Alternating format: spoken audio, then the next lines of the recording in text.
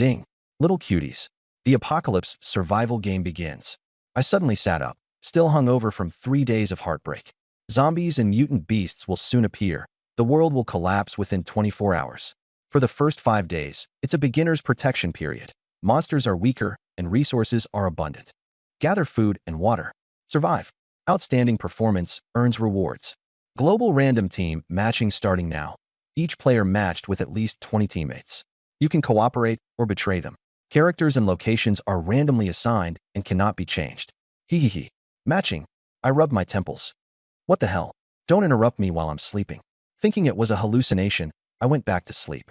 Everything went black, but when I opened my eyes again, I was by the sea. Around me was a group of women. What just happened? I pinched myself. Ow. Not a dream. Scanning the group, I realized most of them wore sleepwear, silk camisoles, lacy lingerie, evening gowns, down jackets. Hell, even bikinis were in the mix. As my eyes adjusted to the dark, my pupils constricted. I recognized many of them. The first was my buddy Zhao Wei's fiancée, Zhou Jiai. Champagne-colored satin slip dress, hem stopping mid-thigh, smooth long legs exposed. Jiangyu? Why are you here? She said, recognizing me. I thought of Zhao Wei and frowned, not answering her. Beside her was Zhao Mingqi, the girlfriend of the boss's son, Liao Hai. Black lace robe, neckline loose, conspicuously revealing a mole below her collarbone. Bastard, where are you staring? She yanked her collar closed. Watch your mouth, woman, I said coldly, eyeing her like she was stupid. Zhao Mingqi scoffed and looked away. My ex-girlfriend, company CEO Yi Qingxue, was also there, deep red silk slip dress accentuating her curves. She frowned slightly, saying nothing. In a yellow summer dress, Secretary Chen Cece looked panicked. University belle Su Lishuan wore floral pajamas, makeup-free but naturally stunning. Superstar actress Wang Churen was dressed in a silver evening gown. Then, there were 2 international models, one in a bikini, the other in a sports tank and shorts. Women from Sakura Country, Stick Country, Siam Country, Eagle Country, and Brag Country. Over 20 women, each radiating beauty. Why am I the only guy here? I'm freaking out, I said, suddenly overwhelmed. The system's voice rang out again. Global chat is now live. Trade, chat, shop as you like. The public channel exploded. Mashed with 22 convicts on a prisoner transport vehicle. Someone's already broken free of their cuffs. Mashed with 20 people I scammed. They're sharpening knives. Help. Mashed with 25 grandpas and grandmas trying to set me up with their daughters. Screw it. I'm staying single for life.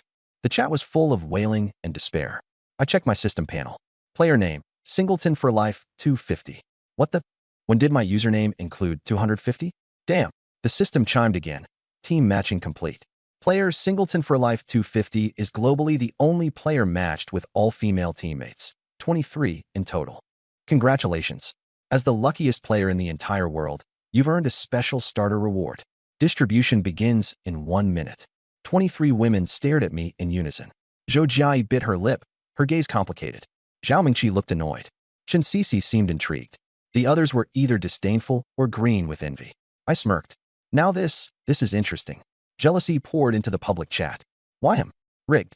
So unfair. Ding. Rewards are being distributed now. Only I could hear the detailed announcement.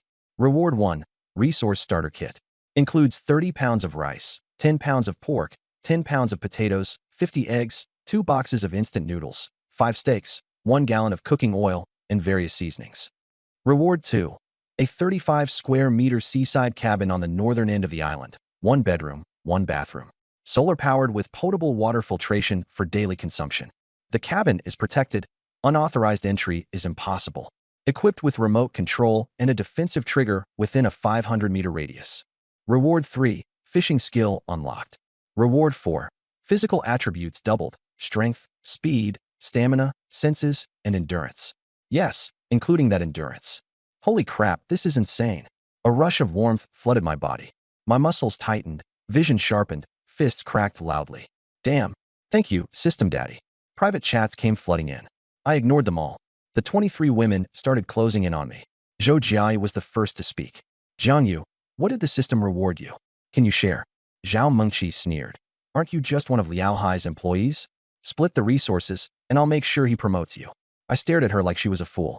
She bristled. What? Don't believe me? My husband is the chairman. I snorted. What a dimwit. Do you still not understand what's happening? Her face contorted. What do you mean by that? Your husband's title? Completely useless now. Bullshit.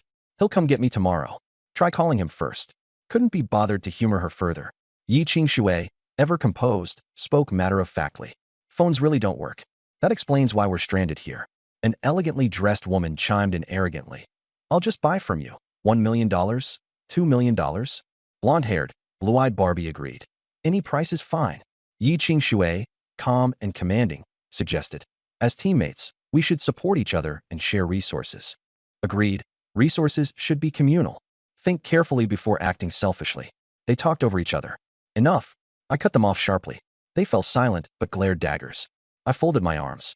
Those supplies are mine. None of you are entitled to a damn thing. You want them? Be my woman. Otherwise, forget it. Gasps erupted. What did you just say? Zhao Mingqi's eyes widened in disbelief. You're a joke. You think you deserve me on a $5,000 monthly salary. The designer-clad woman scoffed. Dream on. Never happening. Zhou Jia flushed and took a step back. Yi Qing-shui, Su Lishuan, Chen Sisi, all frowned but stayed silent. Disgusting. Vile pig. I'd rather starve than degrade myself for you. Unmoved, I said flatly. Done ranting? Let's see if you're still this stubborn in 2 days. I turned and walked away. Jiangyu, where are you going? Zhao Mingqi shouted. I ignored her. She gritted her teeth and followed. The rest of the women trailed after us. We arrived at the northern part of the island, where my cabin stood on a gentle slope. A cabin? Seriously? Su Lishuan exclaimed. I opened the door. The automatic lights flickered on. 1 bedroom, 1 bathroom. The right side housed a complete restroom with a flushing toilet and shower. The dining area had foldable chairs and a table with rice, pork, potatoes, and seasonings already displayed. At the back was a queen-sized bed and a minimalist wardrobe. The kitchen included a stove, sink, cabinets, cookware, water filtration, and a mini fridge. 35 square meters, small but fully equipped. Ding. Cabin functionality activated. Team members entering the house will display loyalty levels, ranked across 5 tiers. I grinned inwardly. This feature let me see who was genuine and who was fake. Checking the interface, I noted all 23 remained outside the range. Voices came from behind. The women stood in the doorway, eyes filled with envy. The August sea breeze caressed their scantily clad bodies, sleepwear, bikinis, making them cross their arms, shivering. Su Lishuan bit her lip. It's cold, and it's getting late. Can we come in to sit for a while? We're barely dressed, and we might fall sick, she softly added. There are too many mosquitoes here, someone chimed in. Mengqi Zhao raised her chin. The system rewarded you because of us. Without us, do you think you'd have a house and supplies? Don't hog it all. The rewards should be shared. I smirked. You're right. Without you guys, I wouldn't have received the rewards. I stepped aside. Go ahead, try coming in. I don't mind. Mengqi Zhao's eyes lit up. At least you know your place. She stepped forward, followed closely by a branded woman, supermodel Audrey Weiss, someone I recognized. Qing Shuiyi frowned, looking at me with a sneer that seemed to say something didn't feel right. She grabbed Li Xuansu, signaling to Cece Chun and Jia Zhou with her eyes. The 3 women stopped in their tracks. The second Mengqi Zhao and Audrey Weiss stepped over the threshold. Zap! Zap! 2 blue electric arcs struck their bodies. Ah! They screamed, getting jolted backward, their whole bodies numb as their hair stood on end. Mengqi Zhao's face turned pale as a sheet. Audrey Weiss hit the ground trembling, terror in her eyes. The other women froze. Leaning against the doorframe, I looked at the 2 of them disheveled on the ground.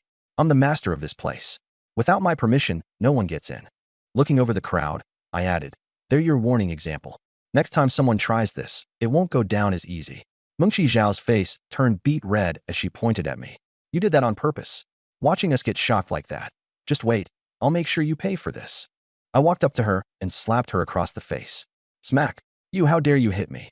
She was stunned, her hand cupping her face, lips trembling. The place fell into dead silence.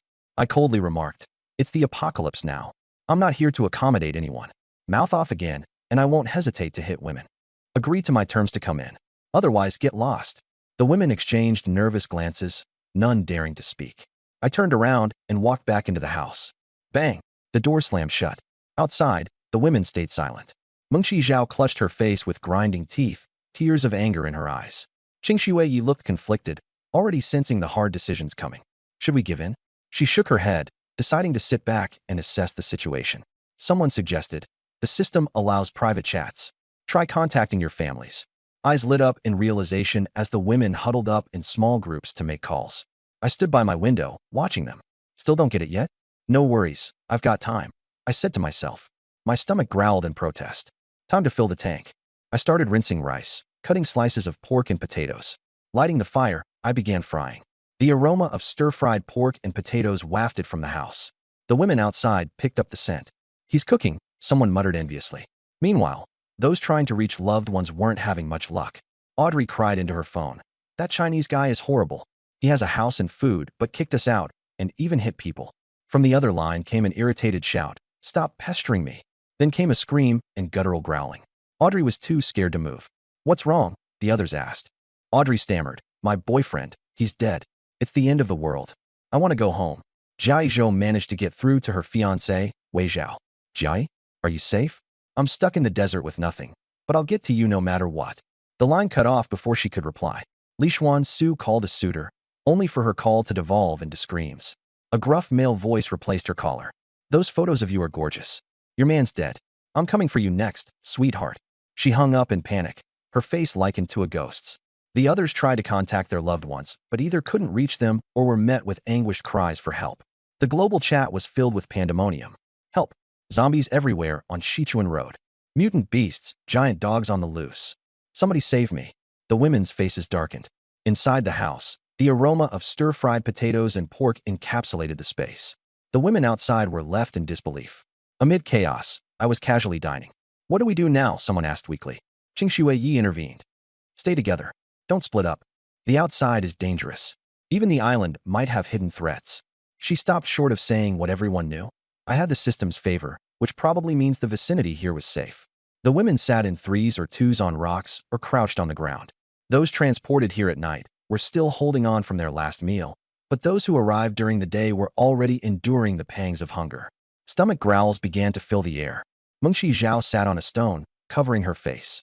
Hatred blazed in her eyes as she gritted her teeth. Jiang Yu, just you wait. I'll have Liao Hai fire you when we get back. You'll stay a loser forever.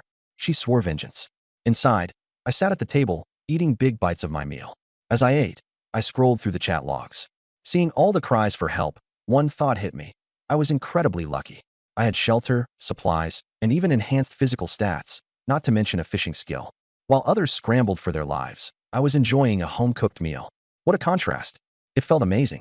My private message notifications kept blinking. Too lazy to check them all, I searched for names I knew. Typing specific keywords, I found him. Player, the happiest man in the world.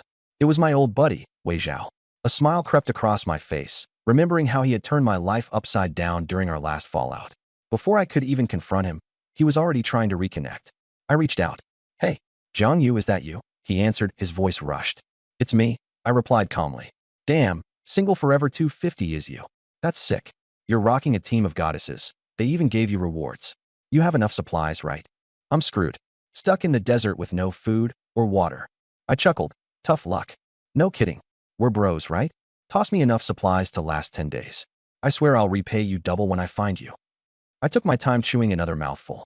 Say something, man, he urged. Putting down my bowl, I said. First, let me ask, is Jai with you?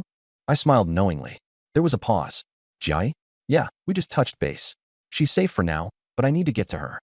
I prodded further. What about your harem of girls? Forgotten them already.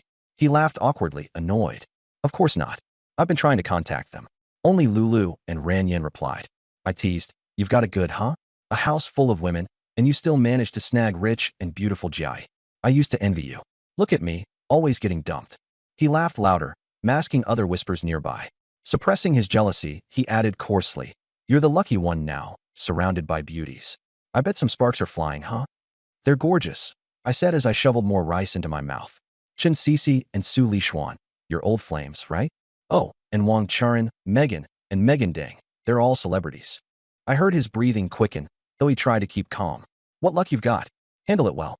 Compared to them, Jai's nothing. Don't cling to one tree when you've got a whole forest.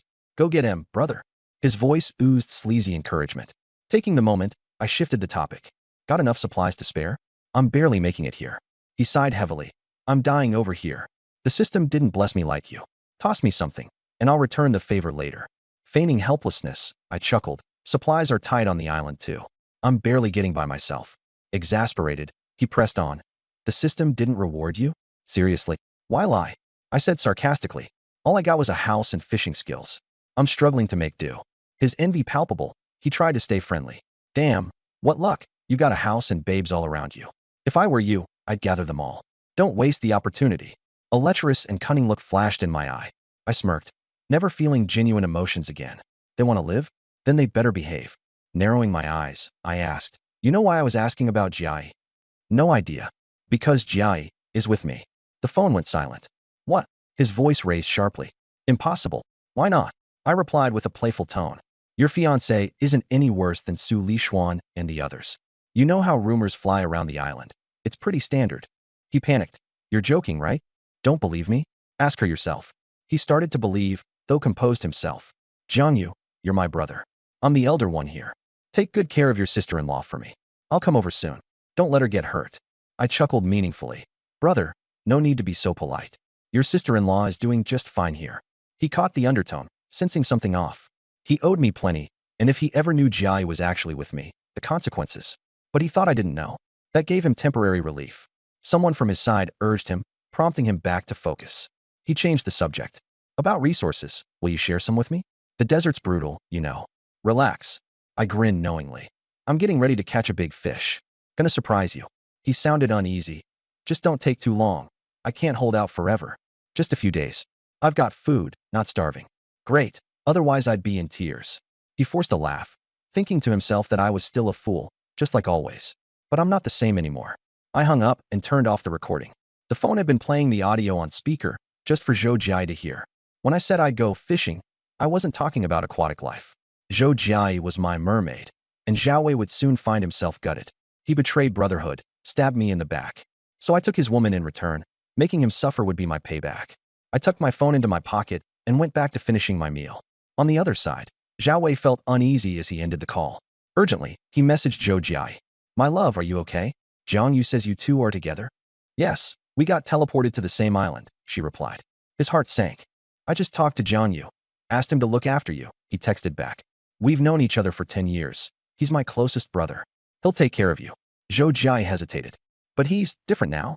He said I'd have to become his woman for food and water. Zhao Wei's expression darkened as he restrained his rage. He's just trying to assert dominance, Zhao explained. With over 20 women around, he has to be ruthless to maintain control. Besides, he continued after a pause, you're his sister-in-law. There's a line he won't cross. Okay, she replied softly. Zhao Wei's tone turned gentle. Jai, I miss you. Last night, I couldn't sleep at all, worried sick about you. You're the most important person in my life. Once I find you, we'll never be apart again. Stay safe for me. I will, Zhou Jia responded. For you, I'll stay alive. His words were heartfelt. One more thing, Jiang Yu's struggling after a breakup. He might act extreme in this apocalypse. Even though he's my brother, be wary and let me know if anything happens. I will. Good girl. Wait for me. With that, he ended the call under his companion's urging. Zhao Wei sat on a desert dune, taking a deep breath. Around him, over 20 individuals gathered supplies in preparation for their journey. For now, the situation was stable. With Zhou Jia reassured, Zhao Wei felt relieved, but only for the time being. He gritted his teeth, leading his group onward. On the other end, Jai stared at the ocean waves from her spot on my island. Her gaze was distant and pensive. Inside the house, I toyed with my phone, a sly smile on my lips. Zhao Wei would double-check and talk badly about me behind my back. But does it matter? My dear brother, no matter what you say, your woman is here on my island. What can you possibly do about it? After finishing breakfast, I approached the window to observe. The women hadn't left. Rather, they scattered around nearby, still within sight. Their faces wore tension, fear as they kept a watchful eye on the surrounding darkness. Public chat channels filled with desperate cries. Help! Zombies everywhere. I'm about to die. Mutant beasts are ferocious. I can't fight them off. I don't want to die. Somebody, please save me. The horror on the women's faces deepened as they clung to any shred of security around them. Meanwhile, I laid in bed without letting my guard down. It wasn't random that the system had assigned 23 women to me. It couldn't have been mere coincidence. Though their suffering was tolerable, their deaths wouldn't be. Something told me to protect them, no matter the means. By my bedside, I placed a boning knife. Even while lying down, I didn't completely relax. Yet the night passed in eerie stillness. No zombies, no mutant beasts. Strangely uneventful. As exhaustion finally overtook me, I fell into slumber and dreamed absurd dreams of plowing fields, working hard like an ox under an empty sun, soaked in sweat. Laughter echoed behind me. Turning, I found no one there. I woke with a curse at dawn. Damn it. What kind of stupid dream is that? Working like a beast, even in the apocalypse. Massaging my face, hunger gnawed at me. Dragging myself to the kitchen, I settled for instant noodles with an egg, a quick, crude meal. Outside my house, the women spent the night on edge. Most didn't sleep a wink, subjected to the horrors resonating through open voice chats. Yet with daylight reflecting waves across the sea, there was no sense of relief. Only hunger and thirst gnawed at their stomachs. The aroma of my noodles wafted into their noses, drawing involuntary swallows. Zhao Mingqi cursed, that bastard. How much food did the system give him? Having spent last evening regretting dieting, her resentment toward me only grew. All eyes lingered on my door, envy and longing brimming in their expressions. Leaning against the wall, Yi Qingxuan seemed distant, sorting through her own thoughts. Su Lixuan swallowed hard, determined not to look at the house. Given our college acquaintance, minimal as it was, she knew surrender wasn't an option. Chen Sisi licked her lips, emotions flickering through her gaze. And Zhou Jai? She hugged her knees as her stomach protested, wondering to herself, would he give me food? Zhao Wei's warning echoed in her mind, giving her pause. But hunger planted dangerous ideas. Among the group, Audrey, weary and swollen-eyed from mourning her partner last night, allowed a seed of pragmatism to take root. Her boyfriend was dead, and all that remained was her lonely self on this island. Hungry, thirsty, and desperate. She glanced to the house, recalling my words. If you want resources, become my woman. Gnawing at her lip, thoughts swirled behind her eyes. Each woman harbored conflicted emotions. Some attempted contacting family or friends. Others scrutinized the barren landscape or buried themselves in silent contemplation. Yi Qingxuan stood, a businesswoman's mindset determined to assess their surroundings. The island wasn't large. One could see the whole by merely turning. Open space giving way to scattered shrubs and dry grass. Along the south, the view met only an endless sea. As the grim reality set in, Yi Qingxuan's cheer waned. If no food or water presented itself soon, they wouldn't last long. Her gaze flicked toward my small house, a reluctant resolution dawning. Is he really our only chance? She muttered. Inside, standing at the window, I savored each bite of noodles. Daylight had revealed their faces clearly at last. A remarkable lineup. Beyond Jiai, Mengqi, Qingxuan, Lixuan, and Cici, there was so much potential here. And there are TV, magazine-level online celebrity faces. Mature actress Zhang Meng. A metallic gold spaghetti-strap nightgown, leaning on a rock. Her figure is sultry and dominating. I couldn't help but look. Sakura country actress Watanabe Mana. Top idol and the dream girl of numerous otakus. A white lace short dress, rubbing her eyes, appearing tired. Sakura country singer Kaneda Sakura. Pink loungewear and a bun hairstyle.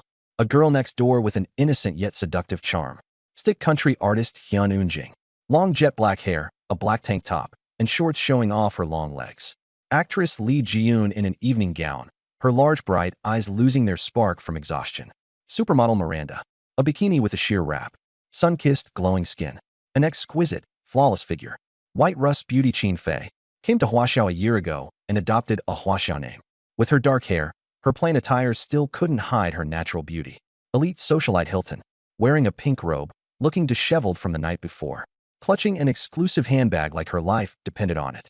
The Princess of England, Delise. Gracefully perched on a rock. Two Siam starlets in vibrant dresses. Enchantresses with many Huaxia fans.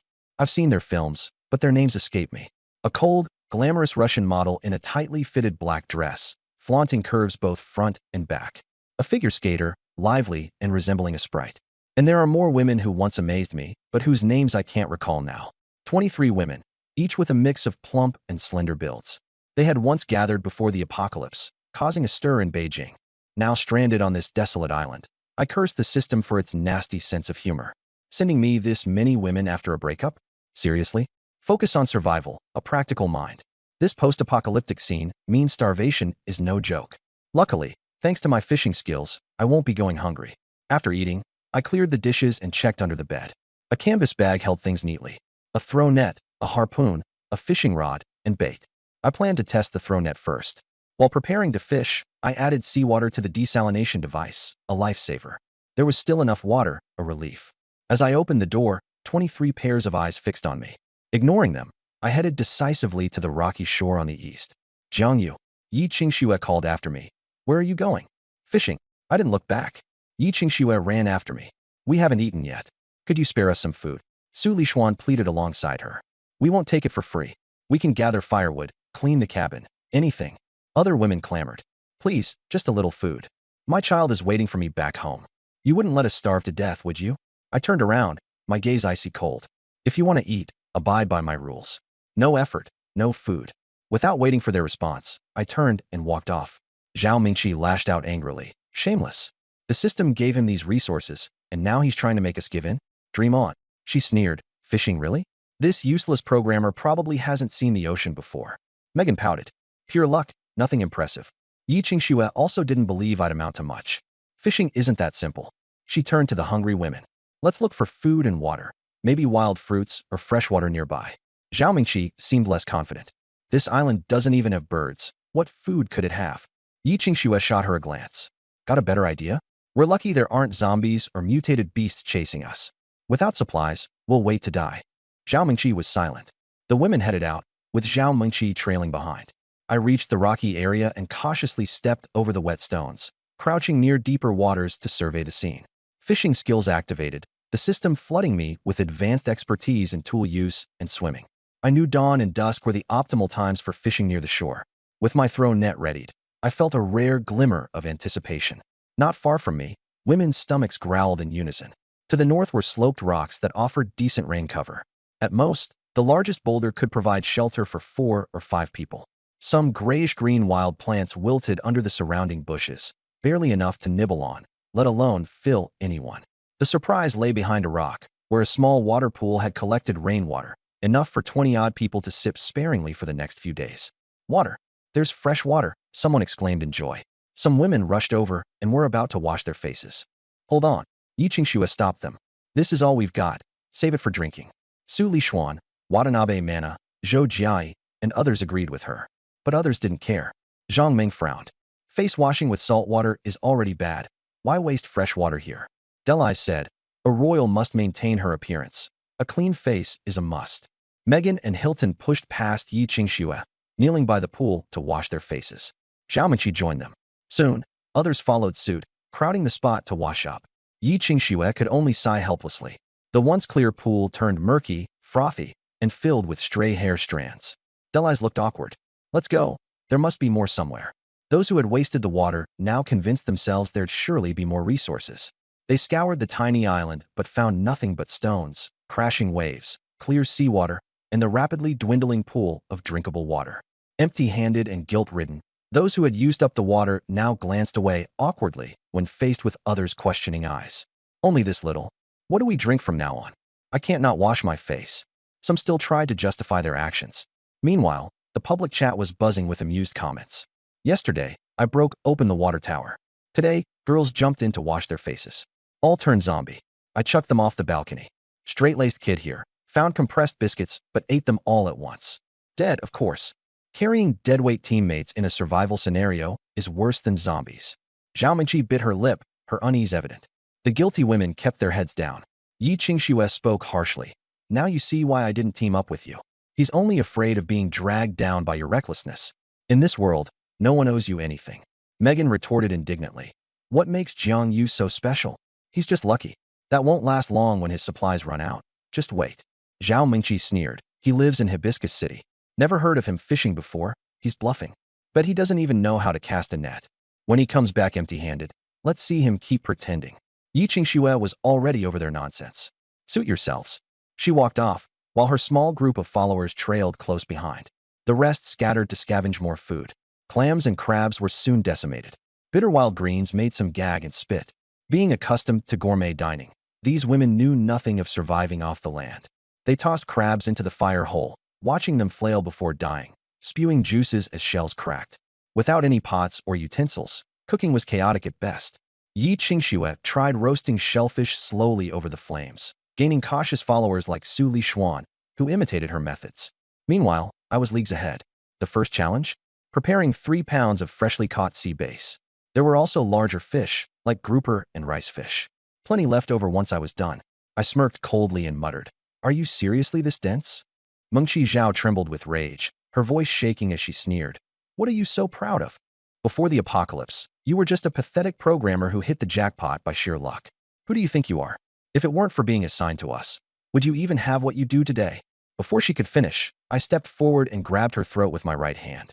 Her pupils dilated in terror as she clawed at my hand desperately, unable to move. Her feet slowly left the ground, her face shifting from crimson to ghostly pale, pure fear etched in her eyes. Let me go. I stared at her coldly, as if looking at an insignificant bug. It wasn't until her breathing became ragged and her struggles stopped that I released my grip. Thud!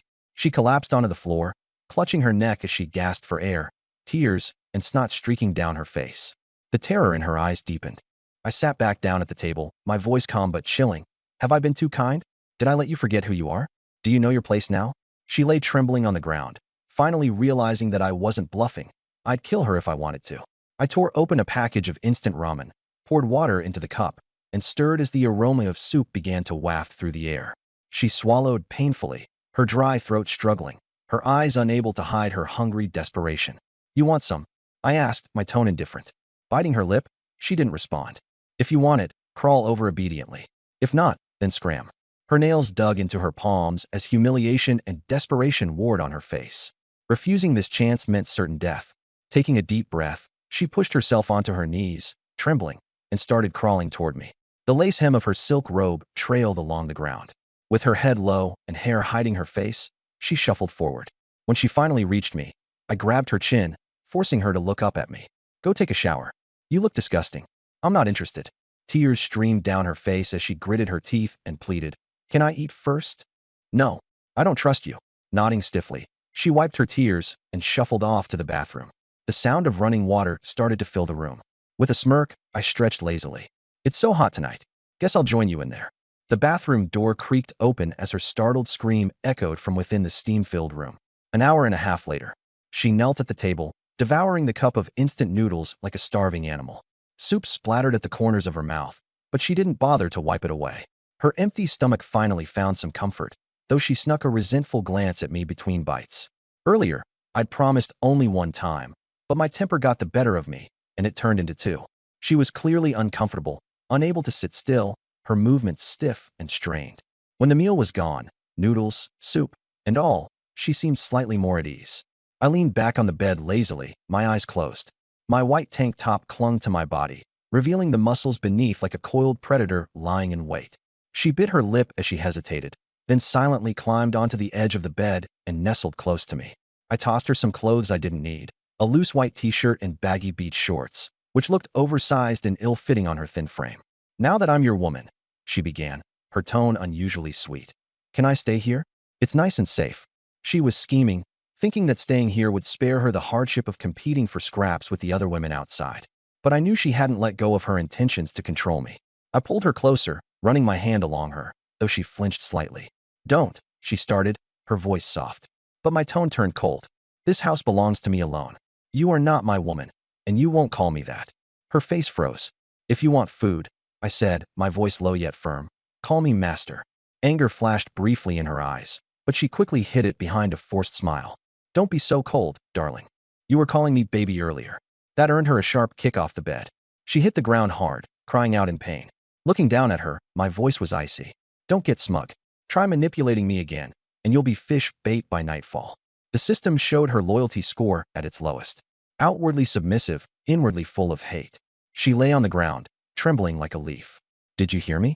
If you want food, crawl and beg. Call me master. Her body clearly ached, and being kicked didn't help. She struggled to her feet, her exhaustion plain to see. Noting my stone-cold expression, she nodded quickly in fear. The memory of my grip around her neck, the impending suffocation, would haunt her forever. She tossed aside my oversized clothes, slipping into a black bathrobe instead, and limped toward the door. I watched her retreating figure coldly. Before the apocalypse, she used to boss people around, flaunting her high-profile connections. She would never stoop so low if it weren't for sheer desperation. I couldn't care less about someone like her. She shuffled out into the humid night. A salty sea breeze swept through the makeshift shelter, cutting through the tension among the other women who were still awake. Hearing the door creak open, they all turned to see who emerged. All eyes fixed on her. Their expressions were mixed, curiosity, jealousy, and a touch of something hard to name. She had wiped away her tears, raising her chin slightly as she pretended nothing happened. Her thoughts, however, betrayed her satisfaction. Laugh all you want. I ate. Let's see how long you'll last. Saying nothing, she walked into the crowd, claiming a spot in the corner, and shutting her eyes to rest. The others exchanged glances, their hunger worsening as the faint scent of instant noodles lingered in the air. Their stomachs growled audibly. Her wet hair glistened under the dim light. It was clear she had showered, a luxury to these women, who once prided themselves on being polished, clean, and refined. The temptation gnawed at their minds as they wrestled with their pride. Eventually, exhaustion took over. Except for her, no one really slept that night. By dawn, a system broadcast jolted the women awake. End of day 2 in the apocalypse. Initial players, 10 billion. Current remaining, 6.2 billion. Deaths today, 1.3 billion. Top causes: zombies, mutated beasts, player battles, faction conflicts, starvation, dehydration. Desperation lingered. By 4 or 5 a.m., hunger and thirst had consumed them. They clutched their growling stomachs as their throats felt drier by the minute. One woman finally broke the silence, her voice hoarse. "I'm so thirsty. I can't take it anymore." No one responded. They were all in the same state. That puddle, I think it still had some water left. Their eyes brightened at the reminder. Dragging their depleted bodies, they crawled to the puddle. The water, murky just days before, now seemed almost clean. Hygiene was an afterthought. Kneeling down, Su Lishuan gulped it down first, choking slightly before continuing. The others followed without hesitation, dropping to the ground and drinking desperately. The water was bitter, but still, it felt life-saving. The puddle, though small, was drained almost entirely as they scrambled for every last drop. The 22 women barely calmed their thirst. But it wasn't enough. "We need more," one murmured, staring at a muddy patch nearby with determination. Rising to her feet, Yiqing Snow looked toward the horizon, her jaw tight. "If we don't find a water source, today will be our last." Dragging their weak bodies, the group stumbled toward the beach. By early morning, the tide had receded, exposing patches of sand. "Look, mussels!" Zhang Ming exclaimed, rushing to snatch a handful. Hunger made her blind to dignity. The others scattered, searching desperately. Su Lishuan found several conchas under a rock. Watanabe Fana caught a crab, laughing through tears as it pinched her. "I found one." Sakura unearthed clams caked in mud, while Audrey gathered seaweed. Miranda cracked open a sea urchin and drained it on the spot. "Delicious," she sighed, eyes closed in satisfaction. Even the prim British princess and Hilton heiress crouched low, their bare hands scraping through the sand desperately. An hour later, the women regrouped with food in their hands. "Let's grill it right here," one of them suggested. They gathered dry branches and grass to start a fire. No pots, no seasoning. Thankfully, the seafood was naturally salty and edible when roasted. "I wish it would rain," Xianying murmured, biting into a charred mussel and staring up at the sky. Before her sentence ended, they all raised their heads. August Island weather could be unpredictable. Rain seemed plausible. "If only we hadn't wasted the water back then," Megan whispered under her breath. That comment made their expressions uneasy. It was them, after all, who had used fresh water to wash their faces earlier, thinking there was plenty, a decision they now deeply regretted. I woke up at 9. After yesterday's exertion, there was a faint soreness in my lower back. Luckily, my body recovers quickly. A crisp crack echoed as I stretched. Dressing up, I walked into the kitchen to check my supplies. I had plenty of instant noodles and at least a few dozen eggs. Ripping open a noodle package, I threw the seasoning in and boiled some water. 2 fried eggs on top completed the meal. Looking outside, the women were nowhere to be found. Tisk, no audience for my mukbang today. Shaking my head in mock regret, I slurped the noodles while opening the trading market. I listed 1 bowl of freshly prepared beef-flavored noodles, asking for 5 barrels of cooking oil in return. No sooner had I posted than my notification exploded with messages, thousands pouring in. One caught my attention. My eyes lit up. "Bro, 10 barrels of oil for your noodles, plus I'll throw in 3 kipeos. Deal." Intrigued about where the guy found traditional dresses, I raised an eyebrow. "Deal?" I replied, confirming the trade. Within seconds, 10 barrels of oil materialized in my house. Peanut, canola, soybean, you name it. The 3 kipeos were neatly folded on the bed. One was made of red silk, embroidered with golden peonies along the collar and sleeves, complete with exquisite frog buttons, a high-end piece. Another was dark green velvet, understated and elegant, with perfectly tailored curves. The final one was moon-white lace, a design meant to dazzle. Visual images of who suited each dress crossed my mind. Zhao Mingqi couldn't pull off any cheap house charm. Yi Qingshuang's cold allure aligned perfectly with the green velvet. Su Lishuan would stun in moon-white. And then there's the model Qin Fei. Her height and long legs were ideal for the red silk ensemble. Folding the kipeos neatly, I stored them in the wardrobe. The women came back from the south in a sorry state. Completely unrecognizable, makeup smudged, faces greasy, lips cracked, skin dull. Their hair was a mess, tangled with sea salt and sand, feet bare with shoes missing. Gone was any trace of their goddess aura. They slumped around the house, resting. By noon, thirsty and desperate, their gazes turned bleak and hollow. The sky dimmed strangely. A gathering of dark clouds rolled in from the sea, blotting out the sun. Wind picked up, whipping their clothes noisily. Boom! A lightning bolt split the sky, and heavy raindrops pelted down, stinging upon contact. None of them bothered to take cover, tilting their heads instead to greedily catch the water with open mouths. The rain soothed their parched throats like a lifeline to drowning fish. With thirst quenched, they started washing their faces, cleaning off sweat and grime until their skin regained some clarity and shine. My hair's itchy. Haven't washed it in 3 days, Zhang Ming muttered, running her fingers through matted locks. Using the rain as natural shampoo, she scrubbed and rinsed. The rest followed her example. 20 women, all cleaning in the downpour. I stood by the window, observing with amusement. Initially, I was planning a fishing trip, but with this weather, it wasn't happening. Not bad luck, I muttered, watching their sheer joy. Previously, I assumed their desperation would bring 1 or 2 of them to my door today. But this unexpected rainstorm revitalized them entirely. Not that I minded. They were nothing more than a side entertainment in my otherwise uneventful daily routine. The rain poured harder. Some washed their bodies too. 3 days without a proper bath had them itching all over. But when they glanced guiltily towards my place, "Let's head to the boulders," someone yelled. They rushed to the large rocks, seeking both rain cover and privacy to clean, turning clothes inside out, rinsing them, and putting them back on. While damp clothes were chilly, they were at least clean. "Feels a lot better now," Chen Sisi sighed in relief. The rain solved their water issue, but food remained scarce. With the sea raging and high winds by the shore, no one dared venture into the waters. "I haven't eaten anything since morning," murmured Chen Sisi, clutching her abdomen. Huddled under the rock shelter, their faces carried worry. Some of them stole glances toward my house. Audrey bit her lips hard, seemingly mustering courage, and bolted towards me. Ping! Suddenly, she froze mid-step as a private message notification echoed in her mind. "Player Knight for Audrey requests a private chat. Accept?" Audrey hesitated briefly before hitting accept. "Audrey, is that you? Thank God I could finally contact you." A male voice burst out, nervous and excited. She frowned. The voice was familiar, but slightly out of reach. "Who are you?" "It's me, Jack Winston. We used to work together. Remember? I used to chase after you." 3 years ago, a memory surfaced. He was ordinary and forgettable, and she had never paid him much mind during his 3-month pursuit. Eventually, he backed off when she got a boyfriend. "Oh, Jack. How did you find me? I've been looking for you ever since everything went to hell. Finally tracked your in-game username down. Are you okay? Where are you? Are you hurt?" Her throat tightened. "I'm on an island. No food, no water. I don't know how much longer I can hold on." His voice softened, filled with both concern and determination. "You're such a good person, Audrey. You don't deserve this. Where's your boyfriend?" She lowered her head, pain spilling from her tone. "He's dead. I'm sorry for your loss," he said, though a faint excitement betrayed him. "Audrey, don't despair. I have food and water. I'll send it to you right now." She quickly turned on the loudspeaker. All the women around her could hear every word.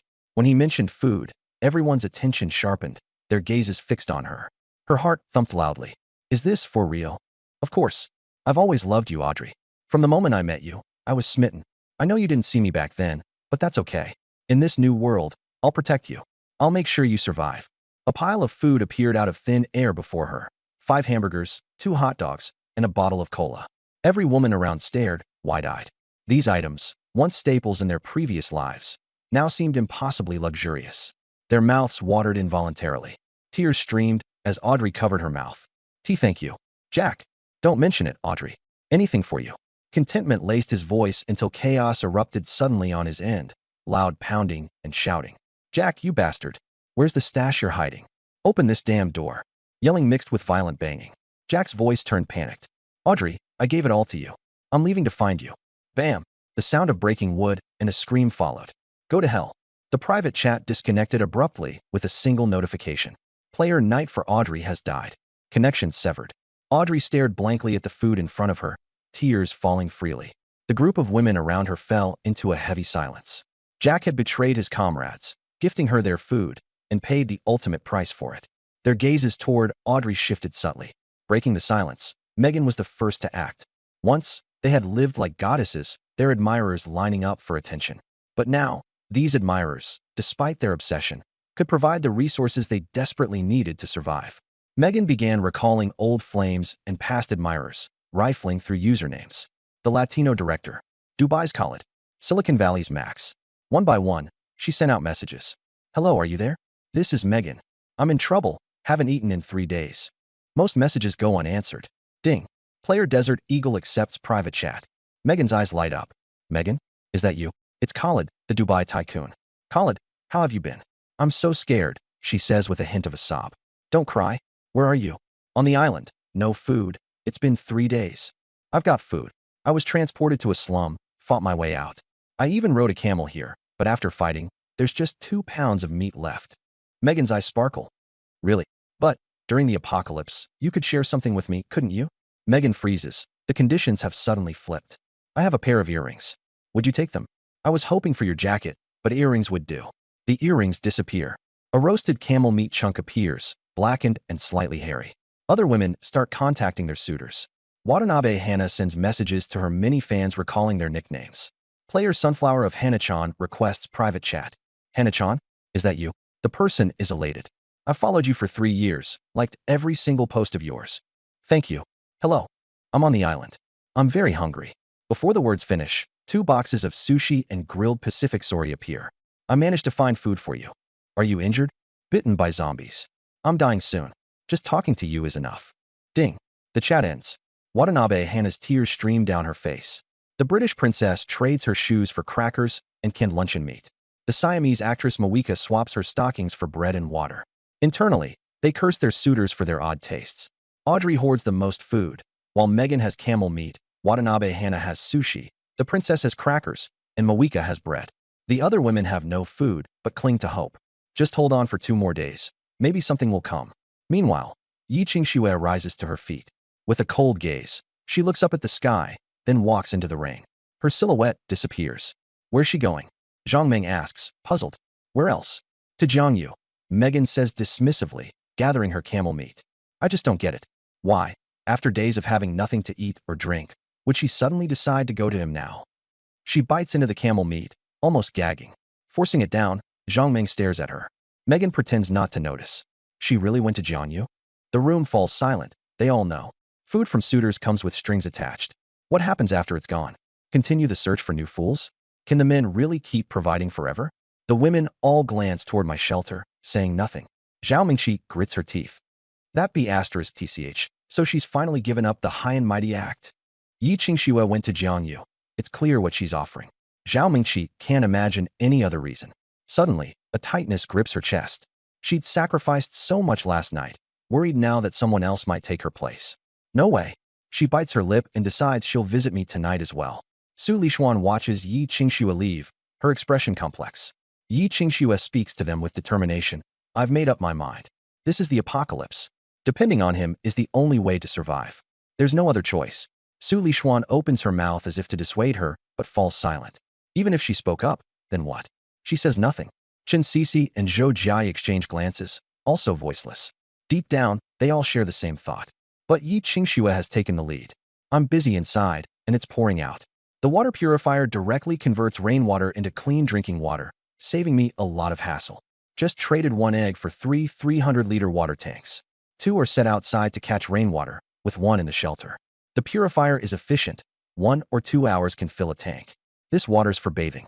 I already have 600 liters of drinking water stored, which can last me several months. Clapping my hands, I glance outside. The 2 water tanks are now full. Satisfied, I'm about to relax a bit when… Knock, knock, knock. Someone's at the door. I raise an eyebrow. The rain's heavy, and the women should all be inside avoiding it. Now that there's water to drink, none should be looking for me. Heading to the door, I open it and freeze. Standing there, dripping wet, is Yi Qingxue. Her hair's soaking, loose strands clinging to her forehead and cheeks, water dripping down her neck. A burgundy silk slip dress clings to her body, outlining every curve. Barefoot in the muddy water, her pale toes are speckled with dirt. Her face no longer exudes that cold, aloof beauty. Her lips are pale, lashes dotted with water, making her look fragile. I let my gaze roam from head to toe, openly appraising her. She seems uneasy under my scrutiny, but doesn't avoid it. Instead, she smiles, the coldness replaced by playfulness. Can't you let me in first? The corner of my mouth quirks up. This woman, trying to take control?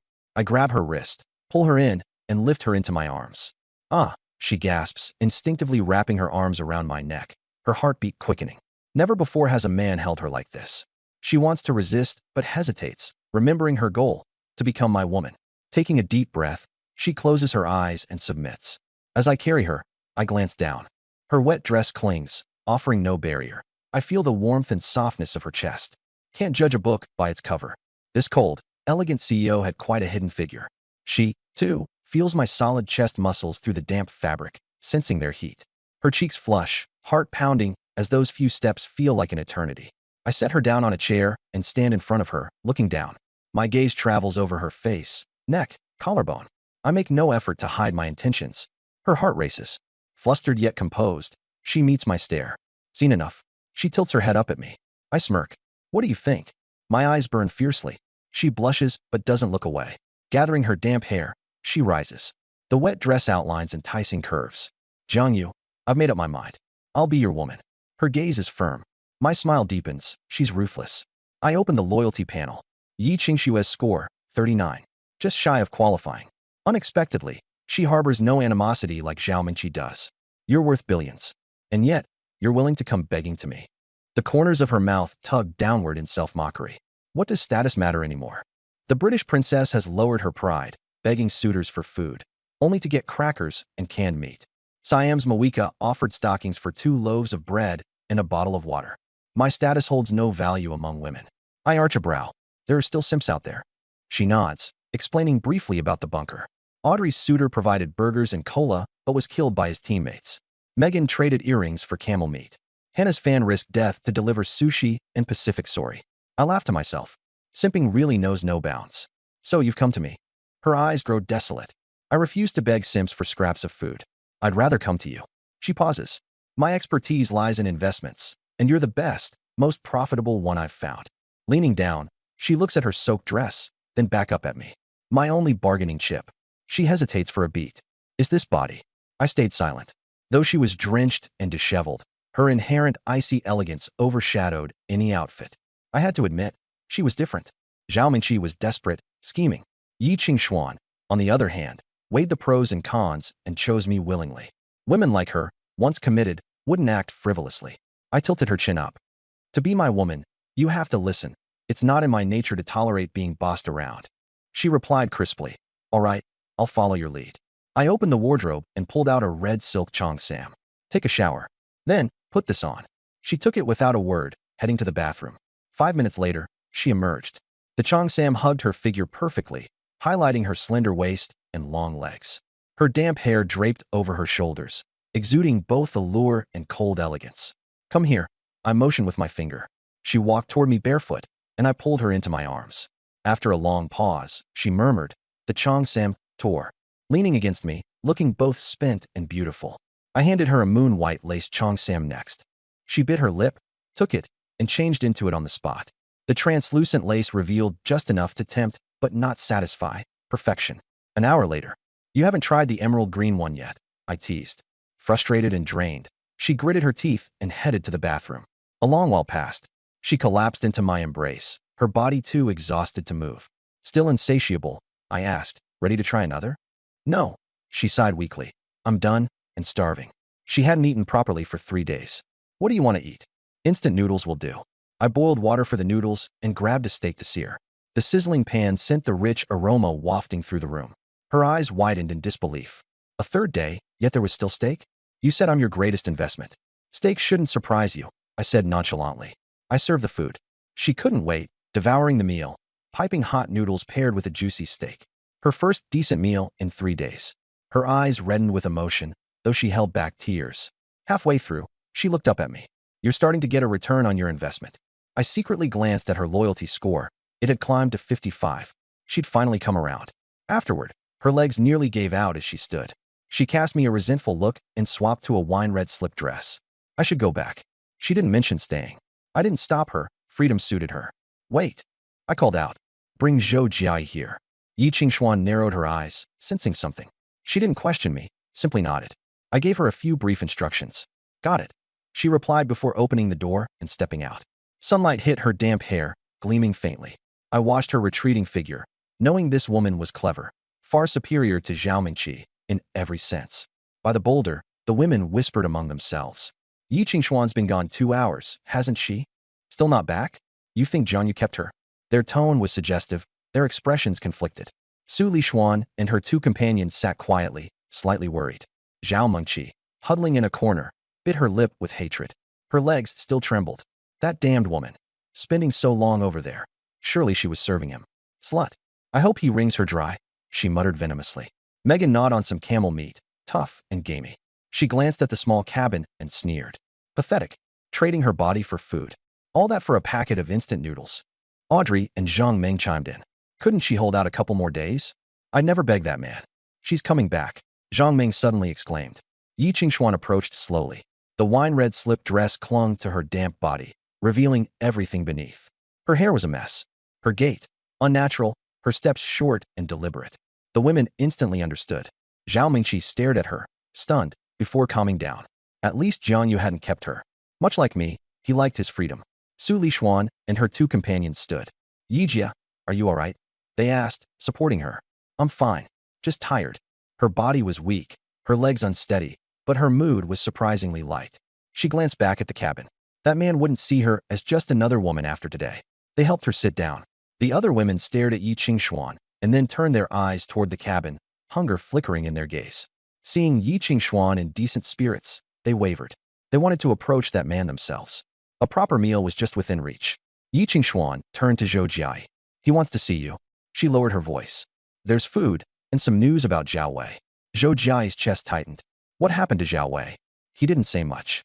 If you want answers, go ask him yourself. Zhou Jiai hesitated, her mind a whirl of emotion. 2 days now, no response from Zhao Wei. Go or don't go. Her stomach growled. Su Lishuan hesitated. Chen Sisi kept her head down, saying nothing. Zhou Jiai stood abruptly. I'll go. A part of her was desperate to know about Zhao Wei. Another part just craved food. Jiai, it's fine. I'll come right back after I ask. She made her way toward the cabin. Traitor. Zhao Mingqi spat bitterly. Aren't you tired? I had just finished a workout, my body drenched in sweat. After a quick shower, there was a knock at the door. I opened it to find Zhou Jiai standing there. Her champagne-colored sleepwear was torn, dirted with stains. She looked pale, her lips cracked, dark circles under tired eyes. I smirked. She was starving. You're here? Come in. She hesitated. I'm not here for the food. I want to know about Zhao Wei. I gestured invitingly. No need to be so defensive. Zhao Wei was my brother. She didn't believe me. She'd heard my intentions on day 1. Her thoughts drifted to Zhao Wei and her gnawing hunger. Biting her lip, she stepped inside. I shut the door, an amused, almost predatory smile curling my lips. Her eyes landed on the food laid out, steaming instant noodles, a perfectly cooked steak, cutlery arranged neatly, and a glass of clear water. Her gaze was fixed. She gulped. Her mouth was dry, her stomach growled louder than ever. She stopped herself from rushing to the table. Eating would mean she owed me. Do you want it? I asked, tone tempting. She nodded, then shook her head. No, I just want to know about Zhao Wei. Don't be hasty, I said with a small laugh. Eat first, then I'll tell you. I promised Zhao Wei I'd look after you. Letting you starve doesn't honor my brother's memory. Eat. Zhou Jiai bit her lip harder, the hunger overwhelming her. 3 days of barely picking through scraps of seafood. The smell overwhelmed her senses, breaking down her will. Eat, then we'll talk, I repeated gently. After a brief hesitation, she sat down, lifting a strand of noodles to her lips. The warmth, the taste, it was divine. She carved into the steak. The flavor burst through, urging her to eat faster. I watched her carefully. Her profile was exquisite, a delicate nose, long lashes, and a slender neck. Her sleepwear neckline gaped slightly, offering fleeting glimpses. My thoughts drifted to Zhao Wei. For once, the guy seemed to have had some luck. 3 years ago, during a trip to southern Yunnan, he encountered a fainting heiress. Being a doctor, he'd saved her. That heiress was Zhou Jiai. Zhao Wei knew how to talk a good game, and the savior card only sweetened the deal. He'd chased her, won her heart. Last year, they got engaged. I still remembered his smug declaration to me. Bro, tell me I'm not a legend. Zhou Jiai's all mine now. Thinking about it now, it's really ironic. Zhao Wei once complained. Engaged, but no intimacy. I looked at her. Her figure was impeccable. Zhou Jiai grew increasingly uneasy. She sped up her eating, swallowed the last bite of steak. She put down her knife and fork, her voice pleading. I'm done eating. What's wrong with Zhao Wei? I pulled out my phone. Listen for yourself. I played the recording. Her face instantly turned pale. The recording was of a conversation between Zhao Wei and me. What about those women you're keeping outside? I asked. How could I forget about them? Zhao Wei chuckled slyly. I've already reconnected with Lulu and Ranyan. No news from the others yet. Zhou Jiai trembled all over. Enough. Stop playing it. Tears welled up in her eyes. He has other women? More than one. I stopped the recording. Leaning back on my chair, I watched her. She began recalling the moments from the past 3 years. Zhao Wei always claimed to be working overtime. She thought he was hardworking. Turns out, it was all a cover. Her body swayed and collapsed towards the floor. I rushed forward to catch her. Her nightgown was thin. It had a few small tears as well. My arm encircled her waist. The softness of her body was evident. The neckline shifted with her movements, revealing a hint of fair skin. She woke up and forcefully pushed me away. Don't touch me. She leaned against the wall, gasping. Did you deliberately provoke Zhao Wei during this recording? Correct, I admitted. I wanted you to see his true colors. I stepped closer. I want you to dump Zhao Wei and be my woman. She stared at me in disbelief. Zhao Wei isn't your brother? Suddenly, she recalled Zhao Wei's evasiveness whenever he mentioned me. How he always treated me with excessive deference. Brother? I sneered. He orchestrated my breakup with Lu Yuru behind my back. Spread rumors at work, which almost cost me my job. She was speechless. Her eyes closed as tears silently fell. It wasn't Zhao Wei she felt heartbroken for. It was herself. 3 years of loving a scumbag. Thank you for telling me. She wiped her tears. I'm going to leave now. Did I say you could leave? I hooked her chin. She didn't resist. Zhao Wei betrayed you and me alike, I said with a playful smile. Don't you want to get back at him? She pulled away from my grip. No, I don't. I grabbed her wrist and pulled her into my arms. Let go of me. She struggled. I leaned close to her ear. After eating my food, do you plan to just walk away? It was you who told me to eat. I chuckled. True. I promised Zhao Wei I'd look after his fiancée and fed you out of courtesy. But if he stabs me in the back, why should I keep taking care of his fiancée? I gripped her chin. If you've eaten my food, you're going to pay me back somehow. Shameless. How are you any different from Zhao Wei? She sensed the situation spiraling out of her control. Yet, strangely enough, it didn't disgust her as much as she thought it would. Difference. I narrowed my eyes. Zhao Wei hit the jackpot in life, and I used to be a nice guy. And what did I get for that? I lost my woman and got betrayed by a so-called brother. So tell me, why should I still try to be good? So, have you made your decision? Be my woman. Let's get back at Zhao Wei. My tone was laced with temptation. You've eaten my food, so think of it as paying your dues. Doesn't that make it easier to accept? Her face went pale, looking at me like she was staring into the eyes of a devil. She shook her head furiously. No, this isn't right. I didn't waste any more words. I picked her up in my arms, sat down in the chair with her in my lap. She gasped aloud, pressing her hands against my chest to try and leap away. Let me go. Suddenly my voice turned cold. Don't move. She froze, staring into my cold, piercing gaze. All movement ceased. My expression was icy as I said, if you move again, I'll spank you. Don't test my patience. Her complexion turned ghostly pale. She opened her mouth but couldn't utter a word. Faced with my cold stare, her words died on her lips. And she truly didn't dare to move an inch. I nodded approvingly. Now, that's a good girl. A playful smirk crept back onto my face. Still holding on to fantasies about him. Let me show you what your fiancé has been up to lately. Her pupils contracted. I don't. Quiet, I commanded. Whatever you hear next, don't utter a single word, or you can't hold me accountable for what happens. She bit her lip, silently complying. I opened a private chat box, initiated a call with Zhao Wei. A few seconds later, he picked up. Zhao Wei's voice was hurried.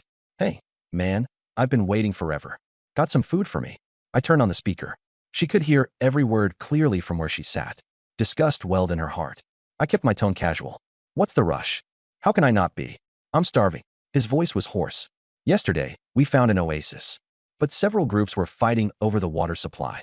I got a little to drink, just a few bites of meat. I'm nearly starving to death now. Man, you can't let me die here. I triggered a mental command, making the image of a small fish appear in a bucket nearby disappear. Here's a small fish for you, I said. He gasped on the other side of the phone. Holy crap, it's a fish. You're the best, man. Thank you. I glanced down at Zhou Jiai, her lips trembling and her face flushed crimson, avoiding eye contact as she stayed silent. Zhao Wei, oblivious, eagerly continued. Man, got any more? One fish isn't enough. I've got several teammates here. I raised an eyebrow. The resources on this island are limited. I'm already sharing with the women here. I replied. Yi Qingshan and Zhao Mingqi are both mine now. I have to sustain them. Wait, what? You've got Yi Qingshan and Zhao Mingqi? Zhao Wei exclaimed with envy. Congrats, bro. The bossy CEO type and Liao Hai's girl? Unreal. Just hang in there a little longer. I owe you big time for taking care of Jai. Man, I'd do anything for you in return. Zhou Jai felt a deep sting of mockery from his words. I shot her a glance. You know, you're being too polite. She's been trying to reach you. Why haven't you checked in at all? Zhao Wei chuckled. Things have been busy with so many women to handle. Traveling, fighting, they're always on me. Zhou Jai sharply raised her head. Her lips quivered, her body trembling uncontrollably. I asked offhandedly, and those women you have outside? Want me to look after them for you? Man, you're the best. Zhao Wei laughed brightly. Lulu and Ranyan have had it rough. If you feed them, I'd owe you my life. Her fingernails dug deeply into her palm, fire blazing in her eyes, her frame shaking with rage. I gently patted her back, soothing her emotions, and added fuel to the fire. Still so charitable and loving. Even in the apocalypse? Not worried Zhou Jia might find out. Zhao Wei snorted coldly. Why would she blame me? We've been engaged for a year, and she wouldn't even let me touch her. Whenever I wanted to get close, she'd say, wait until we're married. I'm a man, I've got needs. She wouldn't let me touch her, so what? I went to someone else. That's on her. Zhou Jia's face turned pale as a sheet. But Zhao Wei continued. Man, you're lucky. Got so many beauties around you. Hope you can bag a few more. Too bad I didn't come with you.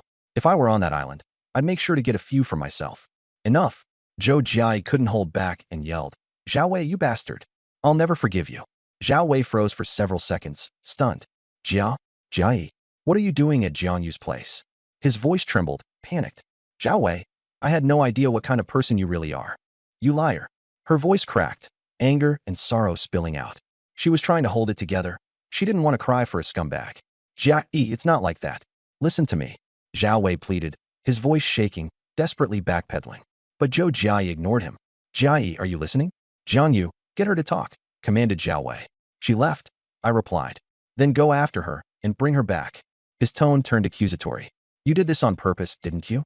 I feigned innocence. You're accusing me? How would I know she'd come? And hear all that? That was out of my control. Zhao Wei felt something wasn't quite right, but dismissed it after some thought. He'd spent so much time spreading rumors behind my back, pulling strings, and causing trouble that he believed I couldn't possibly be on to him. In his mind, I was just the honest fool he could easily manipulate. Slightly comforted by this thought, he lashed out. How could you be so careless, blaming me as usual? How was I to know she was coming? It's pouring rain outside. I shut the door, yet she still overheard. Zhao Wei took a deep breath and softened his tone. Help me out here. Tell her I was just bragging. Make sure she takes me back. Got it. I'll try my best, I agreed outright. But, she caught almost everything you said. Thanks, bro. And sorry, I got a bit heated earlier. Don't take it personally. Even though he was fuming inside, Zhao Wei knew he needed me for now. So he swallowed his anger and sweetened his words. After we ended the private chat, out in the desert, Zhao Wei slapped the sand in frustration, his face contorted with rage. Jianyu, you useless piece of shit. Always screwing things up. Worried, he quickly tried opening a private chat again, this time to contact Zhou Jia. It rang out. She didn't answer. He tried messaging instead. Jia, please listen to me. What you heard, it was all nonsense. I love you, you know that. The messages were met with dead silence. Stupid bitch, he spat in frustration, then slammed the interface shut. Whatever, he didn't actually care if she forgave him or not. It was the apocalypse, and he figured they might never cross paths again. What worried him was the idea of her siding with me. Now that, he'd never stand for. The mere thought had his rage boiling over. A year of engagement, barely holding her hand. Who's she to throw herself at me? From his perspective, I was nothing but a loser, a guy who couldn't measure up in either career or love. To him, I just got lucky. The idea of me having Zhou Jia? Never. Absolutely not, he swore through gritted teeth. Jiangyu, if you dare make a move on Zhou Jia, I'll kill you. Zhao Wei, get over here, a man called from the distance. Zhao Wei immediately dropped the rage from his face, replaced it with a fawning smile, and hurried over. Coming, brother Dao? Anything you need. Back in my shelter, Zhou Jia hadn't left. She was sitting on my lap, her face expressing desolation. Her usually lively eyes looked hollow. I looked down at her, saying nothing. No pity in my gaze. She chose this path herself. Zhao Wei's true nature? She had 3 years to figure that out. Love is blind, though, makes fools of us all. Thought it through yet? Do you want to get back at Zhao Wei? Her body trembled slightly. She looked up at me, a spark of determination lighting her gaze. A tear slipped down her cheek, leaving a faint trace in the dry post-apocalyptic air. And suddenly she smiled. A bitter, self-mocking, yet resolute smile. You just wanted me, didn't you?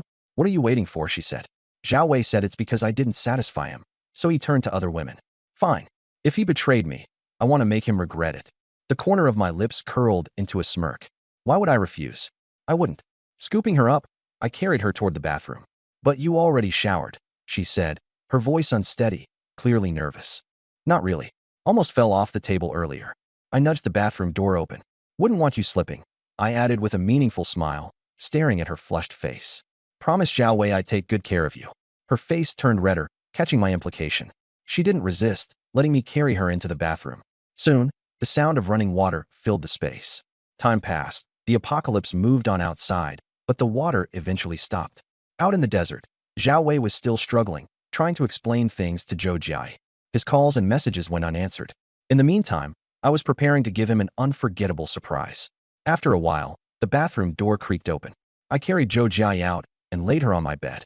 She was drained, unable even to lift her arms, lying there and staring at me with a mix of exhaustion and indignation. This guy isn't human, was the look in her eyes. Moments ago, I'd just been with Yi Qingxue. Now it was her, yet my energy hadn't waned at all. Meanwhile, she felt utterly defeated, like I'd taken her apart and put her back the wrong way. Is this guy a monster? She seemed to wonder. I chuckled to myself. Guess I had the system strengthening my body to thank for this. My stamina. Next level. I jokingly thought I could outplow an ox. After some rest, her frustration dimmed, and a smirk replaced it, a vindictive grin. She was picturing Zhao Wei's face, twisted with regret when he realized what had happened. Her bitterness toward him fueled her satisfaction now. Sitting up, she said, I should head back. Got some clothes for me. The slip she'd been wearing wasn't presentable anymore. I opened the trading market and exchanged a small fish for 10 sets of clothes and shoes. There was a light blue floral dress, an ivory cotton linen maxi dress, and casual shorts and t-shirts. The footwear included sneakers, canvas shoes, and sandals. Pick one for yourself. This one's for Yi Qingxue, I stated, holding up a pale yellow chiffon dress paired with white flats. Zhou Jia glanced at the options and grabbed the floral dress, heading to the bathroom to change. Minutes later, she stepped out, and I was momentarily stunned. The light blue floral dress fit her perfectly, like it was made for her. It ended just above her knees, showing off her fair legs. The belt accentuated her slim waist, and the sneakers gave her a youthful, sporty vibe. Half-dried hair tumbled down her shoulders, and her face was still slightly flushed. Her skin, thanks to the system's enhancements, looked healthier and more radiant than ever. She seemed like a whole new person. How do I look? She asked shyly. Not bad, I replied flatly. She seemed a little disappointed, perhaps expecting me to keep her here. But I didn't. If you and the others get hungry, come by for food, I said coolly. But when I need you, make sure you obey. She didn't argue. It wasn't like she had a choice. After everything that had happened, surviving was her priority. Got it, she murmured. Picking up the dress meant for Yi Qingxue, she turned to leave. Outside, the women gathered under the boulder stared in shock as Zhou Jia walked gracefully toward them, carrying the bag. The light blue floral dress swayed slightly with her steps, her once messy hair now soft and clean, her complexion glowing as if the apocalypse itself had given her a makeover. That's Zhou Jia? Zhang Ming rubbed her eyes. 2 hours ago, she was pale, dragging herself in a tattered nightgown. Now, like a completely different person. They were covered in dirt, clothes full of mud and sand, hair a messy bird's nest. Zhou Jia looked like she was on vacation. They looked like refugees. She's one of Jiang Yu's women now. Mei Jin wanted to throw shade, but swallowed her words. The few women who had access to food couldn't stay calm. She had food, clean clothes, and could even bathe. Zhao Mingqi's gaze fixed on Zhou Jia's new dress as her teeth clenched. Son of a bitch, why didn't he give me clothes? She cursed silently, especially watching Zhou Jia handing fresh clothes to Yi Qingxue, her jealousy maxed out. Su Lishuan and Chen Sisi stared thoughtfully. Maybe if we go to Jiangyu, we could bathe, change our clothes, and eat to our fill? The thought began to sprout and take hold, hard to suppress now. The same idea flickered in others' minds, but none had decided yet. Let's go hunt for food. The women stood, heading toward the shore. Audrey and Megan, already with food, stayed behind. Except for Watanabe Huanai sharing a bit of sushi, others stayed distant, not out of coldness, but necessity. The food was too scarce to share freely. They held back from fighting over it, for now. The island, scoured end to end, was practically stripped bare. Clams, seaweed, tiny crabs, nearly gone. At this rate, tomorrow, there'd be nothing left. There's a fish here, Zhang Ming suddenly shrieked. The women sprinted over. In a shallow tide pool among the rocks lay a 10-pound fish. Its side was bitten into like a larger fish had attacked it before it got stuck here. Quick, get it out before it escapes. Su Lishuan, Chen Sisi, and a few others rushed into the pool, struggling to haul the fish onto dry land. Their eyes gleamed. This can last us a whole day. They cheered in delight. The giant fish offered a brief reprieve from despair. They eyed the tide pool. After the rain, there was a small puddle of water left, barely enough for a day or two if strictly rationed. It was cloudy and dirty, but after what they'd been through, no one dared waste water. I basked in the sun for a few hours. Checking the sky, I decided it was time to head out and fish. Sunglasses on, sun hat secured, sunscreen applied, I set off. Zhao Mingqi and the women hovered around the fish, eyes shining. Having had nothing but instant noodles, their enthusiasm over the fish left me unimpressed. What's so special about a lousy fish? As I stepped out, their gazes lit up, and they trailed after me. Jiangyu going out to fish? Let me help. She smiled brightly, her voice soft as honey. I shot her a cold glance and kept moving. She quickly pivoted, coyly correcting herself. Master, let me come with you? The corner of my mouth lifted in acknowledgement. I didn't shoo her off. Watching from behind, Yi Qingxue and Zhou Jiai exchanged looks, got up, and followed too.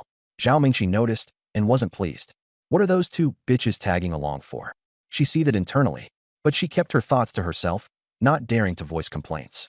I turned back. You can follow but don't cause trouble. The three docilely nodded, trailing behind like loyal puppies.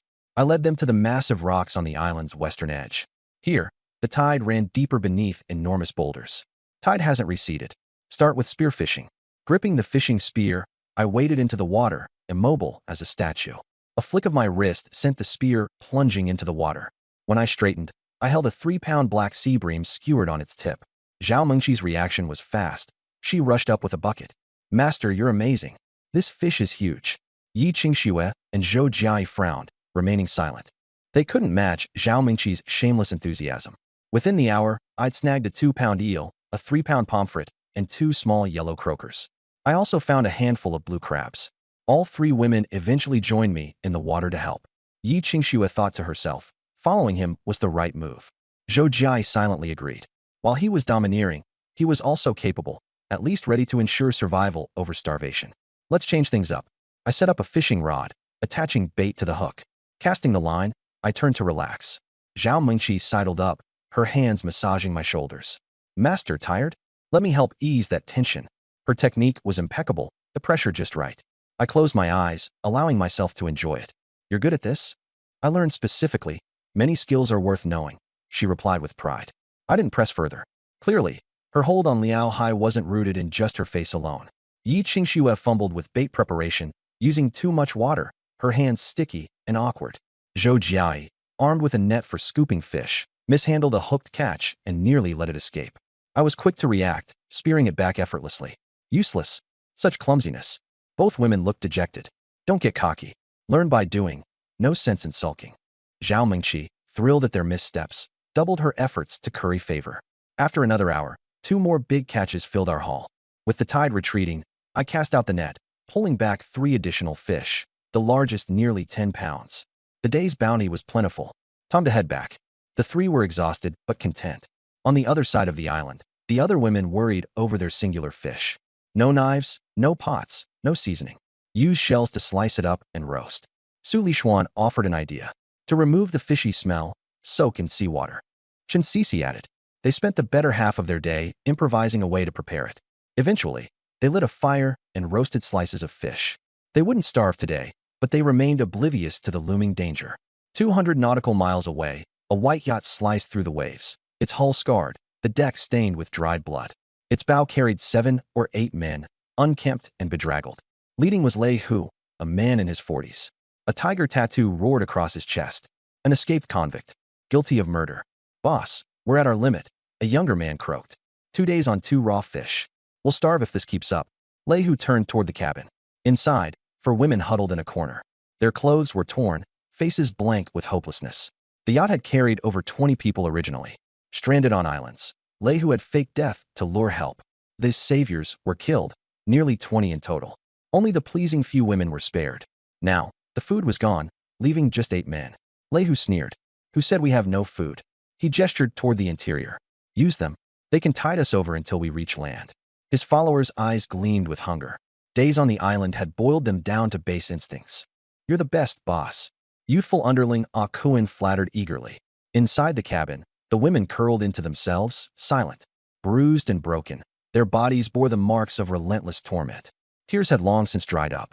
Hearing the men's conversation, they despaired. Still, there was no begging. Pleading with beasts solved nothing. Death would be their release. The yacht carved through the waves, pressing forward aimlessly, unbeknownst to them, toward my island. On the island, in a simple house, 3 women sat around a table. A large bowl of fish soup, golden and fragrant, dominated the center. Soft white fish fillets floated among the steaming broth. Beside it, rice still steaming. Legs crossed, I leaned back in my chair, watching them eat. Yi Qingxue perked up with her first bite, savoring the tender fish. It was the most delicious meal they'd had in 3 days. Zhou Jiai ate with quiet elegance, her chopsticks never pausing. Zhao Mingqi. She wasn't subtle at all, eating with abandon like she hadn't seen food in her life. They devoured everything, rice grains included, until the dishes were empty. Finished, each sighed in satisfaction, full for the first time in what felt like forever. Their eyes drifted toward me, aware of the cost of that meal. Clean up when you're done and head back. I directed my words toward Zhao Mingqi and Zhou Jiai, adding, do some exercise. Yi Qingxue will stay and chat with me. The 3 tidied up, dishes washed clean. Zhao Mingqi reluctantly prepared to leave. At the door, I stopped her. Wait. I handed her a pair of blue denim shorts, a white t-shirt, and Converse sneakers. Take these. Her eyes sparkled. Accepting the clothes, a broad smile spread across her face. Thank you, master. Her voice dripped with gratitude, glowing with joy as she repeatedly expressed her thanks. I nodded slightly. I just checked loyalty. Zhao Mingqi's score rose from 15 to 35. This woman knows her place. I gave her some clothes. Zhao Mingqi hugged the clothes joyfully and left with a broad smile. Yi Qingxue stepped closer to me and asked, what do you plan to wear today? I smirked. Beneath the massive boulder, the women gathered around to eat grilled fish slices. The fish tasted bland and slightly gamey, but no one complained. To them, it was delicious. Su Lishuan stopped after eating 3 or 4 slices, cautious that there might not be any food tomorrow. The others also ate 2 or 3 slices each, saving the rest. At night, they crowded together beneath the boulder, exhausted and dozing off. The past few days had been brutal, starving and exhausted. Having some food in their bellies allowed them to fall into a deeper sleep. In the middle of the night, the system's voice jolted everyone awake. The 3rd day of the apocalypse has ended. Global survivor statistics are being calculated. Initial players, 10 billion. Current survivors, 4.7 billion. 15 billion deaths today. Primary causes of death: zombie attacks, mutant beasts, player conflicts, team betrayals, hunger. The chilling announcement drilled into their hearts. 60 billion dead in under 4 days. How fortunate they were just to survive. Although they were still famished, at least there were no zombies or mutant beasts threatening them for now. Go back to sleep. Tomorrow's another fight for food, someone whispered. The women closed their eyes, resuming their sleep. At dawn, around 6 a.m., the sun began to rise. Zhang Ming woke up and stretched, glancing toward the sea. Her gaze froze. What is that? Everyone followed her line of sight. In the distance, a boat was approaching. A boat. Someone's coming. They might be here to rescue us. Excited voices rang out among the women. Yi Qingxue squinted into the distance, her brows knitting tightly together. A feeling of unease washed over her. Don't shout. These people might not have good intentions. Hide. I'll go find Jiangyu. She rushed off in a hurry. I was still sleeping soundly when I was woken up by frantic knocks on the door. Frowning, I got out of bed and opened the door. Yi Qingxue stood there, panting, her face pale. What is it? I asked. A boat is heading toward the island, she said urgently, her voice shaking slightly. Anyone coming here at this moment might not have good intentions. What do we do? Her usual composure had cracked. In this terrifying instance, I was the only one she could rely on. I frowned deeply and hurried to the window. The white boat was less than 2 nautical miles from the shore. With enhanced vision, I could clearly make out a few figures at the bow of the ship. My eyes grew cold. No matter what their intentions are, we need to prepare for the worst. On the yacht, the men were ecstatic. Brother Tiger, we finally found an island. After dealing with those women last night, we hit the jackpot. Akun shouted in excitement. Below deck, the bodies of 4 women lay broken and lifeless. The men had snapped during a chaotic fight the night before, leading to their gruesome deaths. Starving, their numbers dwindled to 8. Leihu's, Tiger's, cruel smile widened across his face. When the heavens don't completely abandon you, there's always opportunity. We've got what it takes to thrive in this apocalypse. Following Brother Tiger means a good life, Akun fawned. Ahead in my scope, there are women on the island. Lei Hu's dark eyes gleamed. If there were people on the island, they might encounter other teams, or prey. His menacing grin widened. Zoom in with the phone camera. Dozens of women were scattered across the area. Their appearances weren't bad at all. Brother Tiger hit the jackpot. Akun cheered joyfully. Numbers are close. We can take them on. Lei Hu's smile turned twisted, laced with lust. Gear up. Once we're ashore, kill the men. Leave the women for some fun. The hunger in their eyes was now both literal and figurative. Back on the island, the women were catching their breath, panic gripping them. After enduring the apocalypse, they'd learned to recognize danger, and the yacht approaching screamed trouble. Despair and disorder began to brew among them. This is it. We're doomed. Jin Tianying's face was ashen. I've heard the stories about what happens to women who get captured. Another trembled. The thought of those horrors broadcast on the system interface left their bodies shaking. Quick, hide before they spot us. Su Lishuan urged. This island isn't big. Where can we hide? Hilton muttered hopelessly. Qingshu has gone to find Jiangyu. Zhou Jia reminded. He might have a plan. Megan sneered. What can he even do? One man against all of them. Their hopeless whispers gained momentum. Zhao Minqi spoke up. We have no choice but to trust him. Megan's tone turned biting. Someone who's so selfish. How do we know he'll even care? For all we know, he's holed up, ignoring us entirely. Uneasy expressions spread across their faces. Thinking of Jiang Yu's usual behavior, they found her suggestion plausible. Zhou Jia countered. They won't spare him either. Hiding won't help him. While they argued, none of them had moved to hide. The yacht closed in. I stood by my window, watching the vessel approach with narrowed eyes. The grim look on my face persisted. I opened the system shop, searching for firearms. The choices were abundant, but the prices were staggering. One rifle cost several hundred kilograms of rice. I couldn't afford it. Gritting my teeth, I turned to the trade market. The system chimed. Player requested firearms. Access restricted due to presence of goddess-tier teammates. No hot weapons permitted for balance reasons. Damn it. System's screwing me over. I almost cursed it out loud. No response came. Taking a deep breath, I used instant noodles to trade for a taser, pepper spray, and a machete. The system limited the quantity. You've got to be kidding me. I swapped for a change of clothes, swimming gear, and a walkie-talkie. Once equipped, I glanced toward Yi Qingxue. She looked at me and said, I know you don't care much about them, but keeping them alive could prove useful to you. There's no way the system brought this many women to the island without a reason. All right, I acknowledged. Make sure they keep their mouths shut. If anyone screws this up, they'll pay later. I handed her the taser, pepper spray, and walkie-talkie. Yi Qingxue took the items and ran off. Grabbing a fishing spear and machete, I crouched low as I made my way to the southern beach. The yacht was approaching from the northwest. I needed to circle around to the western side for an ambush near the reefs. Meanwhile, Yi Qingxue returned to the large boulder area. What did Jiangyu say? Su Lishuan inquired. He said he can handle it. Yi Qingxue whispered. He also said there are 3 men on the island. He, Jiang Chun, and Lu Jian. The women nodded silently. Just answer their questions honestly, but don't expose our weaknesses. Think about what happens if you're caught. Their bodies trembled. If anyone messes this up, Jiangyu will deal with them. Yi Qingxue's tone was harsh. Some, like Megan and Hilton, began climbing the hill. If that man won't protect us, we'll look after ourselves. Megan snapped, continuing upward. Yi Qingxue let them go.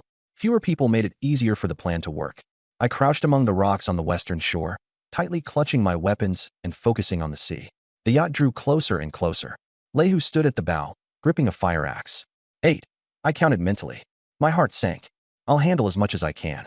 On the yacht, the group laughed upon seeing the women running in panic. This island isn't big. They've got nowhere to run. Akun sneered. Playing cat and mouse sounds fun, another said. Lei Hu's sharp eyes scanned the landscape. There's a house. Be on guard for traps. The yacht hit the shore, and Lei Hu leapt off first. Finally on solid ground, he took a moment to survey the surroundings. Stay alert. First, we take out the men. Then the fun begins with the women. Don't worry, boss. With almost 20 women here, we'll all get our share. Before the fat man could finish his sentence, a sudden scream cut through the air. The fat man hadn't finished his sentence when he screamed in pain. Everyone turned their heads sharply. A man clutched his chest as blood gushed out, falling onto his back. I stood at the bow of the boat, a mocking grin on my face. Welcome to the island. My brothers and I will make sure you have fun. Kill him. Lei Hu roared. His lackeys lunged forward. With a taunting look, I dove into the water and disappeared. You bastard. Pray I don't catch you. Akuin yelled, cursing at the water. But none of them dared jump in after me. Humiliated the moment he landed, Lei Hu's face was ashen with fury. Chen Gang, Yin Liang, watch the boat like hawks. Don't worry, boss. If anyone dares get close, They won't leave alive. Both responded in unison. Lei Hu led 4 others as they headed toward the house, spreading out. Meanwhile, I crouched behind a rocky outcrop 100 meters away, clutching my walkie-talkie to warn Yi Qingxue to stay alert. My first move was to take out the 2 guarding the yacht. Lei Hu wouldn't want to harm women. At worst, he'd regret losing some resources. When it was safe, I swapped into swim trunks and goggles, leaving my gear hidden behind the rocks. Taking a deep breath, I dove into the sea and swam along the base of the rocks toward the yacht. On the boat, Chun Gang and Yin Liang stood guard. Do you think the boss will find any food on the island? Chun Gang rubbed his stomach. There's definitely something, especially with women around, Yin Liang replied. Once the boss deals with the guys here, we'll really enjoy ourselves. This apocalypse is great, killing people, messing with women. I'm loving it. Chun Gang licked his lips. No more nagging wives. Now, it's a fresh bride every night. Yin Liang chuckled lewdly. Unnoticed, my shadow approached from the water beneath them. I swam to the stern, quietly resurfacing to eavesdrop, a crooked smile tugging at my lips. Breaking contact, I made some noise and surfaced closer to shore. Who's there? They yelled, alarmed and on edge, standing barely 5 meters away. Gripping my spear gun, I charged forward. Kill him. Yin Liang swung a steel pipe toward me. I ducked, yanking the pipe right out of his hands, then thrust the spear gun into his chest. Blood splattered everywhere as he collapsed. Boss, save me. Chun Gang screamed, his face pale as he leapt into the sea. Jumping into the water was your death sentence. I muttered, diving in after him with the spear gun. Minutes later, his lifeless body floated to the surface. After clambering back onto the yacht, I turned to see Lei Hu and the others halfway up a nearby hill. From that vantage, Lei Hu had likely just seen Chun Gang jump into the sea, and my pursuit ending back on the yacht. His face was thunderous. Boss, that guy dresses differently. It's not the same one from before. Akuin pointed out. This isn't just one man. It's a trap. We're walking straight into an ambush. Lei Hu's tone was grim. Should we retreat? Pointless now. Grab a few women first. We'll interrogate them. Everyone, stick together and don't get separated. They clearly won't face us head on. We outnumber them. Gripping their weapons tightly, they quickened their pace toward the house. You bastards, I'll let you celebrate for now. Lei Hu spat, seething. I leapt off the yacht and raced toward the house. Over the walkie-talkie, an urgent voice came through. Yi Qingxue and the others had spotted Lei Hu closing in near the house. Anyone who's afraid, leave first. Yi Qingxue urged. Li Jian bit her lip. Leave. If we're caught, someone might make us talk. The others nodded, dispersing as planned. Zhang Ming, Qin Fei, and Zhao Mingqi stayed behind. They exchanged grim looks. We know what happens if we fail, Zhao Mingqi muttered. Into the radio, I said, I'll handle 3 of them. That leaves 5. Stall them, lure them into the house. Do not tell them I'm the only man on the island. Yi Qingxue smashed her radio and tossed the remains into the bushes. Lei Hu and his men approached the house and saw a cluster of frightened women. Boss, so many women. Akuin's eyes gleamed with lust. Lei Hu narrowed his eyes, scanning the group, a smug grin creeping across his face. Today's our lucky day, he muttered, licking his lips and gripping his fire axe as he crept forward. His lackeys, their eyes gleaming with predatory hunger, leered openly. All of them are beauties, one murmured. Die happy after this, another chuckled darkly. The women feigned panic. Can we pull this off? Zhang Ming whispered, second-guessing her nerves. Su Lishuan sprinted downhill, screaming, Lu Jian. I'm scared, help. Jiang Chun. Save me. Zhang Ming shouted, the desperation in her voice unsettlingly real. On edge, Lei Hu's group looked around cautiously. Careful, we're not alone, Akuin advised, fingering his weapon nervously. Lei Hu waved his hand dismissively. Grab one first.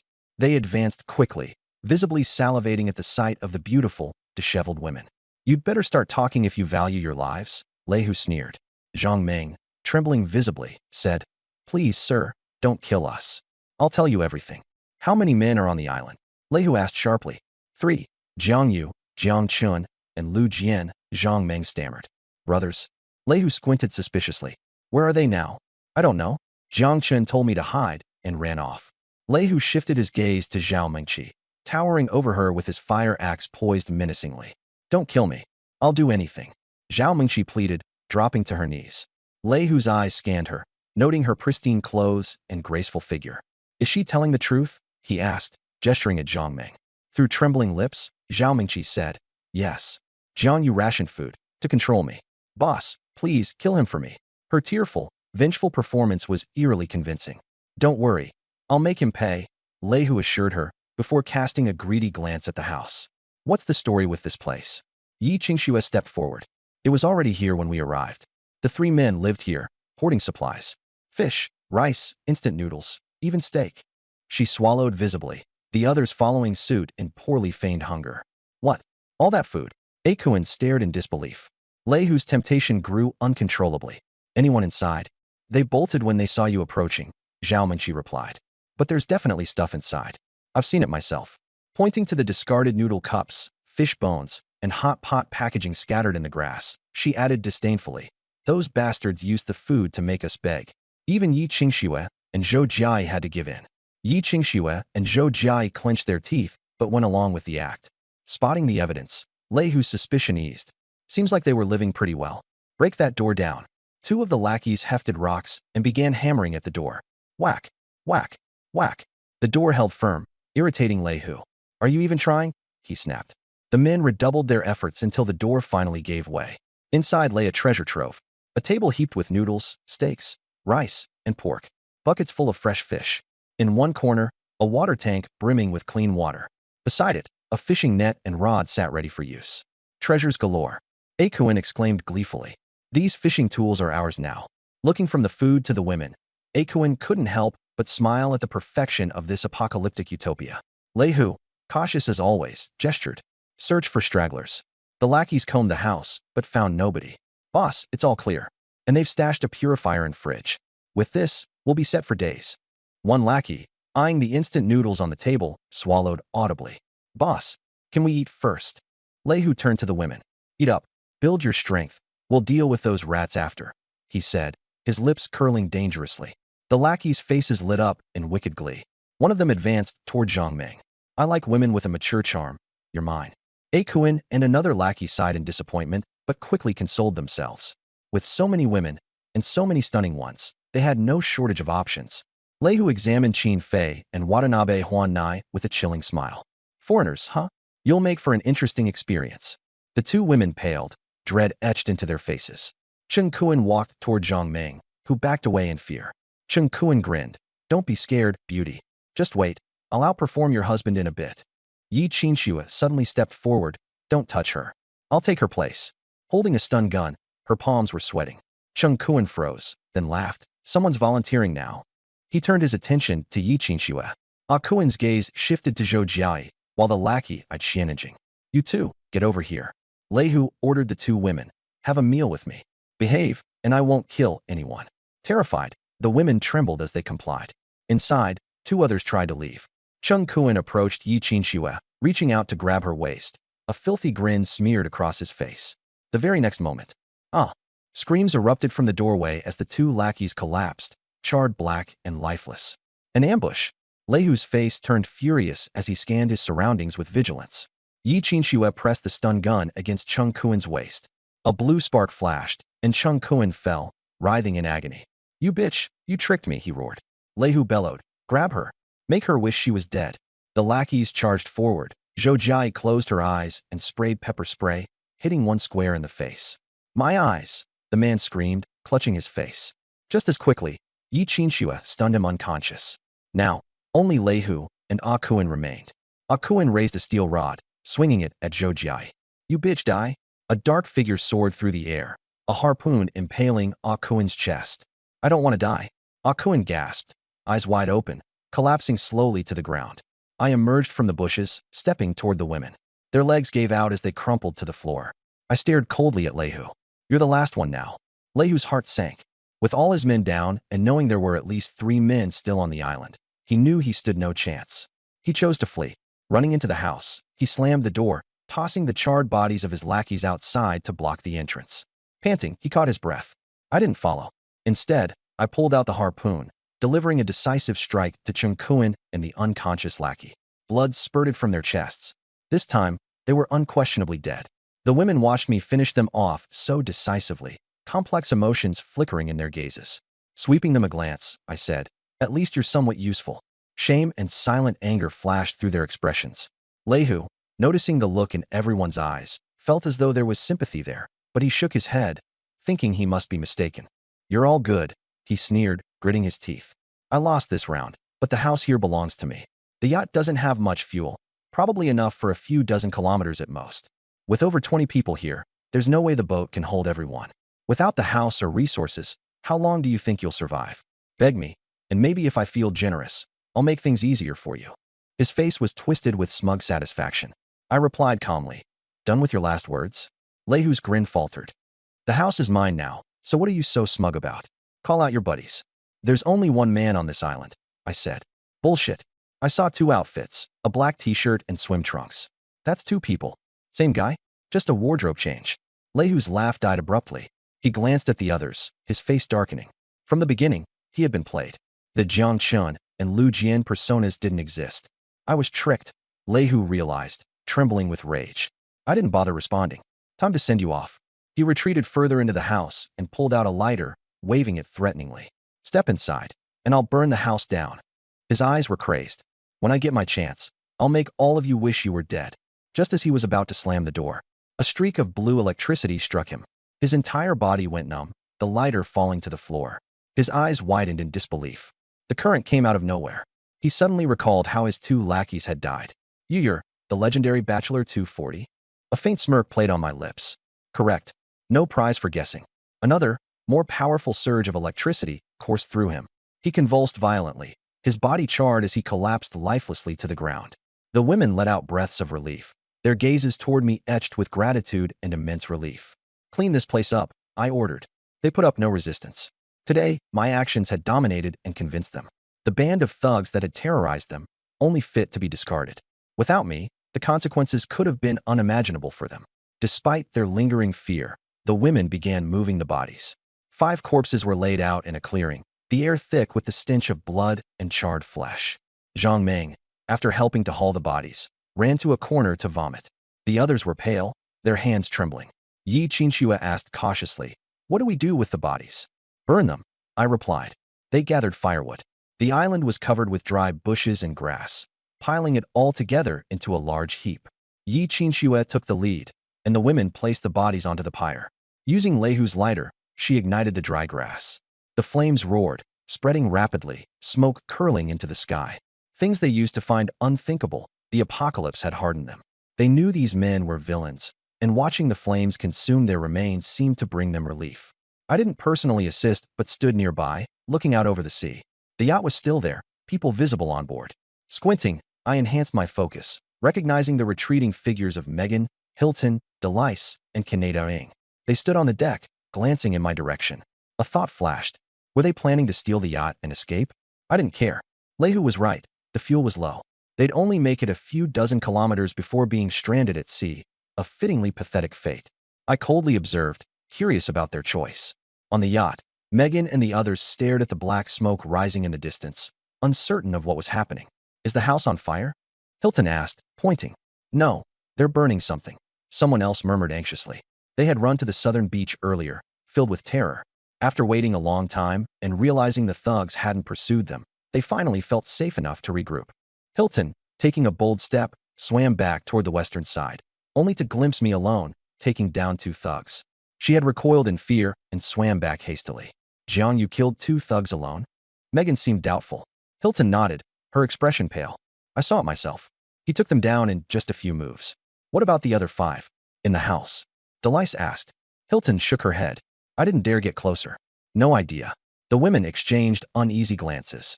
"Should we take the yacht and leave?" Hilton suggested tentatively. Megan's eyes brightened and agreed enthusiastically. The rest hesitated before nodding in agreement. They cautiously approached the yacht. Seeing the bodies of Chinganjian and the others on board, their faces turned ashen. Once aboard, they inspected the yacht. Trying to calm themselves, they threw the dead bodies overboard. Delice and Hilton checked the fuel meticulously. "It's not enough," Delice said after noting the gauge, shaking her head. "We can only make it a few dozen kilometers. Without food or water, we'll be as good as dead." The group fell silent. "Then do we go back?" Hilton whispered. Megan gritted her teeth, staring at the billowing smoke. If Jianyu really did handle the thugs, maybe being his woman wouldn't be the worst thing. Better than being brutalized by those animals. Her voice was low. Others stayed silent, but their expressions reflected reluctant agreement. Previously, their personalities had been wild and uninhibited, looking down on someone like me. But if I triumphed, their opinions would naturally change. Being with me was a matter of survival, painfully pragmatic. If they had other options, they wouldn't choose me. Let's secretly go back and see what's happening first, Megan decided. She led the descent from the boat, the others following close behind. The Eastern Reef. Wang Churen, Li Jiun, Audrey, Mai Waika, Kamaliva, and Deng Yuzhen gathered, fleeing to this spot. Black smoke rose in the distance. Is the house on fire? Audrey pointed out. Everyone's faces turned grim. Who won? Li Jiun whispered. No one answered. Wang Churen leaned against a reef and bit her lip. After a moment of silence, Deng Yuzhen finally said, Wait, if Jiang Yu won, I'll go find him. Everyone contemplated.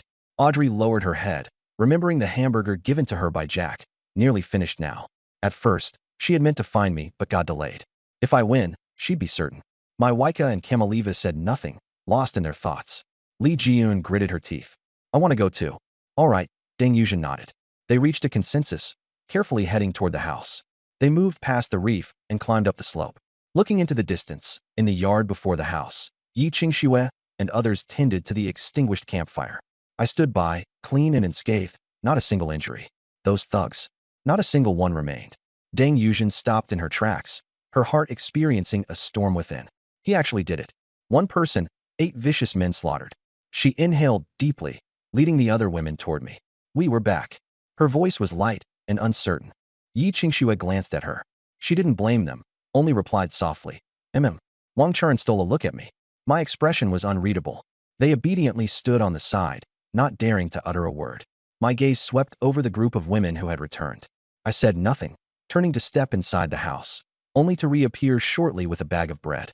Yi Qingxue, I called. She hurriedly came over. I handed her the bread. Distribute this to the women who stayed earlier. They performed well today. It was rare for me to offer praise. Without their efforts in holding back Lei Hu, resolving the situation would have been far tougher. The women's expressions reflected deep emotions. Zhang Meng and others smiled. Thank you. Jiang Yu. Holding the bread, even a small piece felt like a blessing to them. Deng Yuzhen and her group watched enviously, listening to the grumbling of their stomachs, yet none dared to reach out, ashamed. I continued speaking, my tone softening as I looked toward Yi Qingxue, Zhou Jiai, and Zhao Mingqi. You 3 did well. Come over tonight. I've made fish hot pot and stir-fried potatoes with meat as a reward. Yi Qingxue's eyes sparkled, nodding quickly. Zhou Jiai glanced at me, a faint, shy smile forming on her lips. Zhao Mingqi's joy couldn't be concealed, understanding that I had, indeed, accepted her now. Zhang Meng and the others clutched their bread as the taste suddenly seemed bland. All they could do was envy. They had backed the wrong side, simple as that. The women watched, eyes alight with calculation, plotting their chances to enter the house and savor that meal. As night fell, apart from the chosen 3, the others obediently returned to their rocky shelters. I retreated to the house to wash up and change into fresh clothes. The privileged trio, Yi Qingxue, Zhou Jiai, and Zhao Mingqi, were allowed to use some water to bathe, each granted 3 minutes. Ordinarily mundane, it was now a moment of immense satisfaction. Outside, the other women grew green with envy and bitterness. I wish I could bathe too, Zhang Meng whispered mournfully. Who doesn't? Su Lishuan's eyes glimmered with hidden thoughts. Inside, Zhou Jiai was the last to finish. She stepped out in nothing but a towel, damp hair trailing down her softly blushed face. I leaned against the bedhead, eyes closed, contemplating. A private message from Zhao Wei popped up. Hey bro, got a surprise for you. An amused smirk tugged at the corner of my lips. I connected the call with a gesture, beckoning Zhou Jiai over. She hesitated, catching on. It was Zhao Wei. Her emotions swirled between complexity and satisfaction, a good dose of anticipated revenge alongside it. Zhao Wei, you stabbed me in the back. Got what you deserved, she thought bitterly. She hadn't spoken before his voice cut in. Hey man, you good? So how's Jiai? Did you get her to explain everything? His tone was laced with anxiety. Zhou Jiai sneered silently, her disdain evident. Pathetic man. She approached me, unprepared as I pulled her directly into my arms. The suddenness drew a startled sound from her lips. Mindful of Zhao Wei on the other end, I kept my voice level. Zhao Wei, did you hear something? A woman outside handling some issue. Zhao Wei sounded unsure. You sure? That sounded different, like someone close by. But his suspicion quickly gave way to concern. So, man, did she explain it all? Jiai hasn't replied to my messages. I've been losing it over here. I stayed nonchalant. The last few days have been packed. Bandits stormed the island. Vicious killers, every last one. The place nearly went under. Zhao Wei gasped, his panic almost endearing. What? Bandits? Oh God, what about Jiai? Is she safe? She almost got caught. Good thing we had numbers. We dealt with it. I replied casually. Zhao Wei sighed audibly. Though it wasn't for her safety, it was relief I made it. Food was still his top priority. You're okay? What about Jai? Tell me she wasn't hurt. I smirked, knowing him too well. Behavior masked with niceties, but deep down, he likely wished me dead for full control over resources. She's safe enough. A few scratches. I'm giving her some treatment right now, I said, emphasizing the final word, my hand deliberately sliding along Zhou Jiai's waist. She glared at me, face flushed, while trying to stop me from continuing. Zhao Wei's breathing quickened. Treatment? Alone together? Damn it, nothing more right. I didn't answer directly, letting speculative silence do the work. Yeah, speaking of, thanks, bro Jiai's finally come around. What? Really? He perked up instantly. Yes, she's gotten over it. Finally let go of all that resentment. Took a lot of effort on my end. Zhou Jiai's face grew hotter at my words, each one seeming to strip away her composure. What effort? Did she forgive me? Zhao Wei couldn't help but ask. I chuckled knowingly, glancing at the woman nestled against me. Why not ask her yourself? All right. Meeting her gaze. Baby, want to say hi to someone? She rolled her eyes before breaking into a peculiar smile. Drawing a deep breath, her voice held steady as she spoke into the call. Zhao Wei, I have something to tell you. I am, now Jiang Yu's woman. There was dead silence on the other end. After 5 seconds of silence, she replied, Jai, what are you saying? Are you mad at me and deliberately messing with me? He gave a forced laugh, trying to reassure himself. Jai, I know I was wrong. I shouldn't have had another woman outside. I shouldn't have sworn. Forgive me. Zhou Jai remained silent. Zhao Wei was hypocritical and disgusting. Turning to me, he said hopefully, You're all working together to mess with me? Want to punish me? This joke has gone too far. A faint smile tugged at the corners of my mouth. Zhao Wei's heart sank to the bottom. He gritted his teeth and confessed, Jia Yi, I'm sorry. I remember how good you've been to me these past 3 years. I was an asshole. I didn't know how to cherish you. Zhou Jiai's voice was icy. Are you done? Zhao Wei froze. My hand moved over the soft curves, and Zhou Jiai's body trembled. She let out a soft cry. Don't. Her voice was sweet and coy, laced with embarrassment and irritation. Zhao Wei heard the intimacy in it. His face flushed red, his eyes nearly splitting open, and his teeth chattered. His fiancée was in my arms, and I was the very person he looked down on. His breathing grew heavy, like a volcano on the verge of erupting. I poured fuel on the fire. Zhao Wei, this is real. Jia Yi is my woman now. I chuckled softly. Thanks to your stab in the back, I saw Lu Yuru's true colors, and I also met Jia Yi. I lowered my head and said gently to Zhou Jiai, She's beautiful and very gentle. She's the kind of woman I want. Zhou Jiai blushed. She shot me a glare, but didn't refute it. Zhao Wei's breathing worsened, and he swallowed back the curse rising to his throat. Beside him, Dao Ge glared at him viciously and signaled with his eyes. Get the food. Stop talking nonsense. Zhao Wei's heart tightened. He was living under someone else's roof. If he offended me and the food supply was cut off, Dao Ge would not let him off. He took a deep breath, suppressed his ferocious expression, and said calmly, I see. Brother, with you taking care of Jia Yi, I'm relieved. I'm not worthy of being forgiven by her. In the apocalypse, who knows if we'll ever meet again. Since you two are fated, I wish you well. Zhou Jiai widened her eyes, unable to believe his tone. A playful smile curled at my lips. Zhao Wei continued his confession. I was wrong before. What happened with Lu Yuru? I had my own selfish reasons, but it was for your own good. She was vain and materialistic, and when she met young Master Zhang, she changed her heart. I wanted to spare you long-term pain by making it short-term. As for the job issue, it was young Master Zhang stirring things up. He cleaned himself up completely. Now that Jia Yi belongs to you, let's count it as compensation. We're even, okay? Zhou Jiai couldn't hold back. Zhao Wei, you're disgusting. I'm not a commodity. What right do you have to decide where I belong? Zhao Wei hurriedly said, Jia Yi, curse me or hate me all you want. I mean every word. Jiang Yu is better than me. I wish you both happiness. His voice was sincere, and Zhou Jiai trembled with anger. I patted her back to calm her down. I knew Zhao Wei was acting, afraid of provoking me into turning on him. He could even endure having his fiancée stolen, all just to survive. The lower the bottom line, the more invincible one becomes. Zhao Wei secretly swore, Jiang Yu, Zhou Jiai, one day you'll pay the price. But out loud he flatteringly asked, Brother, is there any food left? Got it, I replied flatly. Zhou Jiai leaned in my arms and said softly, Go to sleep early. Ignore him. Zhao Wei's face flushed red, and a green light seemed to glow over his head. I patted her perky curves, and she let out a jiaoho. Zhao Wei put on a fawning smile. Brother, you're really broad-minded. Let's let our matter be settled. I'll help take care of Jie, and I'll try to get more food. Brother, my life depends on you. Don't lie to me. Then he had a flash of inspiration. Can you help me contact Lu Yuru? If I can get my hands on her, I can get revenge. If you help me, I can give you more food, okay? My eyes narrowed slightly. Lu Yuru was the one Zhao Wei had instigated into ruining my ex-girlfriend. Since he could contact her, why not have some fun with her properly? I smiled. Fine. If you find her, I'll give you more stuff. Zhao Wei was overjoyed and hurriedly hung up, afraid I'd changed my mind. The room fell silent. I looked at Zhou Jie. Her face was red, her eyes carrying a mix of complicated emotions and anger. I hooked a finger under her chin. What I said just now was all true. What did you say? She blinked. You're beautiful and very gentle. Her face turned even redder. I smiled. It's time to rest. I lowered my head and kissed her. In the desolate Gobi settlement, several corpses lay nearby, their blood not yet dry, and the stench of blood was thick in the air. Zhao Wei and more than a dozen others sat in a miserable heap, their clothes torn and covered in sand. They had just come out of the desert. After hanging up, the smile on Zhao Wei's face vanished, replaced by a ferocious, venomous expression.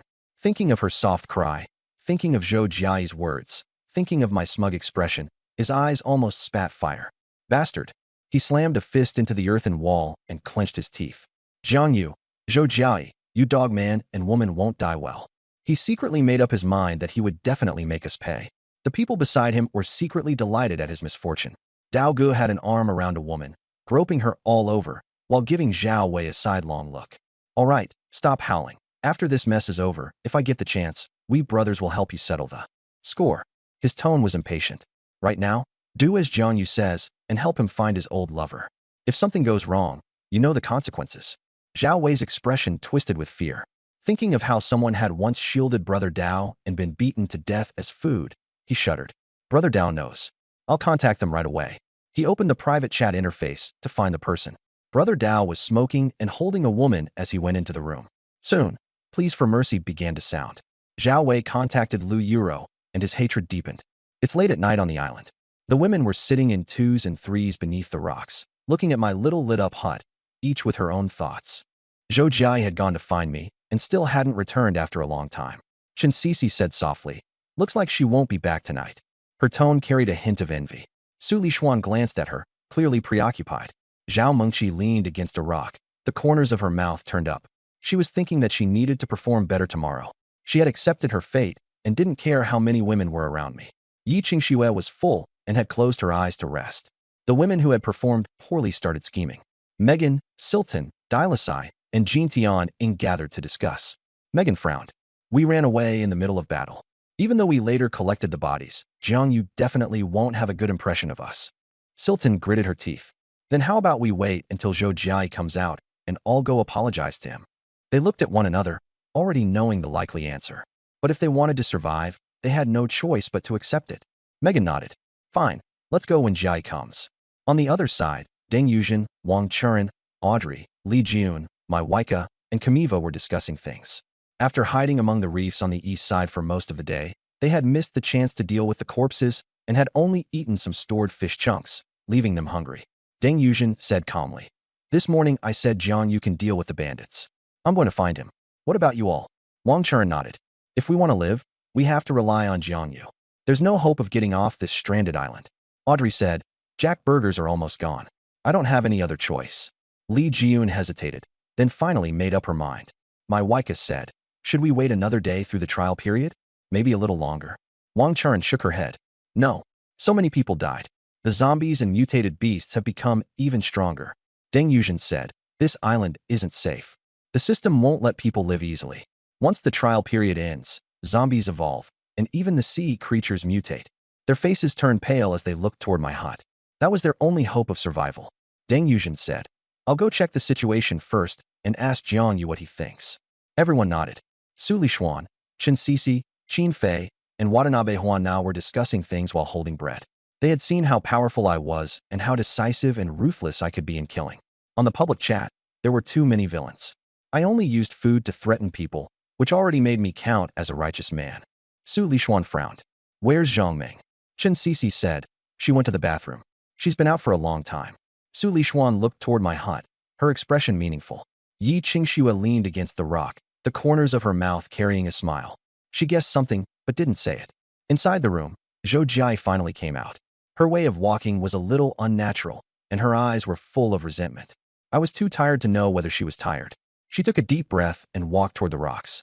Just as she took a few steps, there was a knock at the door. I opened it, and it was Zhang Ming. She wore a burgundy camisole dress, her figure full and alluring. The corners of my mouth lifted, and I stepped aside. She let out a soft laugh and came in. The door closed. I looked at her. She was nearly 30, a mature beauty, like a ripe peach in season. Though she looked disheveled and somewhat battered, it couldn't hide her sensual, alluring charm. The entertainment industry had labeled her a sexy goddess. She stared at me, the corners of her lips curved. Seeing me look at her, she straightened her chest and giggled. Look enough. Her teasing voice was languid. I withdrew my gaze. Why did you come? She rolled her eyes coquettishly. You're asking a question you already know the answer to. I want to eat something. I'm starving to death. She lifted her chest slightly. You agreed to the terms. I just don't know whether you'd take a liking to a woman older than you. Her tone was self-mocking, and she didn't avoid my eyes. I asked in return, do you think I'm worse than an animal? She froze, then laughed so hard her whole body trembled. You're really interesting. No wonder even someone as scheming as Zhao Mengqi is willing to follow you willingly. And even Yi Qingxue, who's so proud, took the initiative to come. Today, when you helped deal with the bandits, I really admire you. I looked at Zhang Ming. You did pretty well today too. From Yi Qingxue, I learned what she had gone through dealing with the bandits. She was indeed thoughtful, and she made me see her in a new light. I asked her, you know my conditions, so what about your husband? The news said you two were very much in love. Zhang Ming curled her lip in disdain. That deep love was just an act. We did love each other at first, but later it was all tied up with fate. He keeps several women outside, and I can't be bothered to care. I want peace and quiet. He wants reputation. We each get what we need. I asked again, then you never went out and had some fun yourself? She suddenly laughed. The entertainment industry is a huge dive vat, but there are still good girls, like Wang Churen. She has a lot of haters, but she's a good person. My gaze was burning. I'm asking about you. She blinked and smiled seductively. Me? You can think of me as a bad woman. She came closer, almost pressing herself against me. I frowned and pointed toward the bathroom. Go take a shower first. Zhang Ming froze. You think I'm dirty? I nodded. She shot me a glare, then obediently went to wash up. I traded 3 sets of clothes with the little crab and picked out a black sequined fishtail gown to hand to her. A few minutes later, Zhang Ming came out in the dress, her wet hair draped over her shoulders, her curves fully on display. She spun around and asked, do I look good? I nodded. Not bad. She pouted. Just not bad. Then she leaned in to press against me, and I pulled her into my arms. Arms around my neck, she giggled. Looks like you do like me. I smiled. Didn't you say you were a bad woman? She blinked. Scared. I smiled. Scared? I want to know just how bad you are. She leaned close and whispered something in my ear, a blazing heat flashing in her eyes. I picked her up and walked toward the bed. Outside, the night was deep. Beside the stone, the women guessed that I and Zhang Ming had gone inside. Their expressions complicated. Megan frowned in frustration. She beat me to it.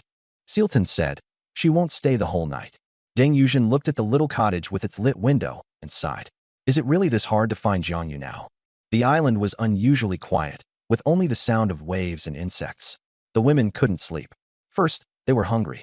Their stomachs felt like they were on fire. Second, they worried about the future. The road ahead was shrouded in uncertainty. At midnight, the system prompt appeared. The 4th day of the apocalypse has ended. 1.1 billion dead, 3.6 billion survivors. Friendly reminder, tomorrow is the final day of the trial period. Hold on, and there will be surprises, and shocks too. Zombies and mutant beasts will become much stronger. The women's hearts turned cold, and the public chat erupted into wails. A female player screamed about a mutant pig, then her voice cut off. Another woman roared. It's the apocalypse now, so we can only grit our teeth and hold on. Damn system. I, Wu Rian, am not afraid of you. Then came the sound of a dog whining for mercy, followed by fading screams. The public chat went quiet for a moment, then suddenly changed tone. Keep holding on. The system surprise won't disappoint us. System Daddy, this is so fun, woo-woo. I'm very obedient, so don't come for me. The players were afraid of dying and didn't dare complain. I lay in bed listening to the public chat, secretly wiping sweat from my forehead. Before, many people had complained about the system, especially when they couldn't get guns. Thank heavens the system hadn't held a grudge. Zhang Ming, drenched in fragrant sweat, leaned against my chest, her fingers lightly tapping my chest. Seeing my look of lingering fear, she asked curiously, do you think I'm a tiger, or are you thinking of something else? I lowered my head to look at her. The blush on her face had not faded, making her even more alluring. You still dare call yourself a tiger?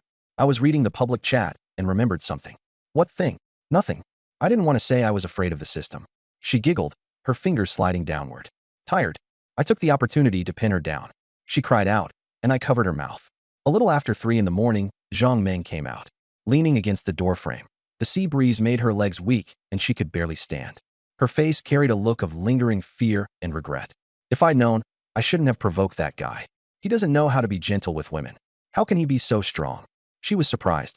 Others were starving and losing weight, but he not only hadn't slimmed down, he'd actually gained muscle. He was far stronger than an ordinary man. Thinking of her own husband, who only cared about wine and women and still thought of himself as impressive, she let out a bitter laugh. Compared with Jiang Yu, he was a joke.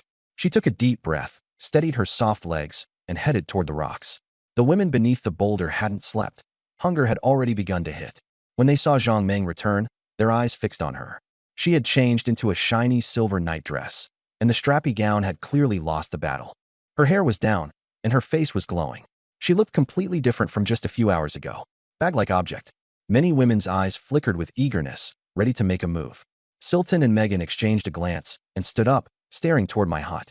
Deng Yuzhen and Wang Charan looked anxious. Zhang Meng curled her lips into a smile. She's clever. She went to find Jiang Yu early. She walked toward the stone. He said he's resting and doesn't want to be disturbed. Silton hesitated. Really? You're not lying to us, are you? Go knock on the door and try for yourself, Zhang Meng said with a faint smile. Silton gritted his teeth and didn't move. Megan shook her head. Forget it. Don't piss him off. Silton had no choice but to sit back down. Deng Yuzhen and the others felt the same, clutching their stomachs as hunger became unbearable. Zhang Meng walked toward Yi Qingxue and the other women. Zhao Mingqi was there too. She considered herself my woman and wanted to stay with the sisters. Seeing her and the bag, Yi Qingxue smiled. Did Jiang Yu ask you to bring something? Zhang Meng froze. You guessed right. He really did ask me to bring this. She took out the bag, which was full of small bread rolls, golden and tempting. Yi Qingxue recognized them immediately. They had been traded for 2 whole boxes of pickled fish. Someone had hidden bread and gnawed on it for 4 days. Only when they were too greedy to hold out any longer did they trade it away. A rare smile appeared on Yi Qingxue's face. That guy finally listened to me. She had said the women outside were starving and had only brought back 1 fish to ease the hunger a little. If this went on, something bad would happen. Though she didn't feel sorry for them, the system might reward her. Many people wanted to find me, but he was too busy. I only said and told her to consider it, then let them keep starving a little longer. Yi Qingxue thought to herself that I'd endured long enough. Having Zhang Meng bring back bread after 3 in the morning was perfectly timed. It was exactly when Megan and the others were planning to come find me. Looking at Zhang Meng, Yi Qingxue suddenly had a thought. I may have instructed that if the women didn't perform well, they wouldn't get bread. Only when they performed well would it be handed out. Truly heartless. Yi Qingxue looked toward my hut and felt relieved she had gone to find me. Su Lishuan and Qin Sisi lit up at the sight of the bread. Where did this come from? Did Jiang Yu give it to you? Su asked urgently. Zhang Meng smiled. Of course. Jiang Yu asked me to bring it. That guy can't bear to let you all go hungry. The words can't bear to carried special weight. Su Lishuan curled her lip. Would a ruthless man have such tenderness? The sun was about to rise, and they stared at the bread, unable to look away. They wanted to rush over and grab it all, but they didn't dare. That belonged to me. Is Jiang Yu really giving this to us? Megan asked, still finding it hard to believe. Zhang Meng glanced at her. It's the middle of the night, and I brought bread back. Of course it's for you. Megan fell silent. Seeing the women's eyes fixed on the bread, Zhang Meng smiled. Jiang Yu asked me to give each of you 2 pieces, enough to last until tomorrow. The others still couldn't believe it. The ruthless man was actually showing kindness? But food was life, and they were all grateful to me. After all, they really were starving. Bread could restore energy, and they could continue looking for food tomorrow. Quick, hand it out. Yi Qingxue passed 2 to Su Lishuan. Zhou Jiai and Zhao Mengqi helped, and soon everything was distributed. Each person got 2 pieces of bread. Yi Qingxue and the others didn't take any.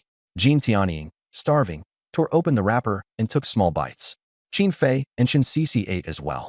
Many people saved theirs and hid them away to keep for tomorrow. They looked toward my hut, where the lights had gone out, and felt complicated emotions. Deng Yuzhen and the others silently resolved that tomorrow they would definitely come find me. The women returned to their various places. Just moments ago, they had been unable to sleep from hunger. Now they were unable to sleep because they were preoccupied. Zhang Meng rubbed her waist and yawned. I'm exhausted. I'm going to sleep. Soon, she was fast asleep. Yi Qingxue glanced at her, knowing she was completely worn out. Zhou Jiai and Zhao Mingqi fell asleep too. The area beneath the stone became silent. The next morning, I woke up just as dawn was breaking. After last night's exercise and shower, I had slept quite well. Having just played the role of an old ox, I hoped I wouldn't be plowing fields again in my dreams. I stretched and was about to get up. Ding! Player the luckiest man in the world requests a private chat. A smile curled at the corner of my mouth. This guy was efficient. Not even in the morning, and he was already looking for me. He must have found Lu Yuru. I accepted the private chat. Brother, I found Lu Yuru. Zhao Wei's excited voice came through. I raised an eyebrow. Pretty efficient, huh? Your business is my business. Zhao Wei paused. But she's with Zhang Jie, and things are miserable for her. I just laughed. That's good news. Why the gloomy face? Zhao Wei froze, not expecting me to change so drastically and stop clinging to Lu Yuru. Seeing the beauties around me, jealousy surged in his heart. He went along with it verbally. Yeah, she deserves it. I'll have her contact you. Then he added, when she heard you were single forever 250, she was shocked and furious, said you just got lucky. The corners of my mouth lifted slightly. Have her contact me then. I ended the private chat. Less than a minute later, ding. Player crying her heart out in the BMW requests private chat. I almost laughed out loud. Back then, she said, I want love in a BMW, not an ordinary life on a bicycle. Now she was crying, truly living up to her wish. Amused, I accepted the call. Jiang Yu, is that you? A hoarse, sobbing voice. I frowned. Lu Yuru.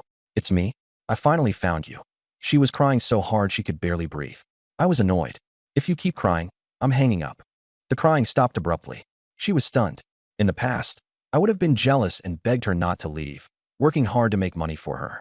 She, however, got into Zhang Xiao's BMW without looking back and mocked me as a loser. After being hung over for 3 days, she looked down on me for being useless. Now I was cold, like a stranger. Disappointed and angry, she said, Jiang Yu, I miss you. Only in the apocalypse did I realize how good you were. I regret it. Her crying grew even louder. There was a knock at the door, and Yi Qingxue came in. Her hair was tied up, neat and refreshing. Seeing that I was in a private chat, she seemed about to leave. I beckoned to her and pulled her into my arms. She looked at me curiously. I mocked Lu Yuru. Don't you have Zhang Xiao? You said he was true love, precious and priceless, while I was worthless. Her voice became even sadder. Wah, I was wrong. I was vain and let you down. I followed the wrong person, she sobbed. I'm living in hell. Zhang Jie had his subordinates make me serve them. It's worse than death. I wanted to kill myself, but then I thought of you and couldn't die. I had to say I'm sorry. She was crying so hard, she sounded heartbroken. Yi Qingxue leaned against my chest, and when our eyes met, a hidden smile appeared in hers. This woman really knows how to act. I sneered coldly. No need to apologize. She mistook my tone for softness. Jiang Yu, you forgive me? I knew you still loved me. I cut her off. No, you're thinking too much. If it weren't for you, I wouldn't be living such a good life. Thanks to you, I saw people's true colors and met someone better. I lowered my head and looked at Yi Qingxue. Lu Yuru froze. What did you say? My voice turned icy. I don't hate you anymore. Go die in peace. Silence, like death. She opened her mouth but couldn't say a word. Yi Qingxue smiled and obediently nestled in my arms. Lu Yuru's heart sank to the bottom of the abyss, and she cried even harder. Jiang Yu, I was wrong. I'm not asking for forgiveness. I just want you to know you were the one I loved most. Let me say everything before I die, and I'll be satisfied. You want me dead, so I'll grant your wish. Her tone was resolute. I let out a cold laugh. You really know how to act, using retreat as advance and thinking I'd soften. Wait. She was overjoyed. Don't stop me. Let me die. Who said I was stopping you? I said teasingly. You want to open video chat and let me watch you die? Don't worry. Otherwise, if you don't die, you'll just come back to bother me. She flew into a rage. Jiang Yu, you bastard. I'm your ex-girlfriend. How can you be this heartless? You still want to watch me die? Are you even human? I said calmly. So what if I admit I loved you before? I sneered. You dumped me, thought I was poor, and got into someone else's car without looking back. And now you want my sympathy? Did water get into your brain? What made you think I'd like you? Every sentence stabbed into her heart like a knife. She trembled, wanting to curse but unable to speak. I was cold, sharp, and merciless. Taking a deep breath to suppress her anger, she cried again. Jiang Yu, for the sake of how I helped you before? I'm backed into a corner, she pleaded. Impatient, I said. Weren't you the one who wanted to die? And now before dying you want me to help you? Should I also mail you some blade fragments? She gritted her teeth in hatred, but still tried to flatter me. As long as you can calm down, you can scold me however you want. Please forgive me. I suddenly interrupted her. Is Zhang Jie beside you? My tone turned cold. Tell him to get out here. She panicked. No, he isn't here, Pa. A slap rang out. Zhang Jie said darkly. Bitch. You can't even handle this little thing. What use do I have for you? I narrowed my eyes. Zhang Jie had shown up. He snorted coldly. Jiang Yu, useless trash and you've got some nerve? Your ex-girlfriend is suffering and you don't feel any sympathy? What kind of man are you? I sneered. She chose it herself. Young Master Zhang is generous. He even handed over women just to survive. That's green enough for you. Zhang Jie panted heavily. You piece of shit, looking for death. He and Lu Yuro had been teleported to a ruined village, where they could only chew on insects, ants, and tree bark. His teammates were fitness coaches and thugs, all strong and burly. He made Lu Yuro serve as underlings before he'd let her be his woman. This was a thorn in his side. My words made his face burn hot. I said disdainfully, You're almost starving to death and still acting arrogant? Do you think you're still a rich second-generation brat? Wake up, this is the apocalypse now. My hand slid around the waist of Yi Qingxue beside me. She let out a soft hum and grabbed my hand. Lu Yuro heard it. Jiang Yu, which bitch are you with? Yi Qingxue's voice was icy. Lu Yuro, watch your mouth. She froze. President Yi? Lu Yuro's voice trembled. Why are you with Jiang Yu? I pulled Yi Qingxue closer. I have more than 20 goddess teammates. Qingxue is my woman. And then there's Zhao Mengqi, Zhou Jiai, Zhang Ming. With them around, what is your cheap, worn-out shoe worth?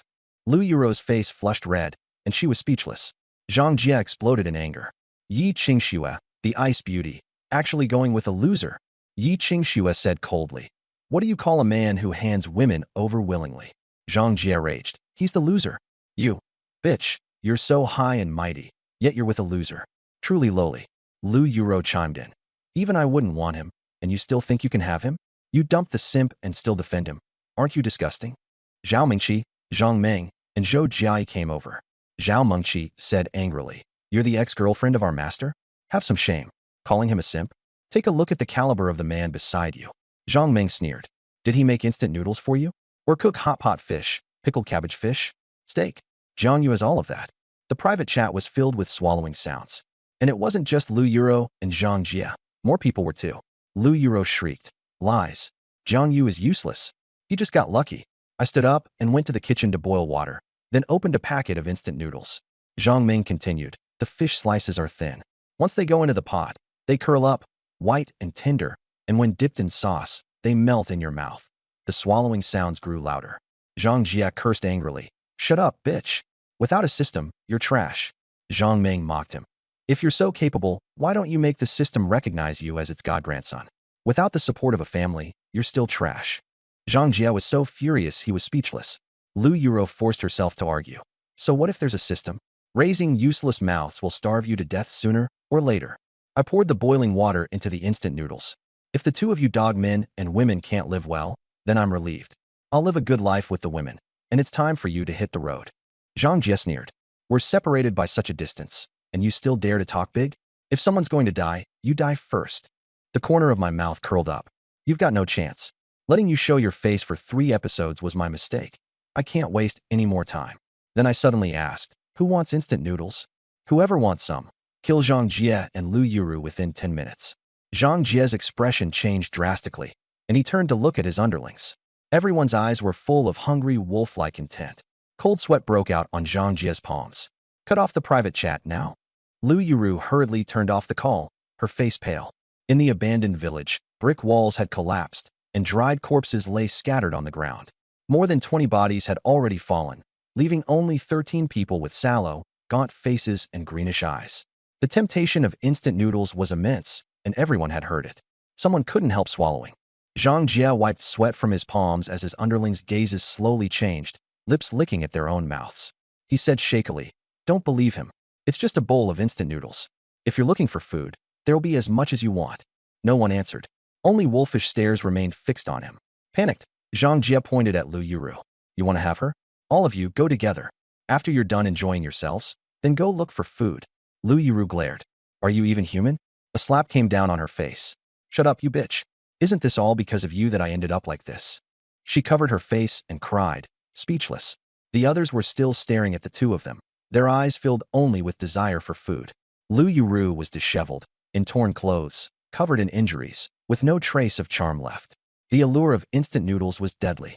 Zhang Jie's body trembled. Lu Yiru came to her senses. Don't believe Jiang Yu. He's lying to you. The others exchanged glances, murmuring faintly. There's not enough time. The private chat was cut off, and I didn't pay it any more mind. If Zhang Jie was smart, he'd come eventually. One bowl of instant noodles for 2 lives. Not a loss. Lu Yiru had long since lost all affection. She dumped the poor for Zhang Jie, and even caused me trouble. Now that things had come to this, she deserved it. Zhao Wei sent me a private message, but I didn't reply. I glanced at the 4 women in the house. After eating big fish and meat for the past 2 days, this morning we'll have egg fried rice. Last night, I had intentionally cooked several extra basins of rice. They didn't dare be picky.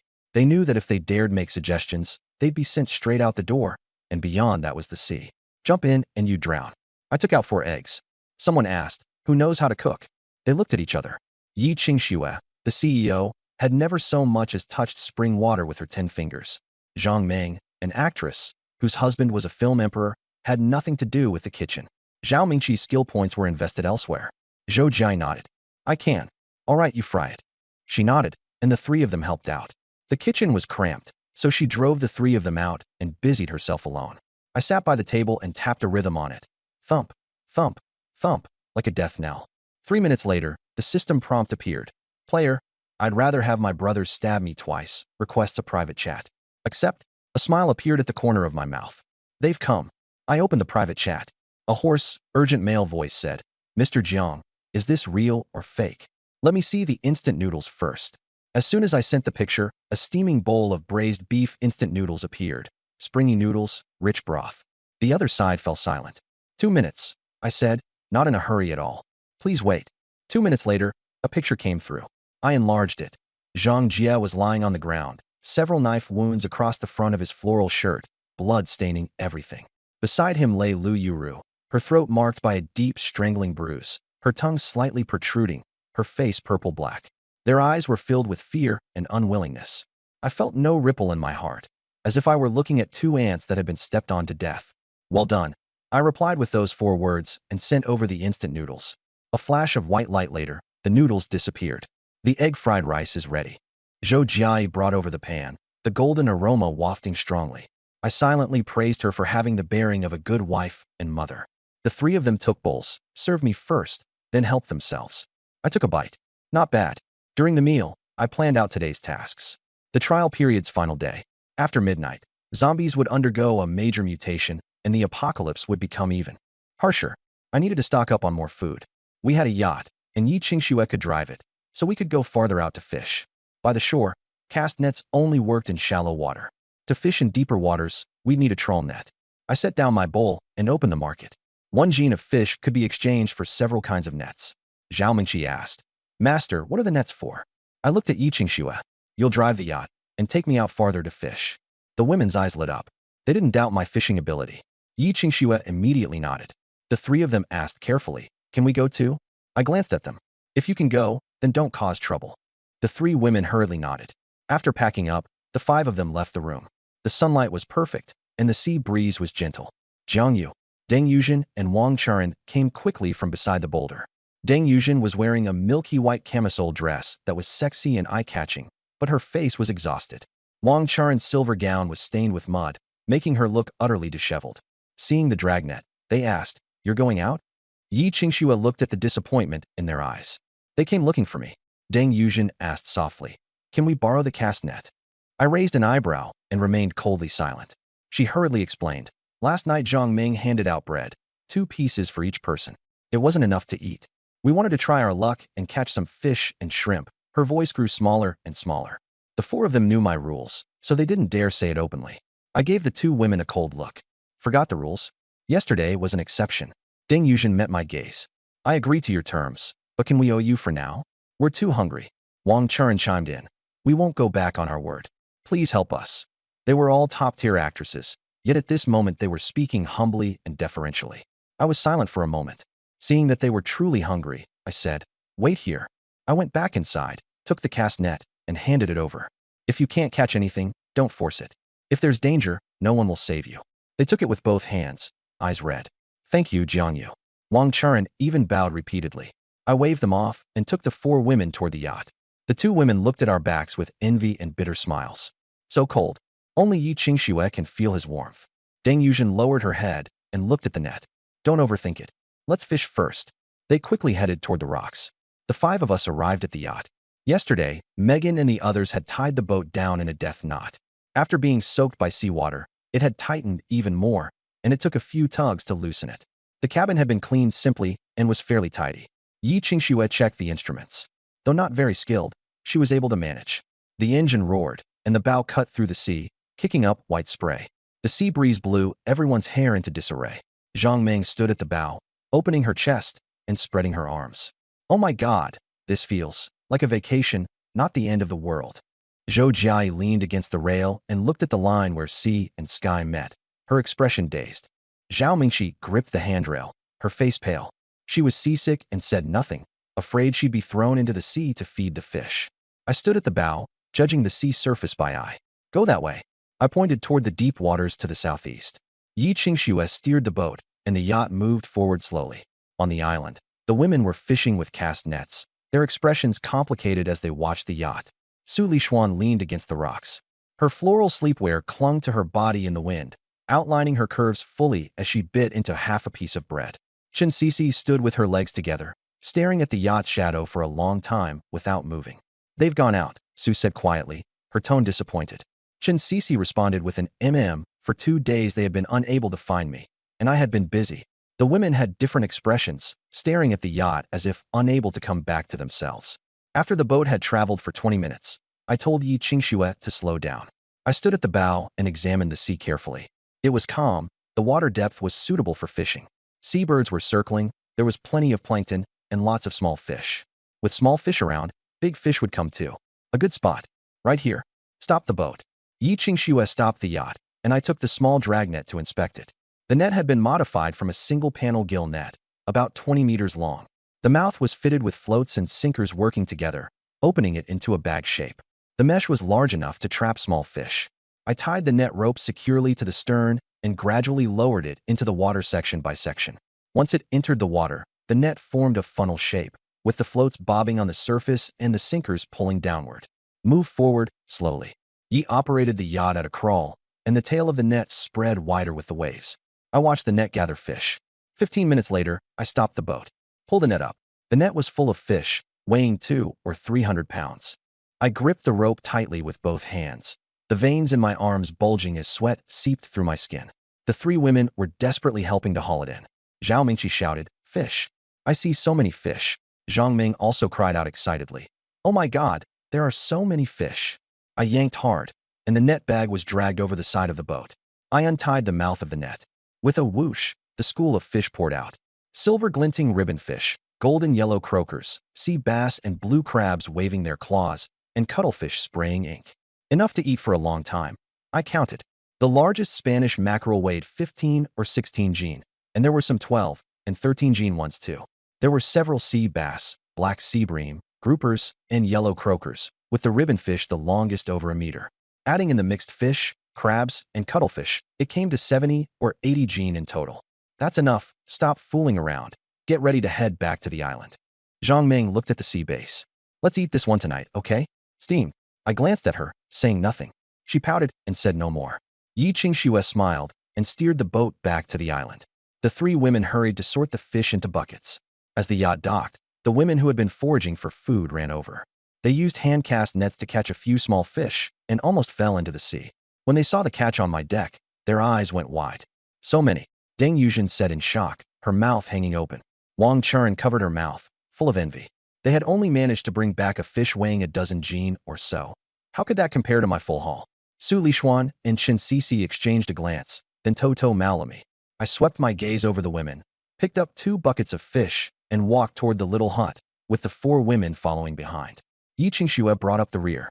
Megan looked at my back, her lips moving, but she said nothing. The other women sighed and turned away in silence. Yi Qingxue's arm was tugged. "Sister Yi, wait." It was Su Lishuan, with Chen Sisi beside her, eyes full of pleading. The 3 of them walked behind a rock. "Say it, what is it?" Yi Qingxue asked bluntly. Su Lishuan took a deep breath. "Sister Yi, I've thought it through. I want to be with Jiang Yu, but he's busy and I can't find the right chance. Can you help me?" Chen Sisi pleaded. "Me too." Sister Qingxue, you trust him the most. Please help us. Yi Qingxue smiled. Sure, I'll talk to him for you. Then she turned and said, but tomorrow is the last day of the trial period.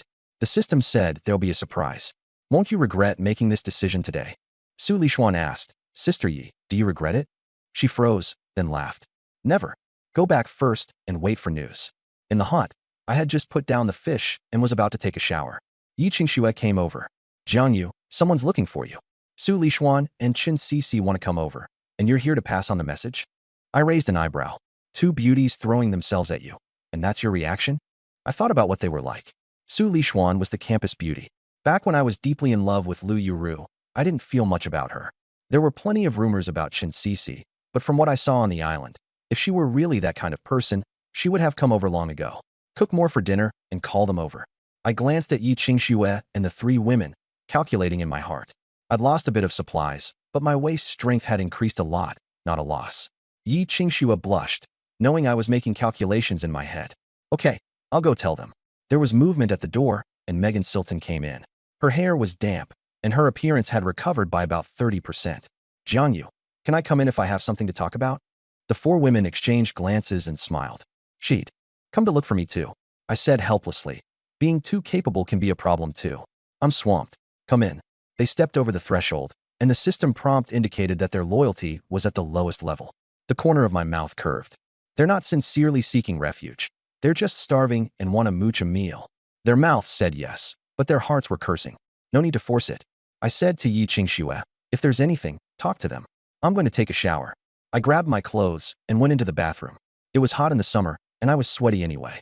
I deliberately kept them waiting, teaching them to rein in their arrogance. Megan Silton's expression stiffened as she gritted her teeth and endured it. Yi Qingxue didn't invite them to sit. The two of them glanced around the room, inhaling the fragrance in the air, and swallowed. What do you want with Jiang Yu? Yi Qingxue asked directly. The two women hesitated, then remembered Jiang Yu's instructions before saying, we want to join Jiang Yu. We'll agree to all the conditions. Yi Qingxue showed a look that said she wasn't surprised. You're too late. Megan was stunned. Deng Yuzhen and Wang Charan came early to borrow the net, but without paying a price they couldn't borrow it. They had to agree to the conditions, so they count as half as women. Just now Su Lishuan and Qin Sisi also came. It was exactly as you guessed. The two women's expressions changed drastically. Jiang Yu is too busy to handle it right now. Wait a bit. Yi Qingxue said lightly. Deng Yuzhen and Wang Charan still owe debts. He doesn't like people owing him. He'll collect it back within a few days. It won't be too late for you to come after that.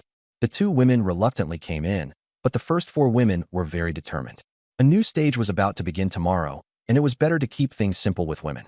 Silton wanted to speak, but Megan held her back. She was dissatisfied but didn't dare to show it. Let's go back first. The two women forced a smile, and Yi made no effort to keep them. The two turned and left. Not long after they left, Megan said viciously, what's so great about her? Does she really think she's irresistible? Silton snorted coldly. It's just luck that she was chosen by the system. Without any rewards, where would she get so much food? If she won't keep us, then we'll find admirers to trade for food. Hold on one more day? Tomorrow might be different. With a cold look, she strode away. Back at the boulder, the other women looked at them, but they didn't answer and sat in a corner. After I finished showering and came out, I saw the two women weren't there, so I looked at Yi Qingxue. She smiled. I told them to line up. They weren't willing, so they left. I nodded and said nothing. In the afternoon, after lunch, I took the four women fishing. We didn't go into deep water. We used hand-thrown nets and harpoons. Although the skills were there, luck was unpredictable. After being busy for 2 or 3 hours, we caught 3 large fish weighing 3 or 4 gene each. The rest were small fish and shrimp. We've used up all our luck this morning, Zhang Ming muttered. I said nothing and took the catch back. Together with the fish left over from the morning and the stock we already had, it was enough to eat. I went to fetch seawater, and in 5 days we had stored more than 1,000 liters. There were 3 300-liter bathing barrels, enough to use for several days. System experience. The end was approaching, and the public chat was growing more and more desperate. Some people cried out that they had run out of ammunition and food, and after the last biscuits were gone, they didn't dare go out to search for food. Some reported mutant beast attacks. 5 people had died, and they were left drinking porridge. Some were barely holding on for 2 days. The chat was filled with complaints and exhaustion. With food, water, and medicine in short supply for many days, while zombies and mutant beasts attacked, the difficulty had risen sharply. After the 4 women finished eating, they returned to their room. I lay on the bed and closed my eyes to rest, waiting. A knock came at the door. Come in. Su Lishuan and Chen Cece came in. Su was wearing a floral pajamas set, bare-faced and nervous. Chen Cece had long, straight legs and an awkward expression. Both women's gazes fell on the table. 2 bowls of steaming white rice, with shredded potato and pork and oil beside them. Their eyes lit up. They had not been full at night, and now seeing the rice made their stomachs rumble. A smile flashed at the corner of my mouth. Sit down. Eat first. The 2 sat down with trembling hands, unable to hold their chopsticks steadily. Su took the first bite, her eyes turning red. It was the first hot meal she'd had in 5 days, and she nearly cried. Chen lowered her head and shoveled rice into her mouth, tears falling into the bowl and mixing with the rice as she swallowed. I leaned back in the chair and checked their loyalty. To my surprise, Su Lishuan 52, accepted. Chen Cece 47, accepted. Their loyalty wasn't low.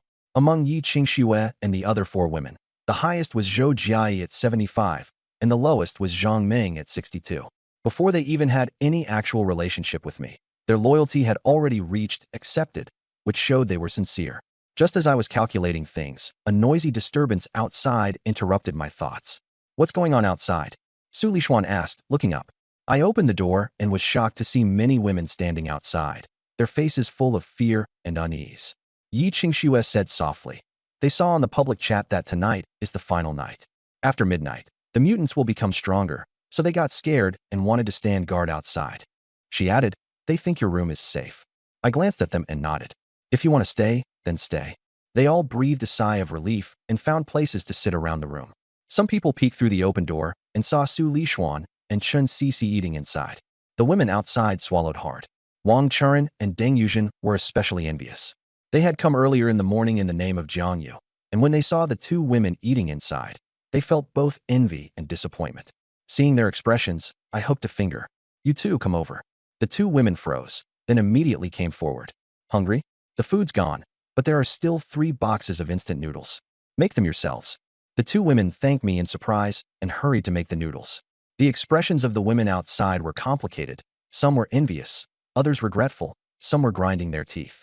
Megan and Silton sat nearby, their faces dark. Q? Why did they get to go in? Megan muttered. Silton tugged at her sleeve and whispered, forget it. They were here first.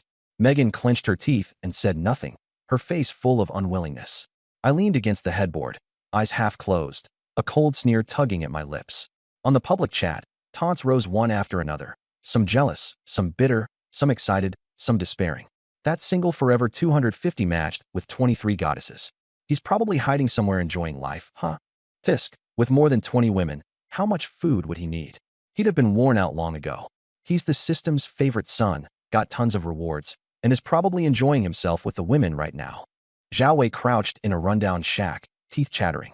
Seeing all the mockery, a nameless fury ignited in his heart. He tried to private message me, but the system warned that stranger DMs were disabled.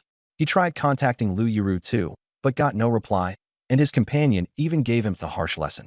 He wanted nothing more than to flay me alive. A Japanese netizen sneered, single Forever 250 is just a lucky trash loser. Then he added, the Eightfold Path squad is coming. They'll make him kneel and beg for mercy. The whole screen was filled with killing intent. A cold glint flashed in my eyes as I replied indifferently. If you dare come, I'll make sure you never go back. The Chinese players were inflamed with righteous anger, all cheering and egging things on, making the chat incredibly lively. The foreigners kept provoking me, mocking that I wouldn't live long. That otaku from Japan was once again acting arrogant, wanting the Japanese to occupy China. The public chat exploded again. I had no time to care. I had no interest in wasting breath on these clowns. The system prompt was right in front of me. 30 minutes remaining until the trial period ends. Make your final push. Good performance will be rewarded. Noise and despair intertwined. Someone shouted, rewards? What good are they if you can't survive till tomorrow? Some begged for mercy. Some roared in rage. The apocalypse remained brutal as ever. I looked out the window. The night was deep and black. Outside the cabin door, the women were scattered in 2s and 3s, their expressions uneasy as they clung to one another for comfort.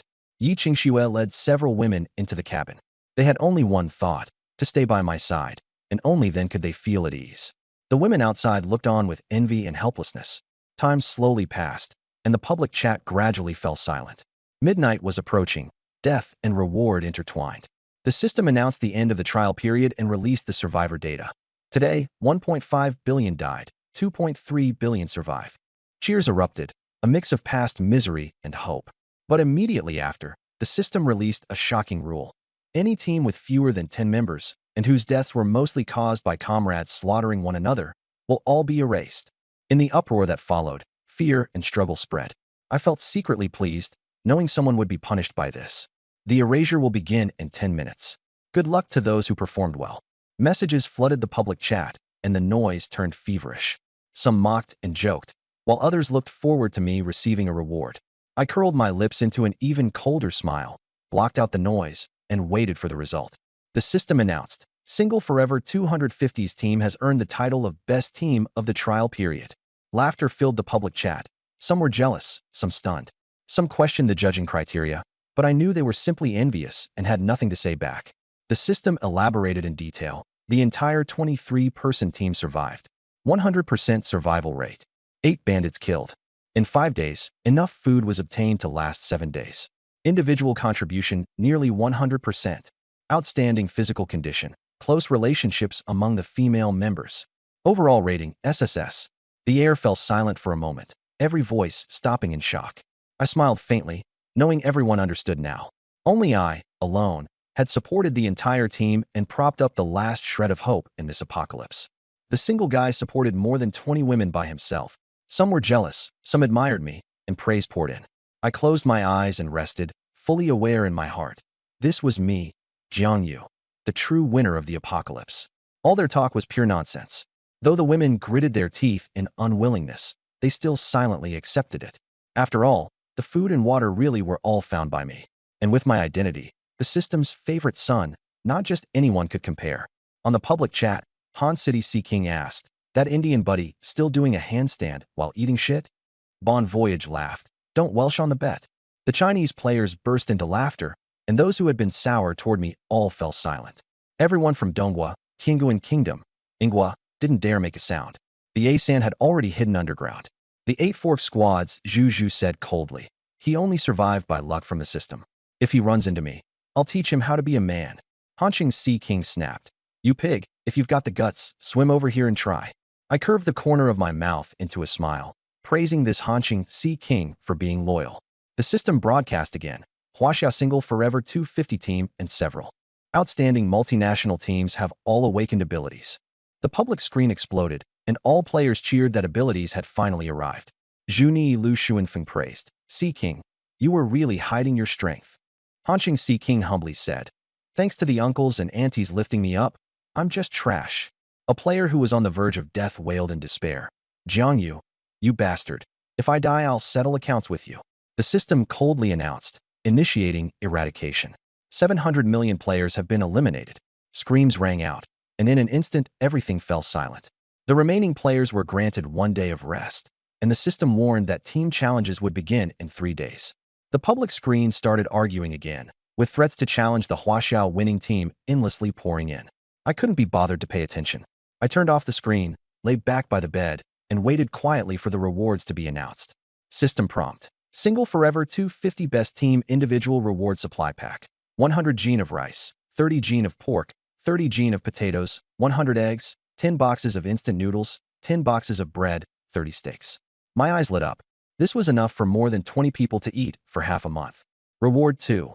House upgraded by 60 square meters. With a water purifier that purifies 800 liters of water per day, remote control range increased to 1,000 meters. The walls expanded, the kitchen grew larger, the bedroom and bathroom were integrated, and the living room became spacious. The women exclaimed, "The house got bigger on its own." Zhang Ming touched the wall in stunned disbelief, and Yi Qingshu's cold, beautiful smile deepened. System prompt. Ability awakening begins. Energy surged out of everyone's bodies, palms glowed, skin hardened, and various abilities appeared. A voice rang in my mind. Awakened SSS-level ability, tracing, can copy other people's abilities, currently 3 selectable, strength at 80%, fixed after a 30-minute trial period. Those with loyalty above 90 will have ability evolution permanently not counted toward the limit. I was both excited and disappointed. After all, it was only at 80%. But being able to trace 3 S-level abilities still put me far ahead. Looking at the women in the room, 8 of them displayed their abilities one by one. Yi Qingxue, Repair Zhou Jiai, Healing Zhangmeng. Charm Suli Xuan. Revival of all things Chen Cixi. Invisibility Wang Churen. Death God's Scythe Deng Yuzhen. Absolute defense. They were overjoyed, and the women outside the house also awakened one after another. Megan's palm ignited with flames, Seer Dun gained control over metal, and the other women awakened B-rank abilities. They sighed. With abilities, we can support ourselves. They envied the environment inside the little house, and were also glad they hadn't gotten any closer. I asked the four women about their awakening intentions. So Li Xuan and Chen Cixi had no intention of going back on their word, while Wang Churen and Deng Yuzhen insisted on reneging and wouldn't look back. Loyalty refreshed. 61, 57, 51, 55. I sneered. Since you agreed, don't back out. I hate traitors the most. The public screen buzzed with discussion, and crystal cores becoming stronger became the new focus. Some mocked me for having no crystal cores and being unable to improve, but I didn't care after hearing it. Megan led several women to knock on the door, questioning how I, as the team leader, planned to deal with the predicament of having no crystal cores and no zombies. I curled my lips into a cold smile. You think having abilities makes you that great? She shot back. You've got to have the strength to make us Fuqi. You want to challenge me? She raised both hands and flames erupted. Come on, make the first move. The women retreated, and fireballs came crashing in. A golden shield appeared, blocking the flames as sparks scattered everywhere. Megan looked shocked. How is that possible? Deng Yuzhen exclaimed. That's my absolute defense ability. Everyone was stunned by why I possessed her ability. I teased, is that all you've got? Go all out, don't waste my time. Megan's shame and rage doubled, and her fireballs became bigger and hotter. The shield trembled and shattered, and the fireballs burned themselves out. Megan smiled. If I only have to defend, then I win. Cast another fireball. The goddesses had complicated expressions, as if watching me on the verge of defeat. Silton smiled, and Delis and the others also breathed a sigh of relief. I shook my head and said in disappointment, that's all you've got? Then you're going to lose. Megan sneered back. You're still this confident even when you're about to lose. As soon as she finished speaking, she suddenly felt a chill run down her spine, the hairs on her body standing on end, as if she had been locked onto by some terrifying entity. She stiffly looked up, and less than a meter above her head hung a huge black scythe, its blade pointing straight at her and radiating an aura of death. Black and crimson energy swirled around the blade, chilling her to the depths of her soul. What is this? She asked, her voice trembling, her legs going weak and unable to move. Wang Churen cried out in shock. That's my death god's scythe. She stared wide-eyed at the scythe. That's my ability. How could he? The other women were also staring in shock as the scythe hovered above my head. Yi Qingshua's lips curled up. I knew this man wasn't simple.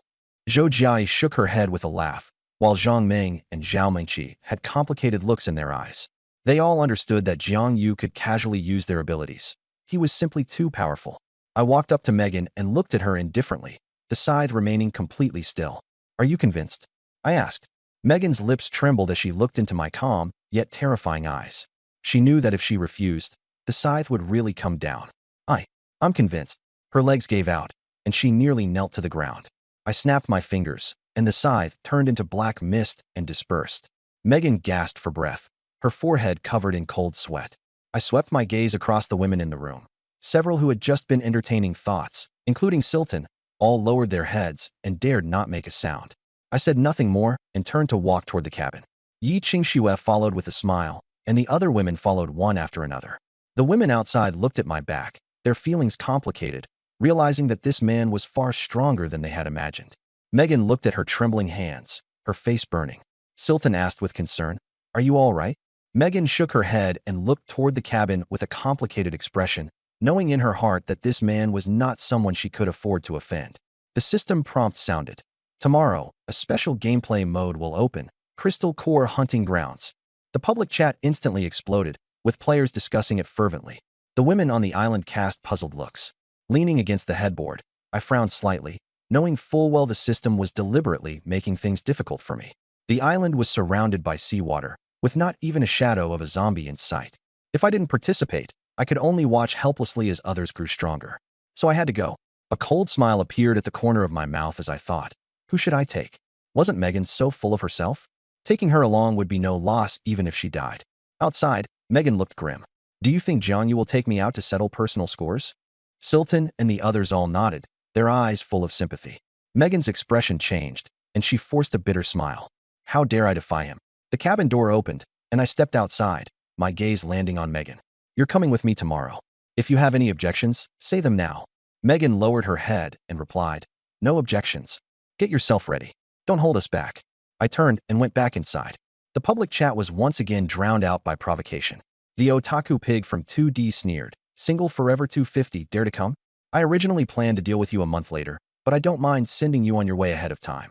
He even brazenly threatened to toy with my women. The Sea King from Hansheng angrily cursed, bastard, get over here now. The Chinese players were furious, all standing firmly on my side. I typed coldly, the otaku pig from 2D, was it? The public chat instantly fell silent. The otaku pig sneered, scared, begging for mercy. I asked back, you Japanese otaku pigs, do you usually also like spying on your female celebrities? The otaku pig froze. Bibaka, what do you mean? Wookie and Longi hurriedly interjected, single forever 250, stop changing the subject. We'll do the squad challenge in a month, and we will definitely kill you. Kamikawa no-show threatened, wash your neck and wait. I curled the corner of my mouth. Actually, it's nothing. I'm just telling you. Your goddesses, Kaneda Sakura and Watanabe Juana, are in my team right now. The public chat fell into dead silence instantly. I added, don't worry, I'll take good care of the goddesses of you trash. The Sakura country players exploded. Juju shouted, impossible. How could Kaneda Sakura be in your team? Takamoto Ryuichi screamed, Watanabe Juana is absolutely impossible. The Huaxiao players erupted in cheers. Hansheng Haiwang laughed. Single bro is awesome. Wish you a smooth journey, yelled. Holy crap, there are goddesses at this level. Masked Romeo went wild with joy. Mr. Single, please say hello to Watanabe Juana for me. My hard drive is full of her photo sets. Juju frantically spammed the screen. Single forever 250. Just wait. I'll kill you. Don't touch them. I looked at their furious barrage of comments, and the corners of my mouth lifted slightly. These two beauties were usually very quiet. Since they cared about it so much, I might as well take extra good care of them. Outside the house, Kaneda Sakura bit her lip and lowered her head, her eyelashes trembling lightly. Watanabe Juana also had a faint smile at the corners of her mouth.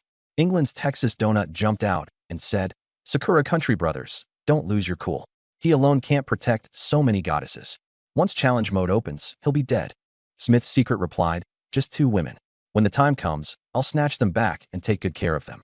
Players from the Europe continent of Germany laughed boisterously. Haha, Smith, can you really take care of them? Split among 20+ people, several per person. All kinds of filthy language poured out one after another. The Huaxiao players were just about to curse back when the system received another message from me. By the way, one more thing. Dailise, Zilton, and Megan are also in my team. They've been busy cooking and carrying wash water lately. When you have time, I'll have them come out and say hello to everyone. After sending the message, I turned off the public screen. At first there was dead silence, then an explosion of noise. The players from England and Germany were shattered, howling in outrage, while the Huaxiao players laughed so hard they could barely breathe. Hansheng Haiwang. Single bro is truly awesome. Wish you a smooth journey. I'm convinced, idol. I didn't look at the public screen. Dailise had red ears and a proud expression. Zilton bit her lip and avoided my gaze, and Megan gave a bitter smile. This bastard really isn't human. The women weren't offended. After all, they were now part of a team, and unity was necessary. I blocked private messages from strangers and looked toward the 8 women inside the house. I'm hungry. Let's cook. Today we'll have sliced potatoes with pork, fennel fish, and 1 steak per person. Boil some porridge for the people outside too. The women outside each received a bowl of white rice porridge and some pickled mustard greens. They could only endure the fragrance wafting over. That day I didn't leave the house and practiced mimicking abilities. I tried out all 8 women's abilities: repair, healing, charm, revival, invisibility, death scythe, absolute defense. Every one of them could be used, though the strength was about 80% of the original. My physical constitution was more than twice that of an ordinary person, and even with the abilities weakened, their power was still not to be underestimated. Death Scythe in Wang Charen's hands was terrifying beyond measure. Even at 80% strength, it still sent chills through people. I tried combining absolute defense with Death Scythe, offense and defense both covered, almost flawless. In the end, I chose an ability I liked as my third mimicry. I nodded in satisfaction. Not bad. The women outside weren't idle either. Qin Fei controlled the water flow to drive fish onto the shallows, catching over 10 Jin in a day. As night fell, I changed the team's name, which would take effect in 3 days. Lying in bed, my thoughts drifted everywhere. The Crystal Core hunting ground would open at 8 tomorrow morning. Though I didn't know where I'd be teleported to or what dangers there would be, I couldn't skip it. Fleeing from battle would not be looked upon kindly by the system. At 7 the next morning, I stretched lazily. Finally here, huh? Before dawn, the women were already busy. Zhou Jiai was boiling noodles and frying eggs, then bringing the steaming meal to the table. I happily slurped my noodles and said, "Bring Megan a bowl too. She's going out on a mission. She can't work without energy." Yi Ching Snow carried a bowl out the door. Megan was chewing on dried grilled fish when she was stunned by the steaming noodles. "Jiang Yu asked me to bring this to you." She took the bowl, her expression complicated. She knew in her heart that he was only treating her like a fighter. She understood that, but still obediently ate it. The others watched with envy, swallowing saliva in silence. Several women made up their minds. They had to hurry and remove Jiang Yu's big family. Otherwise, they'd only be able to gnaw on dried fish. Just after finishing the meal, the system prompt sounded. Crystal Core Hunting Grounds countdown. 5 minutes. The public chat instantly exploded. Players from Sakura Country, Dong Country, and Ing Country jumped out and started talking tough. The otaku pig from the 2D world shouted, "Long live being single 250. If you've got the guts, then get in here." Texas Donut urged, "If he doesn't dare come, that's just embarrassing." Smith's Secret yelled, "Come in and die. I'm waiting for you." Huaxiao players fired back. Soul Seeking. "Single bro is busy saying goodbye to the beauties. How could he care about you guys? Wish you a smooth journey. Talk all you want, but once the fighting starts, who knows who'll be running faster. So lucky to run into this bunch of trash. I'm going to teach them a lesson." The public chat was filled with curses again, and I couldn't be bothered to respond. Ding. Teleport countdown. 10, 9, 8. I gripped the harpoon tightly, ready for battle. Megan held an electric baton in her right hand and a ball of fire in her left. We stood shoulder to shoulder, with the women gathered around us, all looking worried. Yi Qingxua bit her lip and reminded me, "Be careful." 3, 2, 1. Teleport begins. A flash of white light, and we disappeared. The next moment, my feet hit solid ground, and a foul stench hit me in the face. I opened my eyes and found myself on the rooftop of a tall building. The sky was dim, the sun was setting, and the horizon was a deep red. It was evening. Roar! 3 zombies lunged out from the corner. Their bodies were rotting, their skin gray-green, and their eye sockets sunken. Black pus dripped from the corners of their mouths. In an instant, they rushed right up to me. I cursed under my breath and quickly darted behind Megan. "You handle the zombies. I'll cover you." Megan was furious enough to curse. Damn it, this was too much. But there was no time to complain. She immediately hurled the fireball in her hand. Boom! The fireball slammed into a zombie's chest. A burst of explosion followed. The zombie was burned down to a skeleton. Sparks splashed onto the other zombies. They caught fire too, but still kept charging. They were too close. Megan didn't have time to gather a second one. Her face turned pale. A harpoon stabbed out from behind her. Uft! The harpoon pierced a zombie's neck. I twisted my wrist and yanked hard. Black blood splattered, and the head flew off. The zombie collapsed. The last one lunged at Megan. Its rotten hand reached for her throat. Megan screamed. A fireball formed in her palm and smashed into the zombie's face. Boom! The zombie caught fire. The harpoon struck again, and the head fell. All 3 zombies were wiped out. But I didn't let my guard down. More roars came from the stairwell. Roar! Roar! Roar! I sprinted toward the iron door. 7 or 8 zombies were climbing up the stairwell. The nearest were less than 3 meters away. Fuck! I pressed my body hard against the door. Bang! Bang! Bang! The zombies slammed into the door, shaking it violently. "Megan, find a steel pipe and jam the door shut." Megan hurriedly found a steel pipe and handed it over. I shoved it into the lock ring and let out a long breath. Cold sweat broke out on my forehead. This damn system was very real. Megan leaned against the wall, gasping, her face pale. She had almost been grabbed just now, and she was still shaken. I walked to the edge of the rooftop and looked out. My pupils shrank sharply. This was a small town. Streets, squares, open lots. Everywhere was full of zombies. Some wandered aimlessly, some were feeding. They came in hordes. Hundreds, maybe thousands, stretching as far as the eye could see. So many zombies. Megan's voice trembled. The system prompt sounded. Ding. Welcome to the Beginner Crystal Core Hunting Ground. There are 100 teams here. Within 2 hours, each team must obtain 5 crystal cores. Failure to meet the requirement means complete eradication. The regional public chat has been enabled.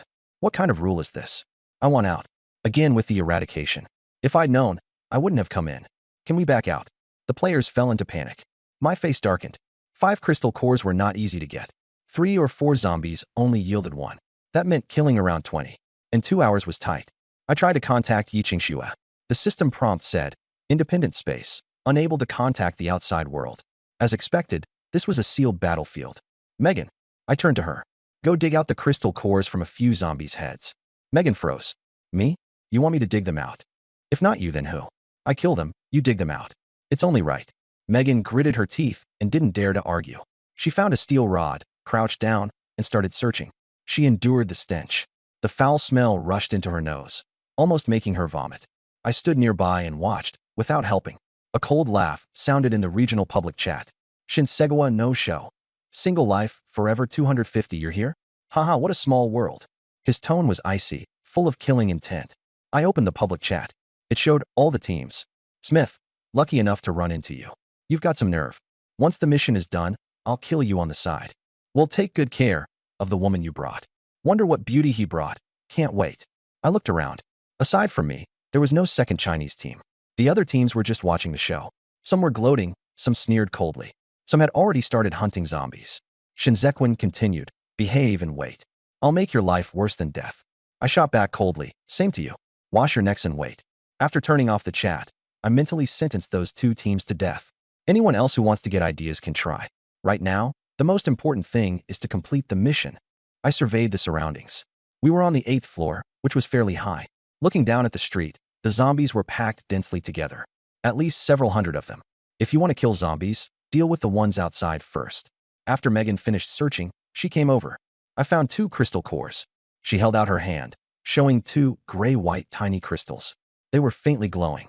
A smile tugged at my lips. Not bad luck. 3 zombies, 2 cores. Then I looked at Megan. From now on, you're in charge of searching. Megan almost spat blood. As a super celebrity, she was now being made to flip corpses and dig out crystal cores. But she didn't dare show any dissatisfaction. Got it, I asked. Rested enough? Time to work. Megan's face was pale, but she was much better than before. Get to work. I glanced over the rooftop and spotted a rusty water tower with a metal ladder beside it. Climb up there, I said. Attack from above with fireballs. Her attack power was strong, but her defense was weak, so the water tower would be safer. Megan climbed the metal ladder and stood on top of the tower. She condensed fireballs in both hands and nodded at me. I walked to the iron door, took a deep breath, and braced it with my body. Then I pulled out the steel pipe from my hand, yanked the door open hard, and hid behind it. Roar, roar, roar. 7 or 8 zombies rushed in and didn't notice me. Now, Megan swung both hands, hurling fireballs at 2 zombies. Boom, boom. Flames exploded as the zombies were engulfed. I slipped out, and a shield appeared around me. Bang! I shut the door and wedged it with the steel pipe. Ferocious roars came from the stairwell. 2 zombies lunged at me. Careful, Megan shouted. Their claws scraped against the shield. Thud! The zombies were sent flying back. They got up and kept lunging. I gripped the sickle in my right hand. Black and red mist coiled around it. With a whistle, the sickle flew out. The first zombie's head was severed. It swept toward the next few. Puff, puff, puff. Heads flew everywhere. When it struck at the 6th zombie, it went slightly off, grazing past its shoulder and dissipating. Megan stared dumbfounded. He's that strong. As the zombies rushed at me, I inwardly cursed my lack of mastery. My ability was only at 80% strength. With energy consumption at 60%, the shield vanished. A zombie pounced, but I didn't panic. I sidestepped and drove the harpoon downward into its neck. With a forceful lift, puffed. Its head flew off. The last zombie lunged from the side, but a fireball hit it squarely in the chest. Boom! The zombie collapsed. Megan came down from the water tower, her face pale. All 8 dead. Her eyes were full of disbelief. I nodded and wiped the sweat from my face. These zombies had been enhanced by the system, much stronger than during the trial period. Ordinary people could barely handle 1 zombie with 3 against 1. I had enhanced myself twice. My strength, speed, and endurance were 3 to 4 times greater. Taking on 2 was easy. With the shield and sickle, it was even more convenient. Megan, dig out the crystal cores. Her face sour, she crouched down and started searching. Out of 8 zombies, she found only 1 crystal core. Only 1. I frowned. Adding the previous 2, that made 3, still short by 2. My luck's run out. Why don't you do it? Megan hesitated. I stared her down. I'll do it. Looking at the time, there was still a little over an hour left. Kill 1 more wave and make it 5. At that moment, on the rooftop across from us, 2 figures appeared. 2 people from Sakura Country, the Shinsequan's destruction team. They had struck down 5 zombies, working in perfect coordination. The man holding the knife grinned when he saw me. So you're single forever 250? Finally met you. The other one stared at Megan, desire in his eyes. So you brought a foreign, big-breasted beauty. Shinsequan licked his lips. I heard she's Megan. Only a woman like her can handle our affection. Nishimura said. We'll wipe you out for now and come find you after the mission. Megan's face turned icy, killing intent surging. I'm going to kill you all. She hurled a fireball at me. I blocked her. Too far away, you can't hit. Her calm voice was icy cold. Ignore the trash. We'll settle accounts later. Kemisakawa sneered. Don't get killed by the zombies, or I won't be able to enjoy myself. He posted in the public chat. Found single forever 250, with Megan. Nice figure. The public chat exploded. Smith, Megan is ours. Don't you dare touch her. Kemisakawa. If you want to take care of Huan Nai and Kaneda, then we'll take care of Megan too. The two of them grinned sinisterly at us, then turned and went downstairs. I instructed them, keep killing zombies. The two of them worked together even more smoothly. I sent in 10 zombies. Without using a shield, I relied on brute force to deal with 2. 3 zombies lunged in, while fireballs burned the rest. I took care of 2 and felt the strain. Just as the last one's claws came down, a sickle appeared. It cut down even the burning zombie along with it. 10 zombies, 2 crystal cores. Adding the 3 from before, that was already 5. I didn't stop. Keep going. Crystal cores complete the mission, and they can also restore energy. I took 1 crystal core and absorbed it. A warm power flowed into my body, and my energy recovered by more than half. As expected, it works. Megan also absorbed 1. I found that my rate of absorbing crystal cores was twice hers. As expected of an SSS rank ability, the ability had another use. I killed 2 more waves of zombies, and after topping up the crystal cores, I even had 2 extra. I now had 7 in my hand. The 2 of us rested on the rooftop. Ding. The first stage has ended. Crystal core count is being tallied. Teams that do not meet the requirement will be immediately eliminated. The public chat was full of cries of misery. Someone yelled, I'm still 1 short. Someone else begged desperately for mercy. The system paid no attention at all. A few seconds later, all the IDs of those who had failed the task turned gray. Elimination complete.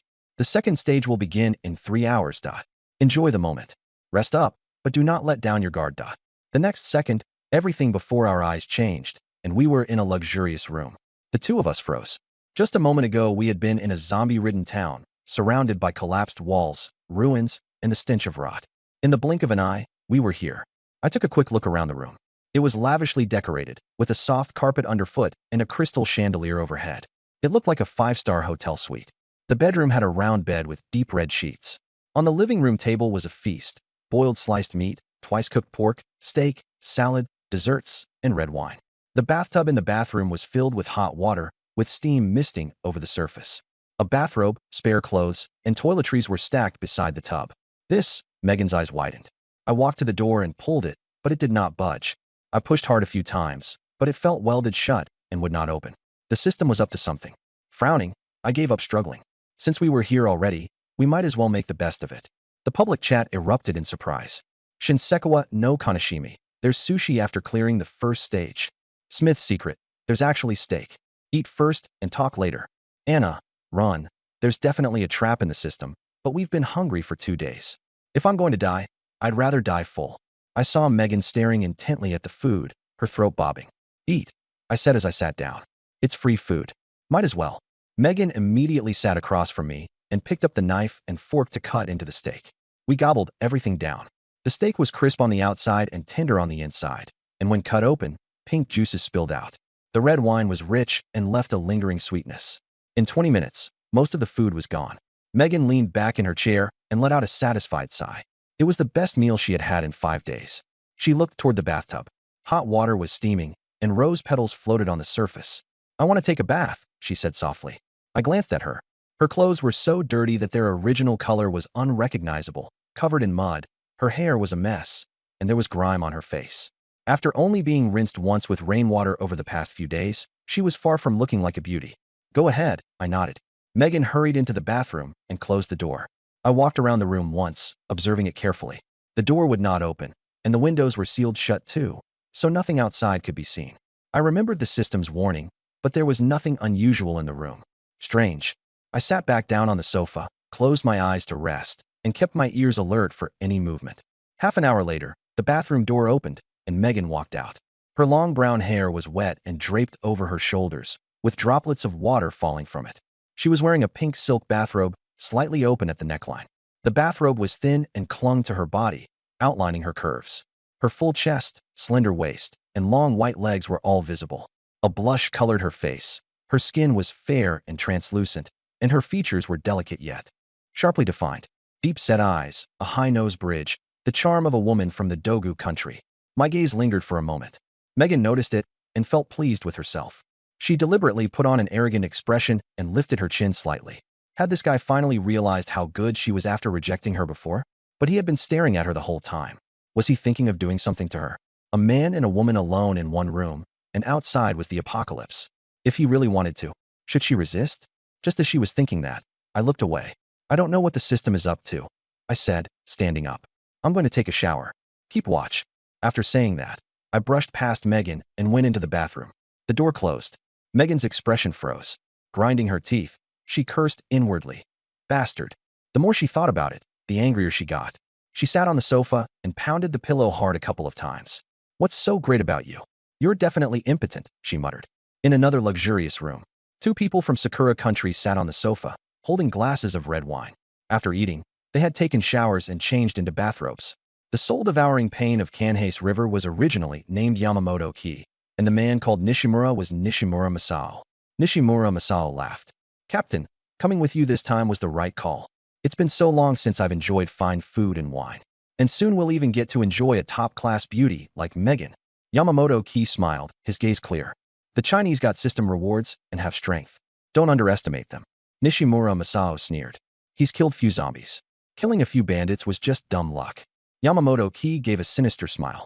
Be careful not to capsize the boat. Later we'll absorb the crystal cores to boost our strength, and then there'll be no mistakes. A private message popped up. Smith's secret. You Sakura country bastards, Megan is ours. Don't touch her. Yamamoto-ki snorted and ignored it. In another room, two Ing country men were furious. Smith slammed the table. They're ignoring us. His companion gritted his teeth. Find Megan first. Don't let them get there before us. The two Sakura country men drank red wine while discussing their plan. Nishimura Masao sniffed. Captain, do you smell something? It's very sweet. Yamamoto-ki frowned. There really was a faint sweet scent in the air, mingled with floral and fruity notes. An air freshener, maybe? Yamamoto-ki glanced at the aromatherapy lamp in the corner and didn't pay it much mind. Not long after, Nishimura Masao's body grew hot. Why is it so hot? He pulled open his bathrobe, revealing his muscles. Yamamoto-ki also felt something was wrong. It was as if fire were burning inside him, and heat surged through his lower abdomen. He suddenly realized. The scent is a problem. Nishimura Masao turned and stared at him, his eyes burning. See, Captain. Seeing that look, Yamamoto-ki's heart sank. The sweet scent grew stronger and stronger, and their breathing became more and more ragged. Fear surged in his heart. After I finished showering and came out, I smelled a faint sweet fragrance. At first I thought it was air freshener, but my body soon felt strange. Heat surged in my lower abdomen. My heartbeat quickened, and my blood seemed to burn. I looked at Megan on the sofa. Her cheeks were flushed, her eyes were hazy, and her breathing was rapid. Her fingers gripped the collar of her bathrobe, tugging it slightly. Do you feel a little hot? Megan's voice softened. My expression changed. No way. Is this the scent that stirs desire? What is the system trying to do? I bit the tip of my tongue to stay conscious. The sweet scent was everywhere, and every breath stirred up impulse. Megan stood up and stepped barefoot onto the carpet. She walked step by step toward me. Her bathrobe swayed, revealing her fair calves. Her gaze was no longer arrogant. It was hazy and scorching. When she walked up to me, her body softened. I instinctively put my arm around her. Soft warmth filled my arms. Her body was soft and warm, carrying the scent of body wash mixed with the sweet fragrance. My palm rested at her waist, and through the thin bathrobe, I could feel her delicate skin. Our eyes met at close range. I felt an astonishing softness against my chest, and Megan exhaled a wave of heat. Jiangyu. Megan's voice was slurred as her hands climbed onto my shoulders. I cursed inwardly. I wanted to struggle for reason, but the clarity in my eyes was disappearing, replaced by scorching flames. I bit my tongue, and the pain gave me a moment of clarity. But soon it was swallowed by an even fiercer impulse. Forget it. Too lazy to resist, I lifted Megan in my arms around the waist and turned to walk toward the bedroom. Megan didn't struggle. She wrapped her arms around my neck, her expression alluring like a blooming rose. The bedsheets were deep red, and the lighting was ambiguous. Two figures intertwined. After a long while, I leaned against the headboard with her in my arms. She looked as though she had been fished out of water, covered in sweat. Her wet hair stuck to her cheeks and neck. Her skin was flushed, and her breathing hadn't yet steadied. The look in her eyes toward me was resentful and complicated. She hadn't expected to end up with me in such a muddled, half-dazed way. Before this, I had left her outside starving for several days, and she'd been holding back anger. Later, after awakening her ability, she had wanted to challenge me, only to be crushed. After that, I brought her to the hunting grounds to do hard labor and even made her dig out crystal cores. She'd been bottling up resentment the whole time. Now I hooked a finger under her chin and forced her to look up. Unhappy, my voice was low. You came to me on your own just. Now, if you want to blame someone, blame the system. Megan blushed. I'm not unhappy. She pushed my hand away, wrapped herself in the bathrobe, and limped into the bathroom. As soon as she sank into the bathtub, the scent became even stronger. She let out a muffled groan, and her face turned even redder. I pushed the door open and glanced over at her. The system's taste is really twisted. The others are in for it. A voice came from the regional public channel. Baka. System, let us out. I want to kill zombies. Smith cursed. Fuck. What the hell kind of mission is this? The public chat was filled with wails. Only the mixed-gender team stayed silent. Hearing this, I felt relieved that our team was all women. Megan let out a sigh when she saw me approaching. An hour later, the two of us came out fully geared up. In the Sakura Nation room, Yamamoto Ki sat on the bed with a darkened face. Nishimura Masao knelt on the floor, trembling. Captain, the system must have made a mistake. Yamamoto Ki grabbed a short blade and slashed the bedside table in one strike. He hacked and smashed wildly, making wah-wah noises. Nishimura Masao lay flat on the floor, not daring to move. Yamamoto Ki panted, System, why are you doing this? Absorb crystal cores and increase your strength. The system prompt appeared. Did you rest well? Are you satisfied with my little test? Now entering the second stage. There is no punishment, just survived. The players showed joy. A flash of white light, and the scene changed into a corridor. It was narrow, 2 meters wide, with metal walls and dim lighting. Roar, roar, roar. More than a dozen zombies surged out from front and back. Damn it, I swore. Someone in public chat shouted in despair. What the hell kind of game is this? A faint golden barrier formed around me, covering the two of us. The death scythe took shape. Go. The scythe howled forward, severing 5 heads in the rear. The zombies in front lunged in. I swept the harpoon sideways and knocked them back. Megan condensed fireballs and hurled them at the zombies. Flames exploded, burning the zombies down to skeletons. She crouched to dig out the crystal cores and found 3. Roar, roar, roar. More than 20 came again. Megan panicked. More again, I said calmly. What's there to panic about? Megan condensed a huge fireball and threw it out, the explosion swallowing 7 or 8 zombies. I withdrew the barrier and fought them with my bare body. The harpoon pierced through one zombie's chin. The shaft smashed the skull of a second zombie. In 3 minutes, all 10 zombies were down. Megan found 5 crystal cores and handed them over. Roar, roar, roar. More came from deep in the corridor. Still more? I've used up my fire. Megan changed color. Back off, I said in a low voice. More than 20 zombies surged from front and back. I concentrated all my strength to form the death scythe, black-red mist thickening around it. Cut! The scythe screamed through the air, slicing the 10 zombies behind me in half. It turned the corner and shaved off 2 heads. Only after killing the 4th one did it finally dissipate. I gripped the spear and rushed into the zombie horde. Megan gritted her teeth and used up the last of her energy to hurl out several fireballs. 3 minutes later, the last zombie fell. More than 20 corpses lay in the corridor, black blood everywhere, the stench overpowering. I panted heavily, drenched in sweat. Megan's face was pale. Dig out the crystal cores, I said. Megan wasted no time and rummaged through the pile of corpses, finding 6 of them. Including the ones from before, we now had 14 in total. You keep 4. Give me the rest. Megan nodded and began absorbing them. I sat cross-legged, holding 5 crystal cores in each hand. Absorbing 10 at once, energy surged into my body. My bones crackled, my muscles swelled, and a purple light flashed across my skin. Half an hour later, I opened my eyes, a sharp gleam flashing through them. I stood up, my entire body brimming with strength. If I ran into 20 zombies now, I could handle them all by myself. Let's go. Just as I took a step forward, the scene before me changed. The next moment, we found ourselves in an empty plaza. Long live being single 250, you finally arrived. A cold laugh echoed. I scanned the surroundings, ruined buildings, a gray sky, and an eerie silence. The zombies were all gone. In the center of the plaza stood 70 to 80 people, all staring at me. Above each of their heads floated semi-transparent text, showing their nationality and team name. My gaze locked onto Yamamoto Taro and Nishimura Masao, a dozen meters away. The two of them were staring at me like venomous snakes. When they saw Megan, their eyes filled with naked desire. Megan's white t-shirt outlined her proud curves, her fair skin especially eye-catching. All the men present were staring at her. "I've been waiting for you." Yamamoto Taro licked his lips. "No one's leaving today." A cold smile curled at the corner of his mouth. "What a coincidence. I was looking for you too." I stepped forward. Megan gathered fireballs in both hands, warily scanning her surroundings. Smith and his companions walked out and stood beside Yamamoto Taro. "Fuck, trying to snatch Megan in public? You're asking for death," Yamamoto Taro said with a sinister smile. "Don't get too heated. Let's take down the Huaxia guy first. Make him watch helplessly as the woman pleasures us right in front of him." Smith's eyes burned with fury as he glared at Megan. "Deal." He turned to me.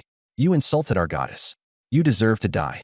I swept my eyes over the entire crowd, 70 to 80 people, 30 to 40 squads.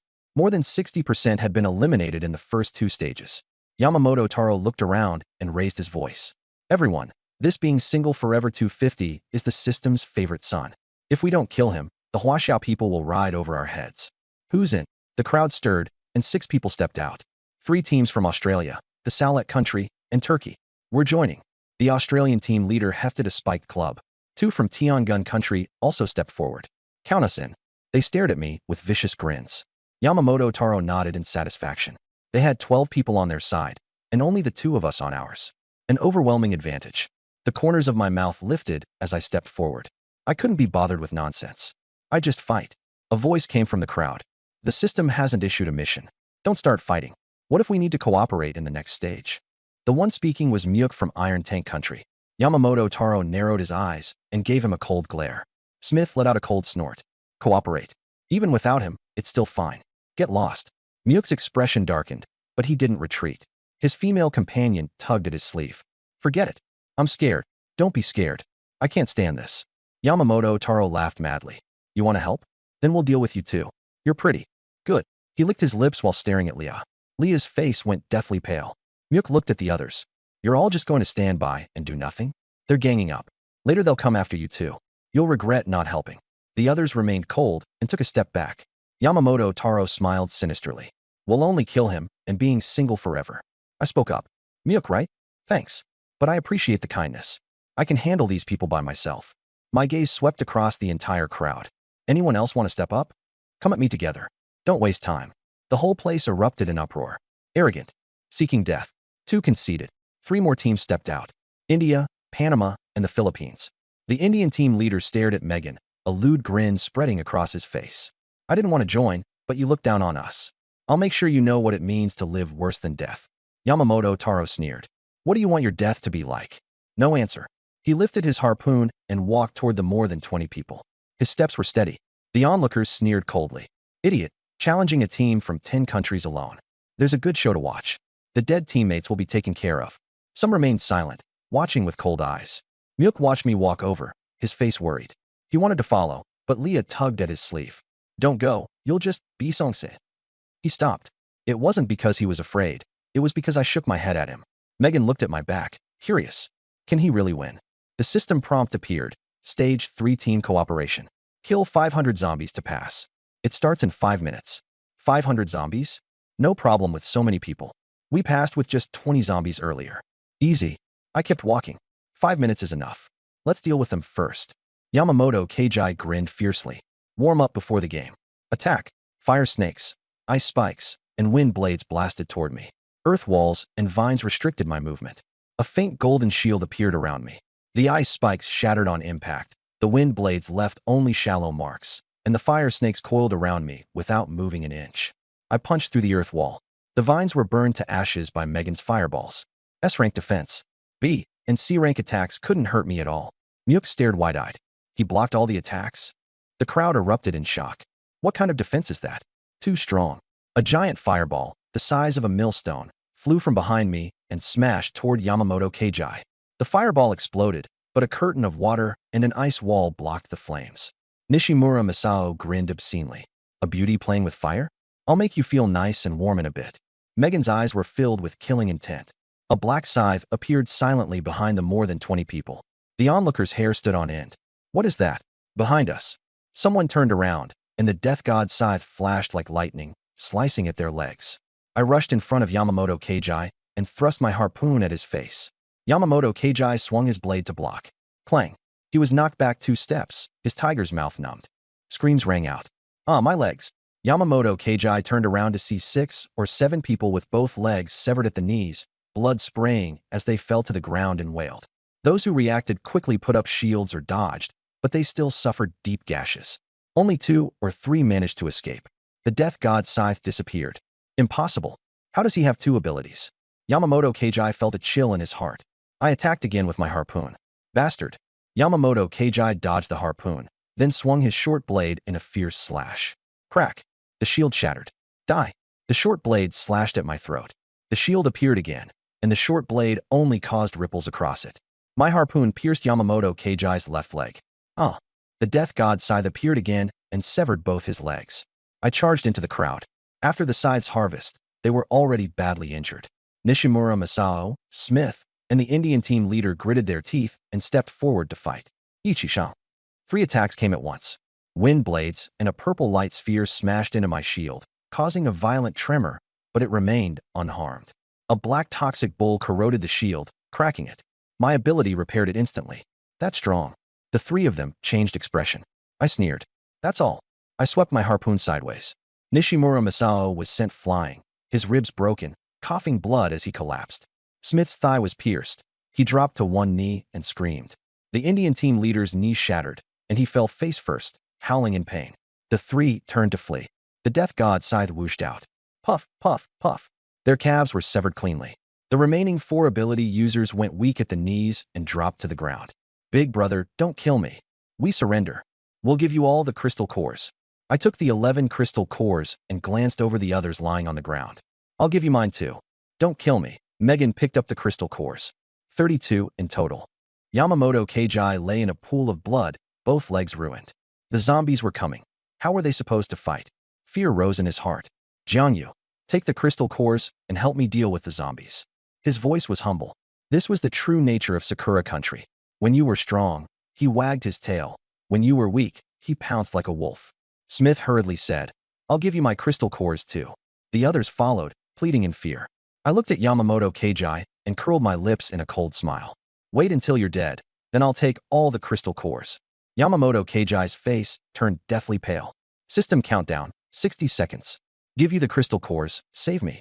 Yamamoto Keiji panicked. Smith shouted, I don't want to die. Some people were tempted. I swept them with my gaze. The crystal cores are mine. Immediately, they all shook their heads. Bastard. Zanbinmu cursed, and Megan threw a ball of fire that burned his left hand. I summoned the death scythe and severed the legs of several men. Keep your word. When did I ever say that? I spread out my left hand, and crystal core powder fell away. 3 had already been absorbed. I was in peak condition. Megan also absorbed a crystal core. The countdown ended. Roar, roar, roar. Hundreds of zombies poured in from all directions. Zanbinmu and the others were the first to suffer. No. Zanbinmu crawled backward frantically. Zombies lunged and bit at his shoulder. Jiangyu, Sakura country will not let you get away with this. More than 20 people were swallowed by the zombies. My shield blocked 5 zombies. The death scythe spun, and 5 heads flew up into the air. If you need help, just hand over crystal cores, I said to the people in the square. The man from Shillong country was dissatisfied. What kind of thing is this? Taking advantage of the situation, someone chimed in.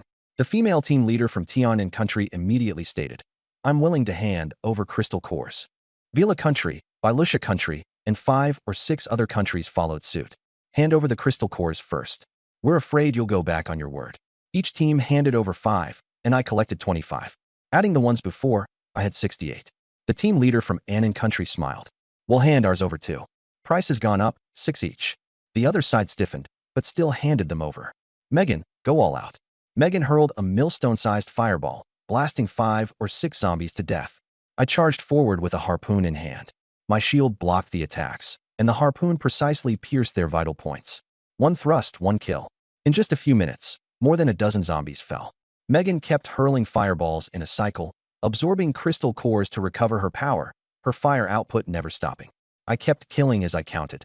25, 26, 31. The 2 from Rakshasa country worked in perfect sync. The burly man smashed skulls with a sledgehammer, while the other froze the zombies with ice armor. As for the teams that handed over crystal nuclei, I'd take care of them. When someone got surrounded, the death scythe would immediately cut down the threat. The captain from Anon Country moved up beside me. 3 zombies came at him, and he shouted, "Help!" I frowned, but still went on killing the zombies. Liao was being besieged by 3 zombies, and Mook was tangled up with 4, unable to break free. The death scythe came down and severed 2 heads. "Thank you," Liao said gratefully. "Thank Mook," I said. A man from Shilon Country was surrounded by 7 or 8 zombies and cried out, "Help!" 10 crystal nuclei, I said. "Robbery during a fire," he shouted. I turned back and continued killing zombies. "I'll give 11, the man compromised. "Deal." The death scythe killed 3 zombies. The other teams all shouted, "We'll give crystal nuclei too." I looked at those teams that were about to collapse and nodded, setting the price at 11 crystal nuclei. They were heartbroken, but their lives were more important. One after another, they took out crystal nuclei and threw them over. Megan held a pile of bags containing crystal nuclei, her face full of joy. "Take money, do the work." I no longer used the harpoon. I focused on controlling the scythe to protect my clients. Wherever danger arose, the scythe would go and kill the zombie posing the greatest threat. In the center of the field, I maintained the shield barrier. Zombies slammed into the shield and were bounced back. After a few times, they turned to attack others. The thin captain from Anon Country rolled his eyes, then squeezed right up next to me. "Mr. Jiang, you've worked hard. We'll stay right beside you." A flattering smile covered his face. The small team from Abani Country also squeezed over and found a spot behind me. The 2 teams hid within the shield, taking turns absorbing crystal nuclei. "Captain, is this really okay? We didn't hand over crystal nuclei for nothing. Staying safe while recovering is worth it. So that Chinese guy is just useful labor." The 2 exchanged glances, both looking pleased. "So what if he's strong? Isn't he still being led around by us?" The captain from Anon Country chuckled softly. The 2 from Abani Country hid behind me, shouting for help from time to time. The scythe cut down the zombies, and they kept absorbing. A faint smile curled at the corner of my mouth as I noticed their little scheme. The other teams didn't try to piggyback off us, afraid of offending me. Although they had my protection, they still fought zombies themselves. As time passed, the zombies gradually grew fewer. The square was piled high with corpses, black blood streaming across the ground. I told Megan to watch over the client's safety. "If anyone's in danger, keep an eye on them." She nodded and condensed fireballs to patrol. I sat down cross-legged and took out crystal nuclei to absorb. Maintaining 2 abilities at once had been costly. My energy had dropped by 30%. A warm current surged into my body. 2 minutes later, I had absorbed 5 crystal nuclei and returned to peak condition. The battle was drawing to a close. The last zombie had its head smashed in by the Rakshasa burly man. "It's over," someone slumped to the ground. More people were gasping for breath, covered in injuries. Only the 4 of us, me, Megan, Anon, and Abani, still looked energetic. The captain from Anon Country stretched and looked at the slumped figures with an arrogant smile. "Look at how exhausted they are." "Your method really was the best," Abani chimed in. They looked at me with amusement. Megan dug out 15 crystal nuclei, and Yamamoto Muna found more than 20. Counting the ones we just got, there are over 100 now. I nodded. The system prompt sounded. "Congratulations to all teams for successfully killing 500 zombies. Now ranking each team's performance. Criteria: kill count, contribution, performance. The bottom 2 teams will be wiped out immediately. If you want to die, don't complain. Think about whether you put in any effort." The air froze. The captain from Anon Country's smile stiffened. He turned to look at me, trembling. During the whole battle, they had only killed 2 zombies, while hiding behind me and absorbing crystal nuclei. The 2 from Abani Country went deathly pale. The other teams watched with glee. Serves them right for being slick and lazy. Didn't they understand how the system works? The man from Shilon Country was secretly delighted. At least he had killed 6 or 7. The captain from Anon Country said in a trembling voice, "Wasn't this cooperation? Why is there a ranking? Why rank us? I don't want to die." The 2 from Abani Country roared in anger. Ranking statistics in progress. The system ignored them. The 2 teams collapsed onto the ground. Ranking ended. I stood where I was, my expression calm. I had long since figured out the system's nature. Hadn't it always been digging pits for us? From the trial period to the crystal hunting battlefield. I hadn't blown up before, first to build a reputation, and second to wait for the system to deal with those who didn't try. Megan curled her lip. "Trying to be clever and screwing yourself over serves you right." This kill ranking. First place, Team Single Forever 250, Huaxia, 57 kills. Second place, Team Charming Katia, Rasia, 21 kills. Third place, Team Ronnie Riverside, Kingdom of the Pyramids, 15 kills. Everyone looked at me. 2 people had killed 57, nearly 3 times Rossia's total. The 2 from Rossia stared wide-eyed, announcing the last 2 teams. Team Everyday is so happy, Abani, 3 kills. Team Wisdom Ape, Anon, 2 kills. The losers will be erased immediately. No, the Anon team leader let out a desperate roar. From beneath their feet, gray-white dust spread outward by several inches. In a few seconds, the 4 of them turned to flying ash. The ground was left with only 4 piles of powder. Everyone's scalp tingled. Remaining players, prepare yourselves. The final stage will begin in 3 minutes. Survive to receive generous rewards. The crowd lit up with joy. It's the last stage. Just survive and get rewarded. I hope it's cooperation again. More people looked at me. With this big shot here, there's no problem. But I felt an instinctive unease. The system won't let us pass so easily. Megan asked quietly, "What are you worried about?" The system likes to spring surprises. The final stage won't be easy. Megan's expression changed. It's scheming against us again? Not sure, but being careful never hurts. I took out crystal nuclei and started absorbing them. 3 minutes was too short. I absorbed 10 crystals, but there was still no sign of a breakthrough. The crowd gathered together, holding their breath. Then, roar. A piercing roar came from the east side of the plaza.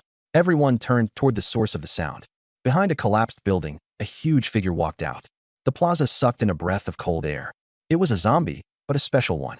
It was 2.5 meters tall, with dark red, armor-like skin. Its muscles bulged like coiled steel.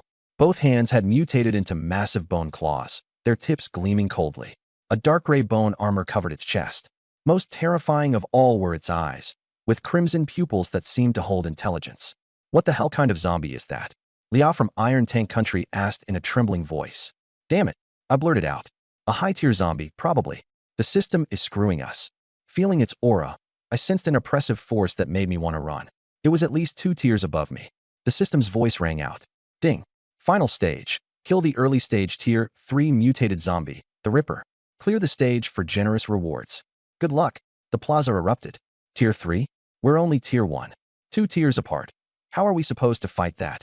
Please let us swap for a weaker one. Everyone panicked. The system gave no response. The Ripper let out a wild roar and charged, shaking the ground. Attack together. I shouted angrily. The Scythe of Death took shape and shot straight for the Ripper's neck. All the awakened abilities were unleashed at once. Fireballs, ice spikes, wooden thorns, lightning, all on ing toward it. Boom. When the smoke cleared, everyone stared. The Ripper was still standing, with only a few charred marks on its body.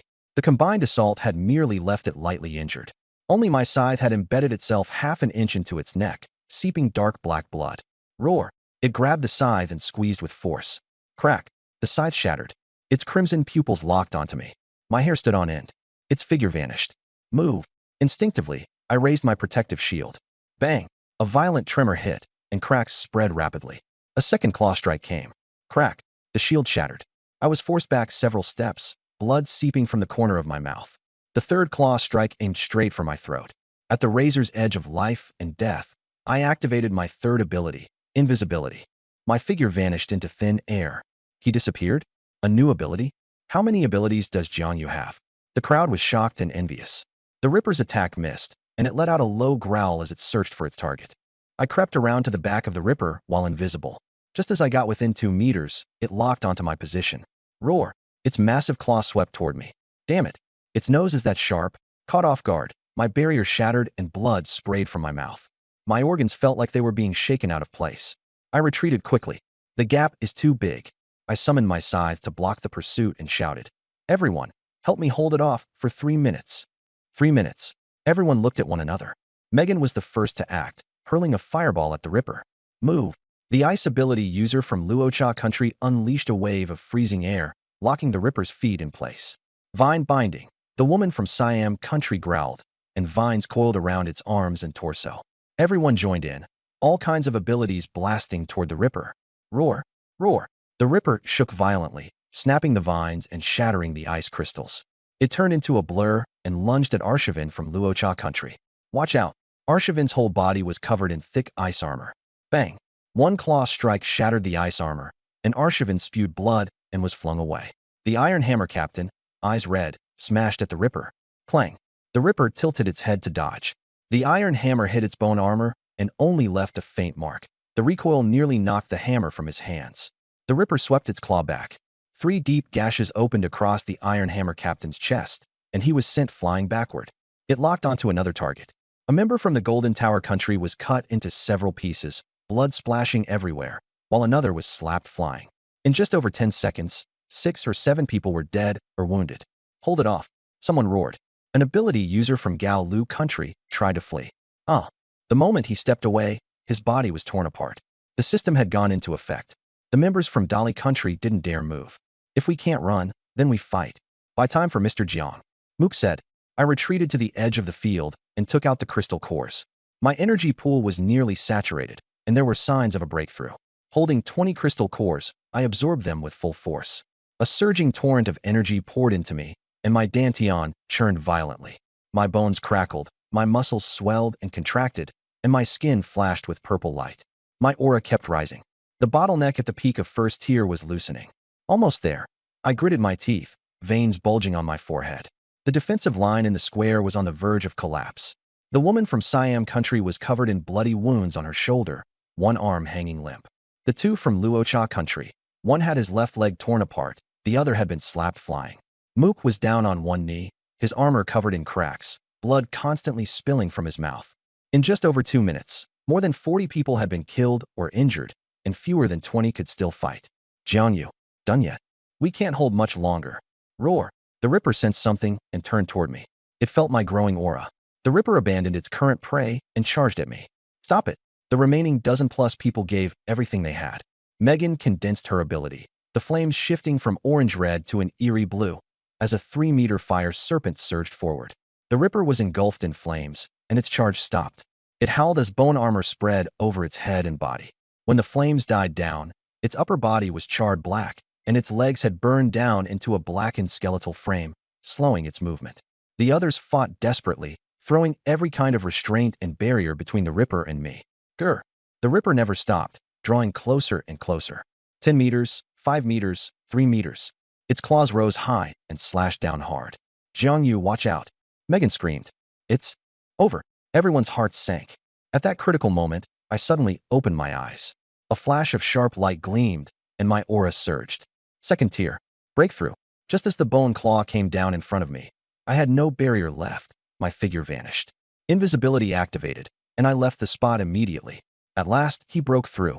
Megan clutched her chest. The others also breathed a sigh of relief, but they were still worried. "Only second tier. Can he really handle a third tier?" No one spoke. They all watched the battle in silence. The Ripper's strike missed, and its blood-red pupils spun wildly. This time, it could no longer sense me. At second tier, my invisibility was even more concealed. The Ripper could only flail its claws around blindly. I used snake-like footwork to circle behind it. Taking a deep breath, I split the energy in my body into 2 streams. One stream controlled the Death Scythe, which had become even more solid than before, its blood-colored patterns flickering with a dark glow. The other poured into the harpoon, whose shaft trembled as if it might explode apart. Invisibility concealed the weapons in my hands as well. Roar.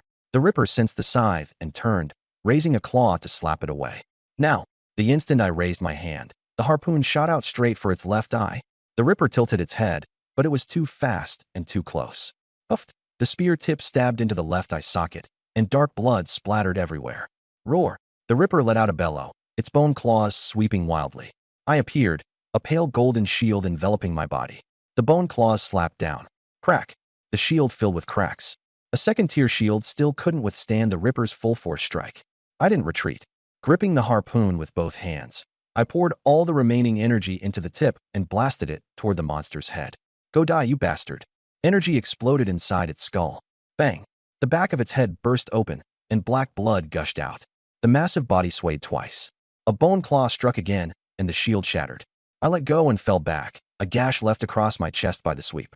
I coughed up blood and was thrown 3 meters away. Ignoring the injury, I stared fixedly at the Ripper. Boom. The Tier 3 zombie collapsed to the ground. After struggling for a few seconds, it stopped moving. Dead. The square fell silent. Everyone stared blankly at the corpse, then at me kneeling on the ground. The wound across my chest was deep, blood dripping nonstop. "We won." Someone said it in disbelief. The next second, earth-shaking cheers erupted. Some people collapsed, some burst into tears, some laughed, Some cried bitterly. Muka helped Leah up and gave me a heavy nod. The Siamese female team leader sat on the ground, eyes filled with relief. The Rakshasa hammer-wielding man lay in a pool of blood, a faint smile on his lips as he looked at my back.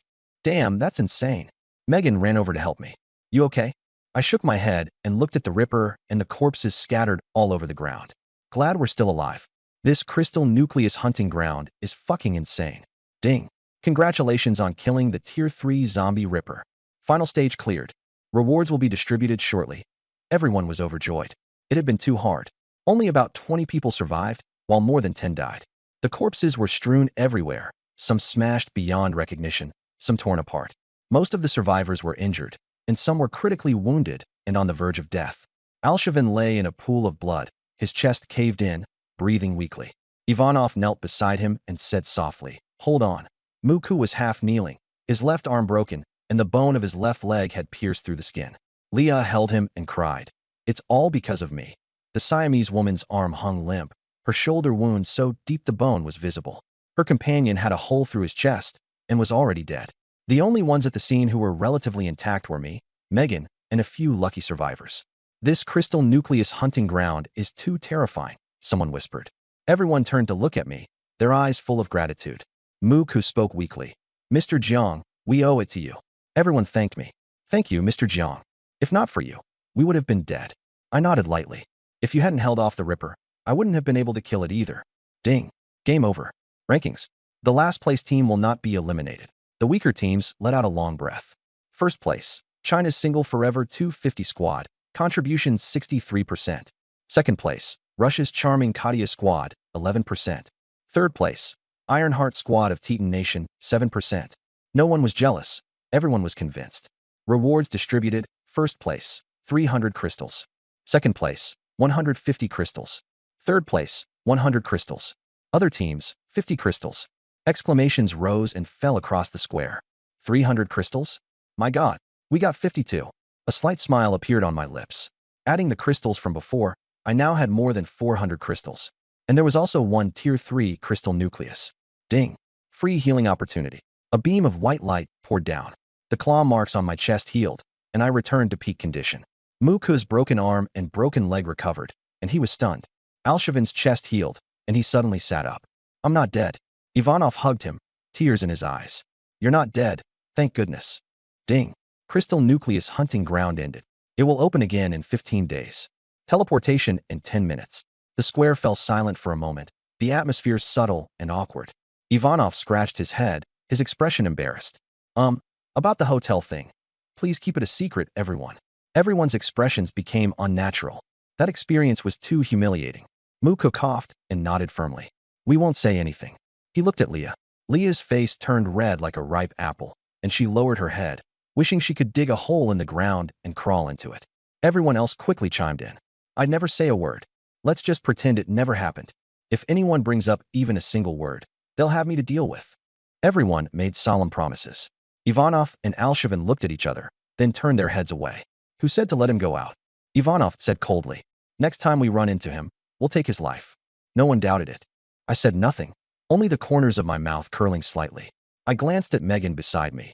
There was a flush on her face, but she quickly returned to normal. Everyone fell silent, waiting for the teleportation. In their hearts, they were all thinking the same thing. Finally, they could go back. This trip had nearly cost them their lives. It had been far too dangerous. The public channel outside was bustling with activity. One survivor after another appeared, chattering excitedly about their experiences. Player unrelated to romance and style.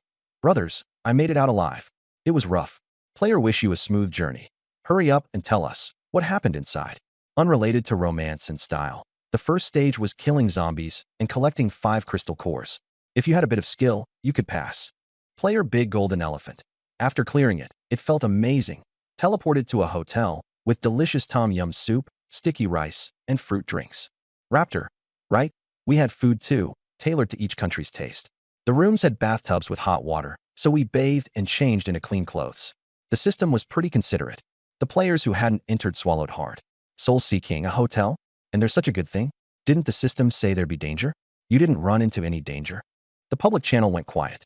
Then a player from India spoke up. "How could there be no danger? Haha, I was in the hotel. Before he could finish, St. Euro Rose jumped out. Trash. Think carefully before you speak. Her tone was icy, the threat unmistakable. So she was the team leader who had received the system's reward. She had never spoken up in the past. Then many players from the Crystal Core hunting grounds began chiming in. Beer extra large cup.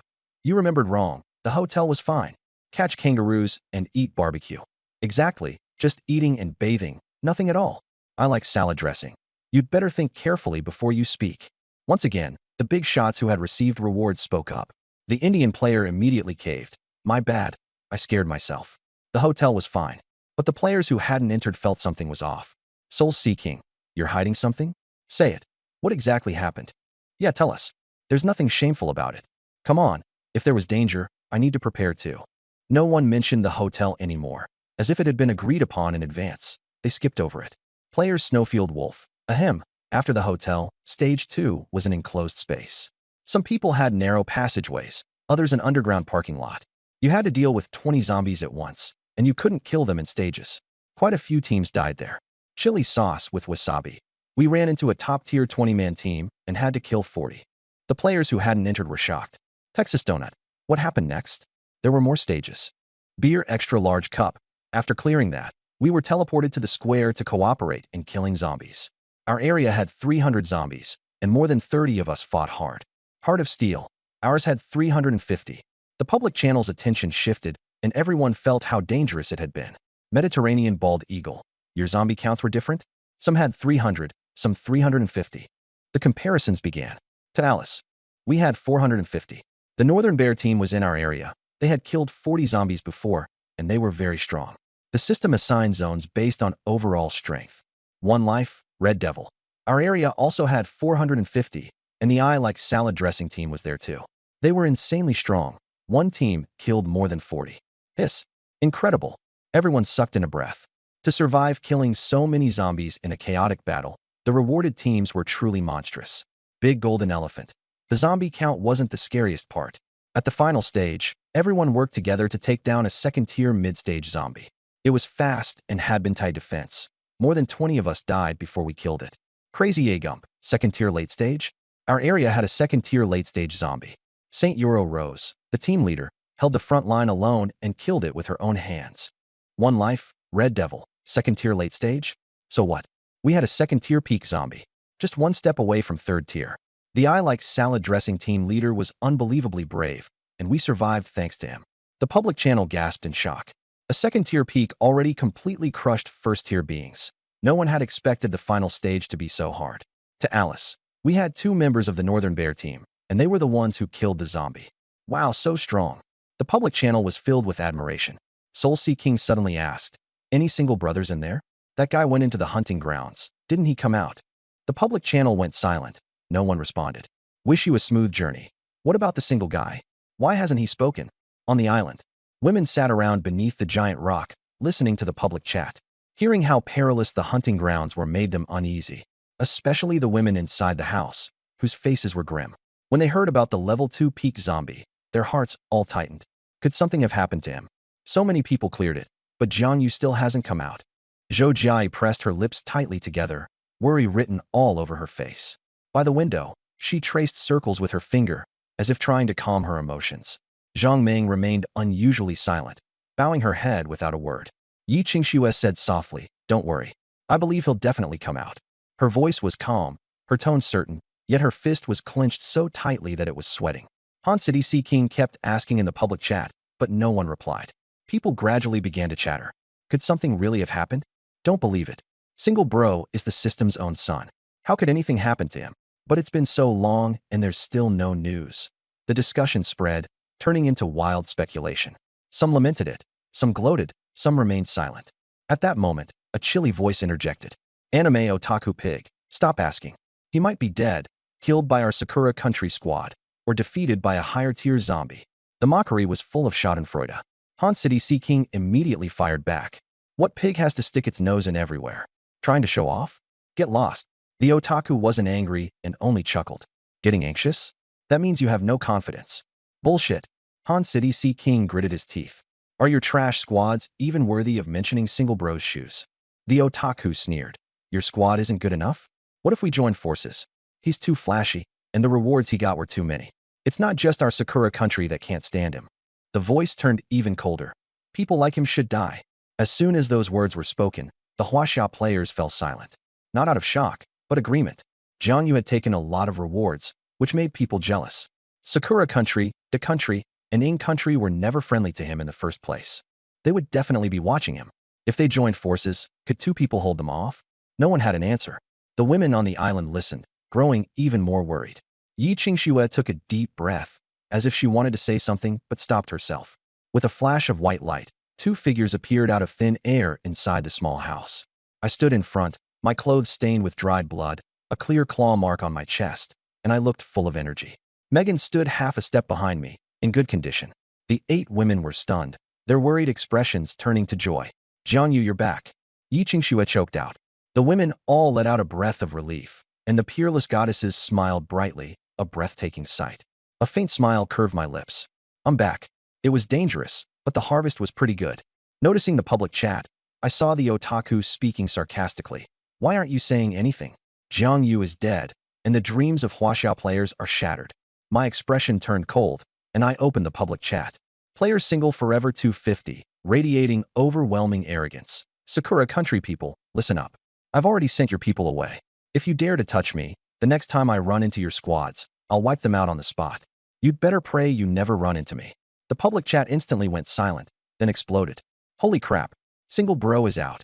I knew he wasn't dead. Sent away? He killed people from Sakura country? Nice job. Han City Sea King finally felt proud. Single bro is finally out. I was just fighting an uphill battle. Those Sakura pigs were too noisy. You came out and slapped their faces swollen. So satisfying. The otaku was silent for a few seconds. Consider yourself lucky. Next time won't be so easy. I ignored him. Player Musashi River challenged. Single forever. You dare kill Sakura country people? Big talk. Let me tell you this. When you meet Huaxia squads, I'll wipe out everyone I see. The atmosphere in the public chat dropped to freezing point. Sakura country players cheered, while Huaxia players burned with anger. I was about to speak when player, like salad dressing, spoke first. Donghua team, listen up. If you run into the Huaxia team, kill them all. His tone was calm, but every word was dripping with killing intent. Received, the Donghua team replied. The Yinghua, 2AO, and Tiangun teams followed suit. The Huaxia team won't get out alive. I've long disliked them. The Huaxia players weren't intimidated. Wish you a smooth journey. A bunch of lapdogs wagging their tails so happily. Beating old bastard like a groundhog. Huaxia isn't scary. If you've got the guts, come at us. Soul Sea King mocked them, a bunch of trash. Big bro single life will teach you how to behave. The two-dimensional shut-in pig was furious. If you've got the guts, next time you enter the Crystal Core hunting grounds, I'll kill you myself. Soul Sea King smirked. With single life bro around, I'm not worthy of making a move. Go find him. He specializes in dealing with the unconvinced. The shut-in pig roared. Baka, in a month, you'll be dead. Someone asked, we've been talking for so long. Does anyone know what kind of zombie single life Forever 250 ran into? Was it also peak second tier? Peak second tier was currently the highest difficulty. Northland Bear and like salad dressing had both cleared it.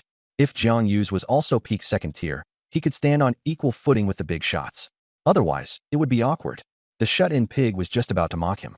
Yana, the durian picker, jumped out and said, peak second tier? Wasn't the final enemy a third-tier early-stage zombie? The public chat went silent. Everyone's brains short-circuited. Third-tier early stage? Someone typed shakily. What did you say? Third-tier zombies. Yana was confused. Yeah, the final one was a third-tier early-stage zombie.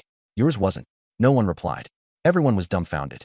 They had thought peak second tier was the limit. After Northland Bear and like salad dressing cleared it, the public chat had already been shocked. And now there was a third-tier early-stage zombie? A first-tier awakened facing a zombie, one full major tier higher, would get crushed. Absolutely crushed. Texas Donut said in a trembling voice. Impossible. A third-tier zombie could still be alive. Yana was unhappy. Am I lying to you? There were over 40 of us. More than 10 died. Many were seriously injured, and we nearly wiped out. Surviving was no easy feat, Dunn added. Of course, when we killed the Ripper, Mr. Jiang made the biggest contribution. If he hadn't broken through to second tier and held the front line by himself, we'd all have been finished. The public chat fell silent.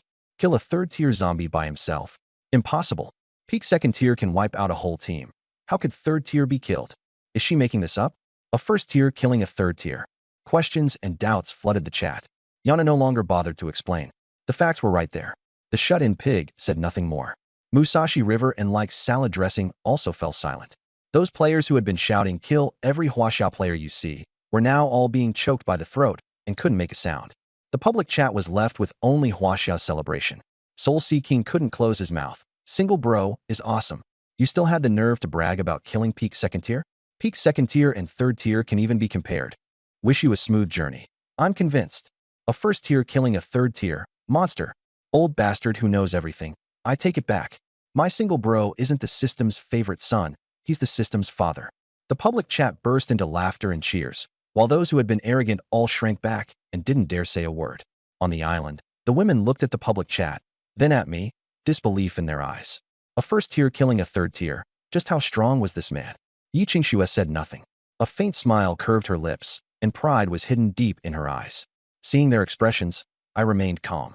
After going through life and death battles in the Crystal Core hunting grounds, I truly experienced the power of the copied ability. The Crystal Core hunting grounds weren't only about crystal cores. The combat experience let me break through to second tier and gave me the chance to see third tier zombies. Those things were far more valuable than a few hundred crystal cores. I'd go to the hunting grounds again next time, but first I needed to consolidate my strength. I looked at Megan. She was also looking at me. Then she said, "I'd better go outside." The Crystal Core battlefield had brought her and me a step closer, but back on the island, facing the others still made her uncomfortable. She wasn't familiar with the girls. Being in the room was awkward, so it was better to go outside and stay with Sylvan. I nodded and handed her 20 crystal cores. "Take these. Hard-earned fee. Enough for you to reach peak. First tier." Megan took them, and her fingers brushed my palm, pausing slightly. She looked at me deeply before walking out the door. Sylvan came up to her, gossip gleaming in her eyes.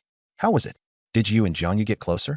Thinking of the wild scene at the hotel, Megan blushed and nodded. Dailise, Maivika, and Kamani squeezed over. "Tell us, what exactly happened in the Crystal Hunt battlefield?"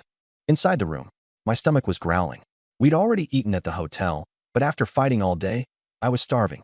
I looked at the women. "Let's cook first. I'll tell you while we eat." After the food was served, 8 women gathered around and sat with me. I ate first, slowly telling them about my experience on the Crystal Hunt battlefield. I spoke in a light, casual tone, but they listened in terror and shock.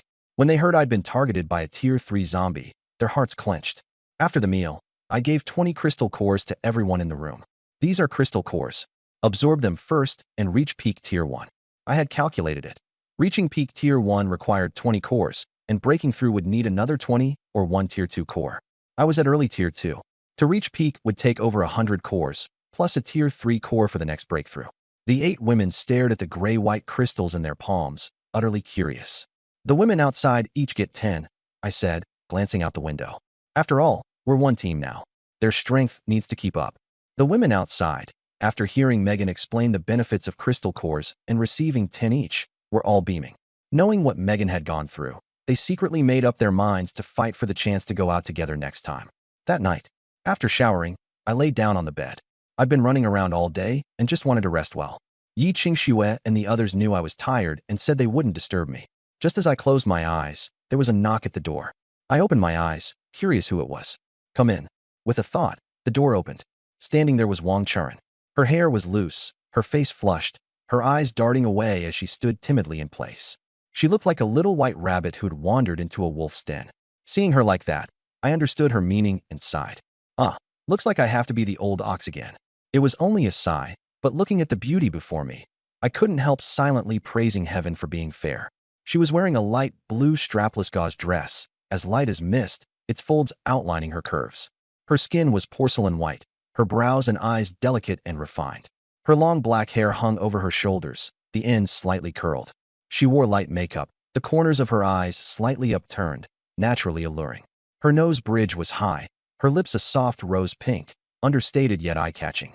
At 1.7 meters tall, she had long, straight legs and perfect proportions. Beneath the gauze skirt, her fair calves were faintly visible, the lines smooth and graceful. When she wasn't smiling, her brows and eyes were cool and noble. Right now, though, she was nervous, her lips pressed together, eyelashes trembling, making her seem much more fragile. I'd seen plenty of beauties. Yi Qingxue was cold and stunning. Zhang Ming was seductive. Megan was sexy. But Wang Churen was different, beautiful, refined, and full of spirit. Her hands were clasped together, at a loss, so nervous she didn't know what to do. I smiled teasingly. Now that you're here, what's there to be shy about? Come over. Her cheeks flushed red. She bit her lip and took a few long steps to the bedside. The hem of her gauze dress swayed, revealing a glimpse of her pale knees. The door behind her closed automatically. With a soft click, her delicate body trembled like a startled deer. Seeing her look like a little white rabbit who'd barged into a wolf's den, I laughed. I reached out and gently pulled her. She wasn't prepared, stumbled forward with a soft cry, and fell into my arms. Her softness settled against me, carrying a faint fragrance. My hearing was sharp enough to catch the rapid beat of her heart. Feeling mischievous, I lowered my voice with a chuckle.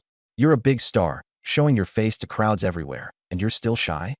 Her face turned even redder, and her voice grew softer. When I'm not filming, I've never been this close to a strange man. I raised an eyebrow, curious. You had 2 ex-boyfriends, both top-tier celebrities, right? She looked up in panic and hurriedly denied it. They were all rumors, scandal, company hype. I've never actually dated anyone. I smiled, remembering what Zhang Ming had said. Zhang Ming really wasn't lying. You really are different from the rumors. Her eyes filled with curiosity, as if she wanted to ask what Zhang Ming had said. But I changed the subject. You hid food when eating, then went to shower. Were you using food to trade for clothes and cosmetics? Her face burned hot, and she wished she could crawl into a hole. She had thought her little tricks were unnoticed, only to have them seen through completely.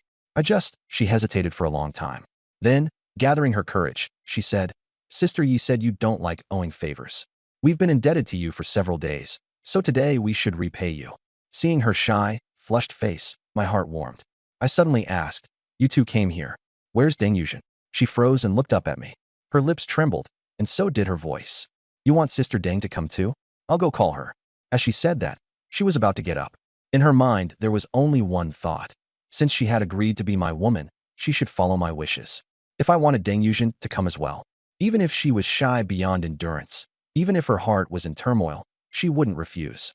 At first, she mustered the courage to come to me because she was starving and had nowhere else to turn. I was the only one who could provide food. In these past few days, she watched me kill bandits, crush squads, and slay third-tier zombies. One astonishing thing after another with her own eyes changed her mindset. Seeing too many handsome male celebrities in the circle, but most of them are delicate and weak, she'd grown aesthetically fatigued. She likes masculine men, men who can give her a sense of security. That's exactly the kind of man I am. Wang Charan's thoughts flashed like lightning. One hand braced on the edge of the bed. She really wanted to get up and call Deng Yuzhen. The moment she moved, I immediately grabbed her. All right, I said with a smile, wrapping an arm around her waist and pulling her back into my arms. It's so late already. Let's rest first. No need to run around anymore. Pulled back by me, she pressed against my chest and felt my strong heartbeat. Hearing the words, rest, the blush on her face rose again. Just as she was about to speak, I lowered my head, smiling, and brought my face close to her lips. My gaze fell on those tender, tempting lips of hers. Under the light, her lips glistened faintly, like ripe cherries, inviting one to pluck them. Her breathing instantly lost its rhythm. She wanted to speak, but before she could, I had already pressed in. A warm sensation covered her lips. All sound was sealed back inside. Her mind went blank, and her hands didn't know where to go. In the end, they weakly rested on my shoulders. That's exactly the kind of man I am. Wang Charan's thoughts flashed. Bracing herself on the edge of the bed, she wanted to get up and call Deng Yuzhen. The moment she moved, I held her back.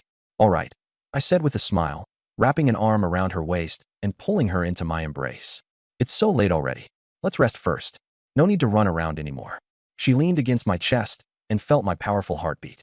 Hearing the 2 words, rest, the blush on her face crept back up. Just as she was about to speak, I lowered my head, my smiling face moving closer to her lips. My gaze landed on her lips. Those lips were tender and alluring, glistening faintly under the light like ripe cherries. Her breathing immediately became unsteady. She still wanted to say something, but had no chance. Those tender, tempting lips, glistening faintly under the light like ripe cherries, were inviting one to pluck them. Wang Charan's breathing suddenly became chaotic. She wanted to speak, but before she could, I had already pressed in. A warm sensation covered her lips. All sounds were swallowed back. Her mind went completely blank, her hands unsure where to go, and in the end, she weakly rested them on Jiang Yu's shoulders. The lights in the room went out, and moonlight spilled in, falling on the 2 of them and draping them in a soft silver glow. Outside, the sea breeze brushed gently by, waves crashed against the rocks, and rhythmic sounds echoed through the night. Everything seemed quiet, yet noisy at the same time. A long while later, I looked at Wang Churen, curled up in my arms. Still nervous? She opened her eyes, her gaze like water, cheeks flushed, lips glistening faintly with moisture. Looking at my face, so close to hers, she suddenly smiled. Not the timid smile from before, but a bright and alluring one. Not nervous anymore. I smiled too. Since that's the case, I want to see what you look like when you're not nervous. After saying that, I pressed myself against her again. Oh, I want to sleep, she murmured softly. The next day, just as dawn was breaking, she blinked groggily at the morning light outside the window, her brain not reacting yet, but her body moved first. She suddenly sprang up from the bed. Hiss! A low cry of pain escaped her. She had moved too abruptly and tugged at her injuries, making her frown tightly in pain. I woke up and saw her panicked expression, the corners of my mouth lifting slightly. What are you in such a hurry for? She bit her lip, her voice anxious. They're coming over. As she spoke, her face reddened, and the tips of her ears practically steamed. Looking at her, I understood. Last night we had gone at it 3 times, and after that she had nearly collapsed into my arms and fallen asleep. I hadn't expected her to sleep until dawn. The past few days on the crystal hunting battlefield had been too exhausting, and once she relaxed, she slept heavily. Get up first. I lifted the blanket. She glanced at me, her eyes full of grievance, along with a hint of indescribable coyness. Just after the two of us finished getting dressed, there was a knock at the door. Knock, knock, knock. Jiangyu, are you up? Yi Qingshue's voice came from outside. With a thought, I opened the door. Yi Qingxue, Zhou Jiai, Zhang Meng, and the other 4 women filed in one after another. Usually, they came at this hour to help prepare breakfast, and today was no exception. As soon as they entered, all 7 women looked at Wang Churen in unison, wearing knowing smiles. Her face instantly turned red as she clenched her teeth and walked with somewhat unnatural steps to the table and sat down. Yi Qingxue glanced at me. This guy was simply strong in every aspect, without a single weakness. I remained calm and composed, as if nothing had happened. Glancing at Zhou Jiai, I suddenly had an idea. Aren't you able to heal? Why not use it on her? As soon as the words left my mouth, the atmosphere in the room grew subtle. Is that possible? Zhou Jiai froze, having never thought her ability could be used like that. Wang Churen practically wanted to bury her face in the table, her ears red enough to drip blood. Only Zhang Meng couldn't help bursting out laughing, her shoulders shaking with amusement. Jiangyu, your imagination is way too wild. Zhao Mengqi laughed along, and Su Lishuan and Chen Sisi held it in as hard as they could, but the corners of their mouths still rose. Yi Qingxue shook her head, the corners of her lips carrying a helpless smile. Still, Zhou Jiai walked over to Wang Churen. She extended both hands, and a pale green light gathered in her palms, warm energy covering Wang Churen's body. Wang Churen felt a warm current spread throughout her body, and the pain really did lessen quite a bit. All better. She couldn't believe it and moved her body around. The pain had eased by more than half. But her face was still red, and she didn't dare meet the other's eyes. The little episode passed quickly. The women began preparing breakfast, and the smell of food gradually drifted out of the kitchen. I sat at the table, thinking about the arrangements ahead. We had plenty of food, so that wasn't something to worry about for now. What mattered most was improving our strength. During these next few days, focus on absorbing crystal cores and raising your strength. As soon as I spoke, my tone was serious. The next crystal hunting battlefield will only be more difficult, so we need to prepare early. The women all nodded. Over the next 3 days, the women on the island devoted themselves to absorbing crystal cores. I didn't rush to do anything. During the crystal hunting battlefield, in order to break through to 2nd tier, I had absorbed 20 crystal cores all at once. Although I succeeded, the energy poured in too quickly, and much of it hadn't been fully refined. It was like sediment clogging a riverbed, and it would take a little at a time to clear it out. So, over these past few days, I mainly focused on refining my energy and solidifying my foundation. After hard work, the energy pool in my body gradually became stable from a chaotic state. After completely stabilizing my early stage tier 2 strength, over the next 3 days, I absorbed 60 crystal cores, raising my strength from early stage tier 2 to late stage tier 2. For an ordinary tier 1 awakened, going from early stage to peak requires 20 crystal cores. Breaking through from tier 1 to tier 2 also requires at least 20. From early stage tier 2 to late stage tier 2, forget it unless you have 100 or more crystal cores. I absorbed 60 in 3 days, an astonishing speed. If people outside knew, they would probably be shocked speechless. An SSS rank ability combined with the system's enhancement of my physical constitution made my absorption efficiency far beyond that of ordinary people. Others needed several minutes to absorb one crystal core, while I only needed a few dozen seconds. Others suffered losses during refinement, while I converted almost 100%. The number of crystal cores one could absorb per day also varied, and the stronger you were, the greater the gap. Right now, I can absorb 20 crystal cores a day. Megan, with her A-rank ability, can absorb at most 5 a day, which is an increase of 2 to 4 times.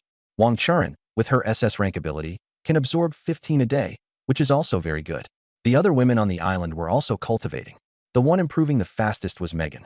She had already absorbed quite a few crystal cores in the crystal hunting battlefield, so her adaptability was higher than the others. In 5 or 6 days, she finished absorbing all 20 crystal cores I gave her, directly reaching the peak of Tier 1 and even stabilizing her realm. Naturally, I wasn't stingy and gave her another 20 crystal cores. I didn't know it, but during this period of calm on the island, a conspiracy against me was brewing outside. In Sakura country, inside a simply furnished room, a shirtless man sat upright on a tatami mat. A black dragon tattoo coiled across his back, extending from his shoulders to his waist, vivid and lifelike. His name was Akio Harasuke, a hardcore anime otaku that any Huaxia player would surely know. At that moment, he was chatting via private video with another man. The other man's figure was hidden in darkness, flickering in and out of view, with only his eyes cold as blades. Lord Musashigawa. I heard Akio bow his head respectfully. Regarding Jiang Yu's experience in the crystal hunting battlefield, after paying the necessary price, your subordinate has investigated it thoroughly. Musashigawa's real name was Musashigawa Ryuichi, and his voice came through with a sinister chill. Speak.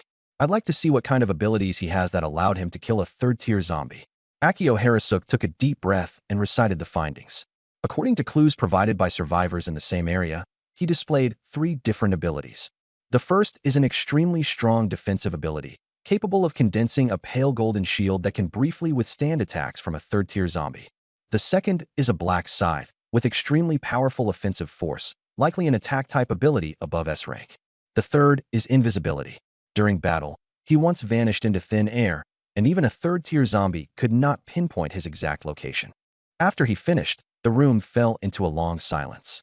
How can one person possibly possess 3 abilities? There was a hint of confusion in Musashigawa Ryuichi's voice. I don't know either, Akio said, sweating nervously. But the intelligence is true. The teams from Shilon country and Bama country both corroborated it, so it can't be wrong. Another silence followed.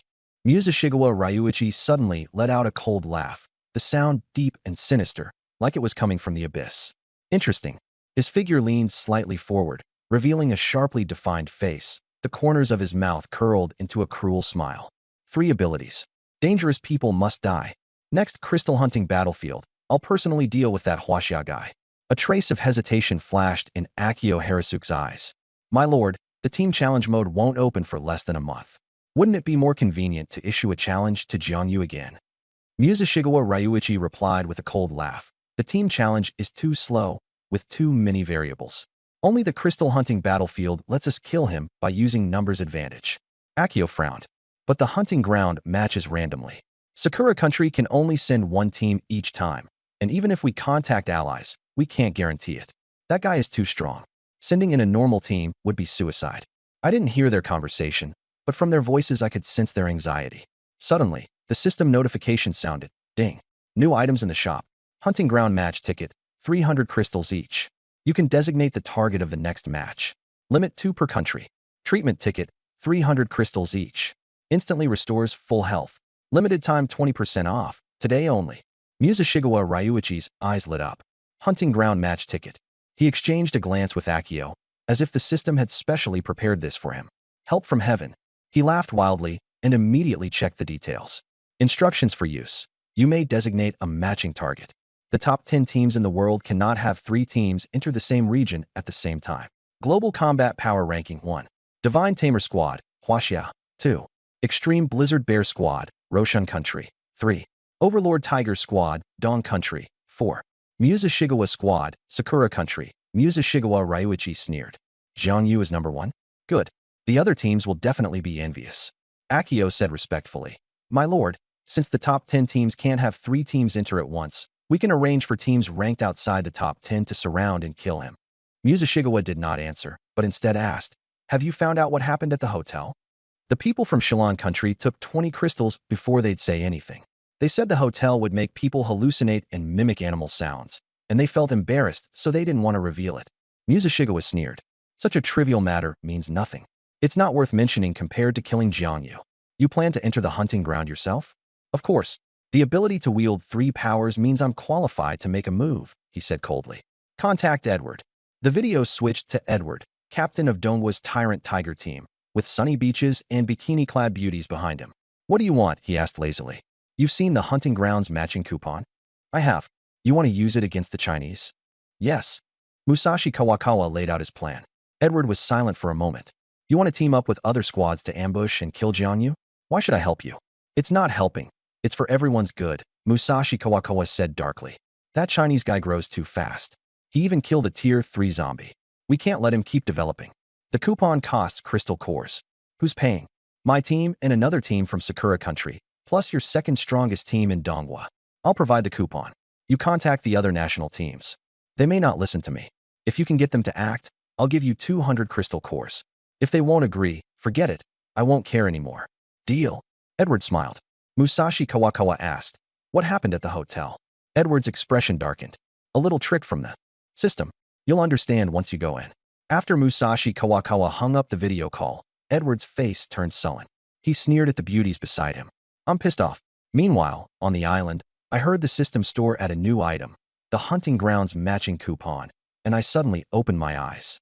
Specified target area? Wasn't that tailor-made for me? The system also released the combat power rankings, and I became the target of everyone's attention. I gave a bitter smile. System Daddy, you really love stirring things up, don't you? The women gathered around me. Yi Qingxue frowned. People from Sakura country are sinister. If you've offended them, they'll definitely be plotting against you. I said calmly. They're up to something. Next hunting grounds run, they'll definitely be coming for me. Zhang Ming said anxiously. You're not afraid of Musashi Kawakawa, but there's still Donghua. Sakura country will probably try to ally with Donghua. Zhao Minqi looked worried. If all the enemies are against you and you don't have any teammates, it's too dangerous. Shouldn't you skip it? I shook my head. If I don't go, how am I supposed to get stronger? Where else will the crystal cores come from? I walked to the window and looked out at the sea, a smile curving at the corner of my mouth. They want to kill me? Then I'd like to see what kind of lineup they can put together. The public chat was buzzing. First place on the combat power rankings? Team Yushin? Isn't that the single guy? He changed his name? Yushin sounds badass. But it feels like the goddess he's controlling are the real ones, doesn't it? There's going to be a good show. Sakura country and Dong will want to go after him. The next hunting grounds event is going to be a big drama. A video call request came in from Busan Sea King, and I accepted. On the other side of the screen, the handsome guy grinned and shouted, Single guy, finally I get to see you. I said seriously, get to the point. He frowned. Those little Japan bastards are up to no good. I want to go in with you and kill them. I shook my head. No need. You going would only distract you. They'll make targeted plans. You'd be in danger handling it alone. Don't worry, I said with a teasing smile. They think you'll be going in with me, so we'll do the opposite. You go to another area and focus on Sakura country and Donghua. They'll be paying attention to me. That's exactly your chance. Busan Sea King's eyes lit up. A feint to the east and strike in the west. But you'd be alone. What if Musashi Kawakawa or the Tyrant Tiger team show up in person? 2 fists can't beat 4 hands. You don't believe in me? I said calmly, full of confidence. Fine. I'll go to another area and wipe them out. Then I remembered something. Is your team all uncles and aunts? No women your age? He scratched his head. Why are you asking? Are there any? Well, not all of them. There are a few ladies in their 30s. I said earnestly. Then when you enter the hunting grounds, bring the ladies in their 30s. Why? Uncles and old ladies have creaky arms and legs. Can you bear to make them suffer? Listen to me. Bring the aunts. Fine, I'll tell Wei Bao. I added. Tell those who wished you a safe journey. When you enter the hunting grounds, it's best to pair men and women together and build relationships. Zhu and I Lu Shunfeng is called Chun Ming, and he's a guy from Furong City. You want him to pair up with women. My mouth twitched. I'm from Furong City too, and I'm normal. Forget it, I'll just pass the message along. After hanging up the video call, I quickly began to calculate. The hunting ground opens in a week. I need to go from late tier 2 to peak tier 2, then break through to tier 3. After reaching tier 3, my ability strength will rise from 85% to 90%, my energy pool will expand, and my physical fitness will improve. By then, kill as many as come. I looked at the 8 women in cultivation, then at the figure sitting cross-legged by the window. That week, I supervised everyone's training. Yi Qingxue opened her eyes. I've reached a bottleneck, peak tier 1. To break through, I need crystal cores. Zhou Jai nodded. Same here. Not enough crystal cores. I said, I'll figure out the crystal cores. You all stabilize your foundations. Zhang Ming blinked. Once we all break through to tier 2, won't we be able to do whatever we want? I glanced at her. Breakthrough first, then talk. I didn't believe the apocalypse was that simple. If giant beasts or aliens showed up, this still wouldn't be nearly enough. That week, I also tested the women's loyalty. The results were satisfying. Even the lowest score was above 50. The lowest scoring ones were Kamani, Miranda, Xianjing, Dilasai, Marion, and Talon. They were either married or had boyfriends, and had some reservations in their hearts, but at least they wouldn't harbor disloyal thoughts. I was extremely satisfied. I began teaching the women how to fish. I couldn't keep supporting 23 people on my own forever, and crystal cores still had to be exchanged for food. Qin Fei had water element abilities and learned fishing techniques the fastest. Li Jian and Kamiva were highly perceptive and had already picked it up after being shown twice. By the third day, the three of them could go out to sea and fish on their own. Qin Fei carried 2 buckets of fish. We caught more than 20 Jin today. I nodded. From now on, fishing is your responsibility. Keep some of the supplies you trade for yourselves. Hand the rest over to me for distribution. Okay. After a week, the women only had to look for food and cultivate, and they were full of motivation. I needed to solve the crystal core shortage. For 23 people to break through, I needed 460 tier 1 crystal cores, or 23 tier 2 crystal cores. Tier 2 crystal cores were scarce. Tier 2 zombies only appeared every 3 days, which wasn't enough. I could only gather tier 1 crystal cores. I went out for an hour and caught 20 Jin of fish. I hung them up at the market and sold them all in half a day, exchanging them for 100 crystal cores. Zhang Ming's eyes lit up. That many? I shook my head. Still not enough. At 20 cores per person, we'd need over 400. She suggested letting Qingxue and the others break through first. I decided to concentrate resources on the few women with the highest abilities. Yi Qingxue, Wang Churen, Zhou Jiai, and Deng Yuzhen were all above S rank. Kamiva awakened ice abilities as well, also S rank. She tried demonstrating her ability, bringing her hands together as the temperature plummeted. Frost instantly spread outward. I can freeze all enemies within a 20-meter radius, slow their movements, and inflict continuous damage. I can also condense an ice armor and fire ice spikes. I nodded. Area control combined with ranged output, plus Wang Churen's death scythe, would be an absolute nightmare. Give the crystal core to Kamiva and let her break through to tier 2. I assigned the crystal cores to the 4 women.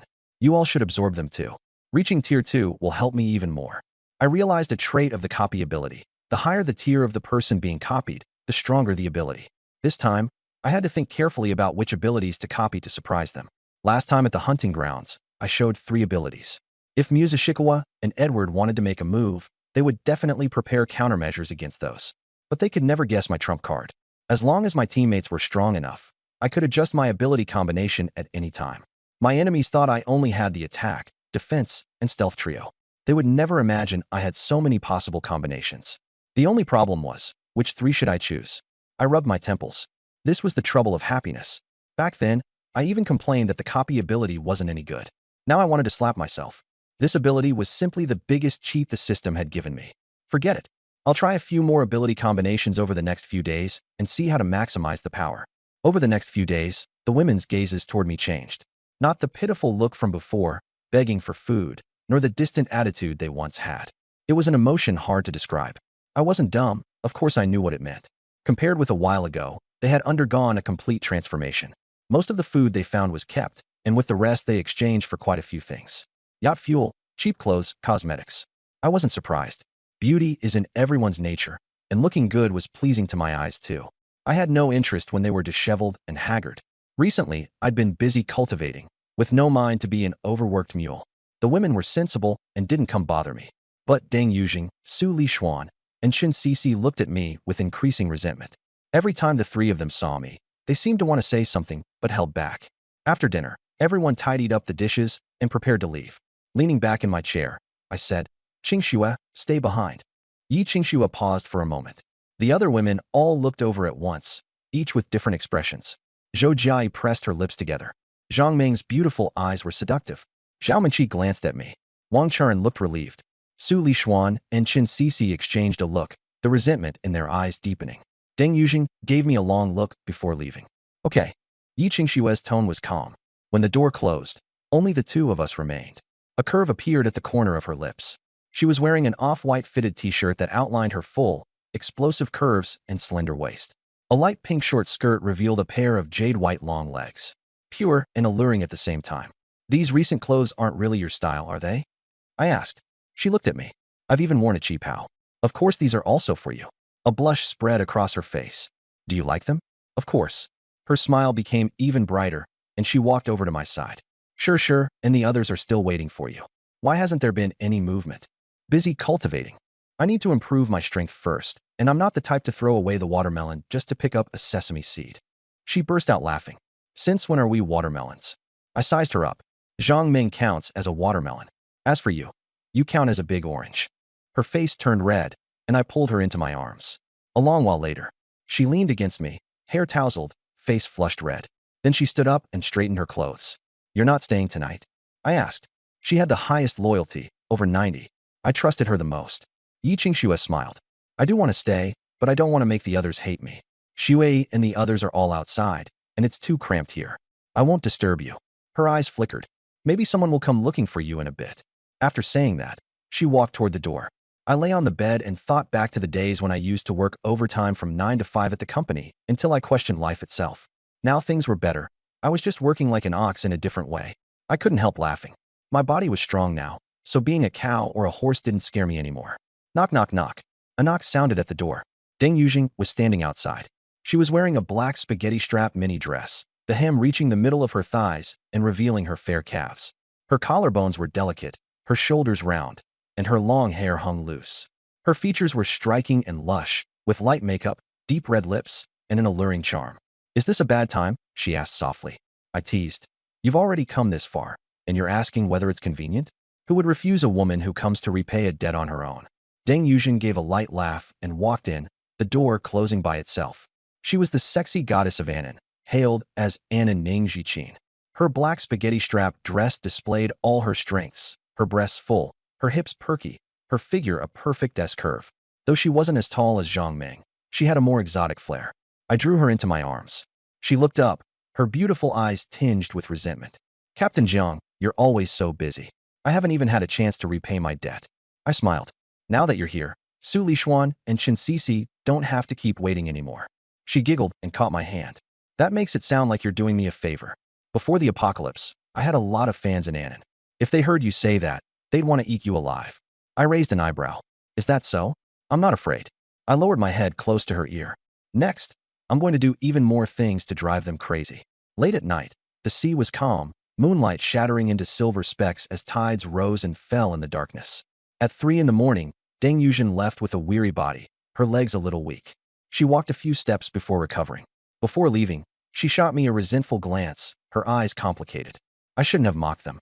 I'll go back and let Jiai treat me, she muttered, frowning as she walked toward the stone. I looked at the expression in her eyes and smiled.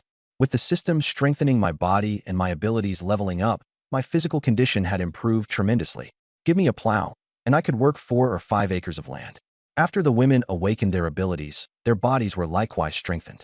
Over the next 2 days, at night, I mainly deepened my relationships with Zhou Jiai, Zhao Munqi, and Wang Churen, and I didn't let any newcomers into the room. During the day, I cultivated to the peak of Tier 2 and stabilized it, while making time to fish. Dozens of pounds of fish a day were exchanged for crystal cores.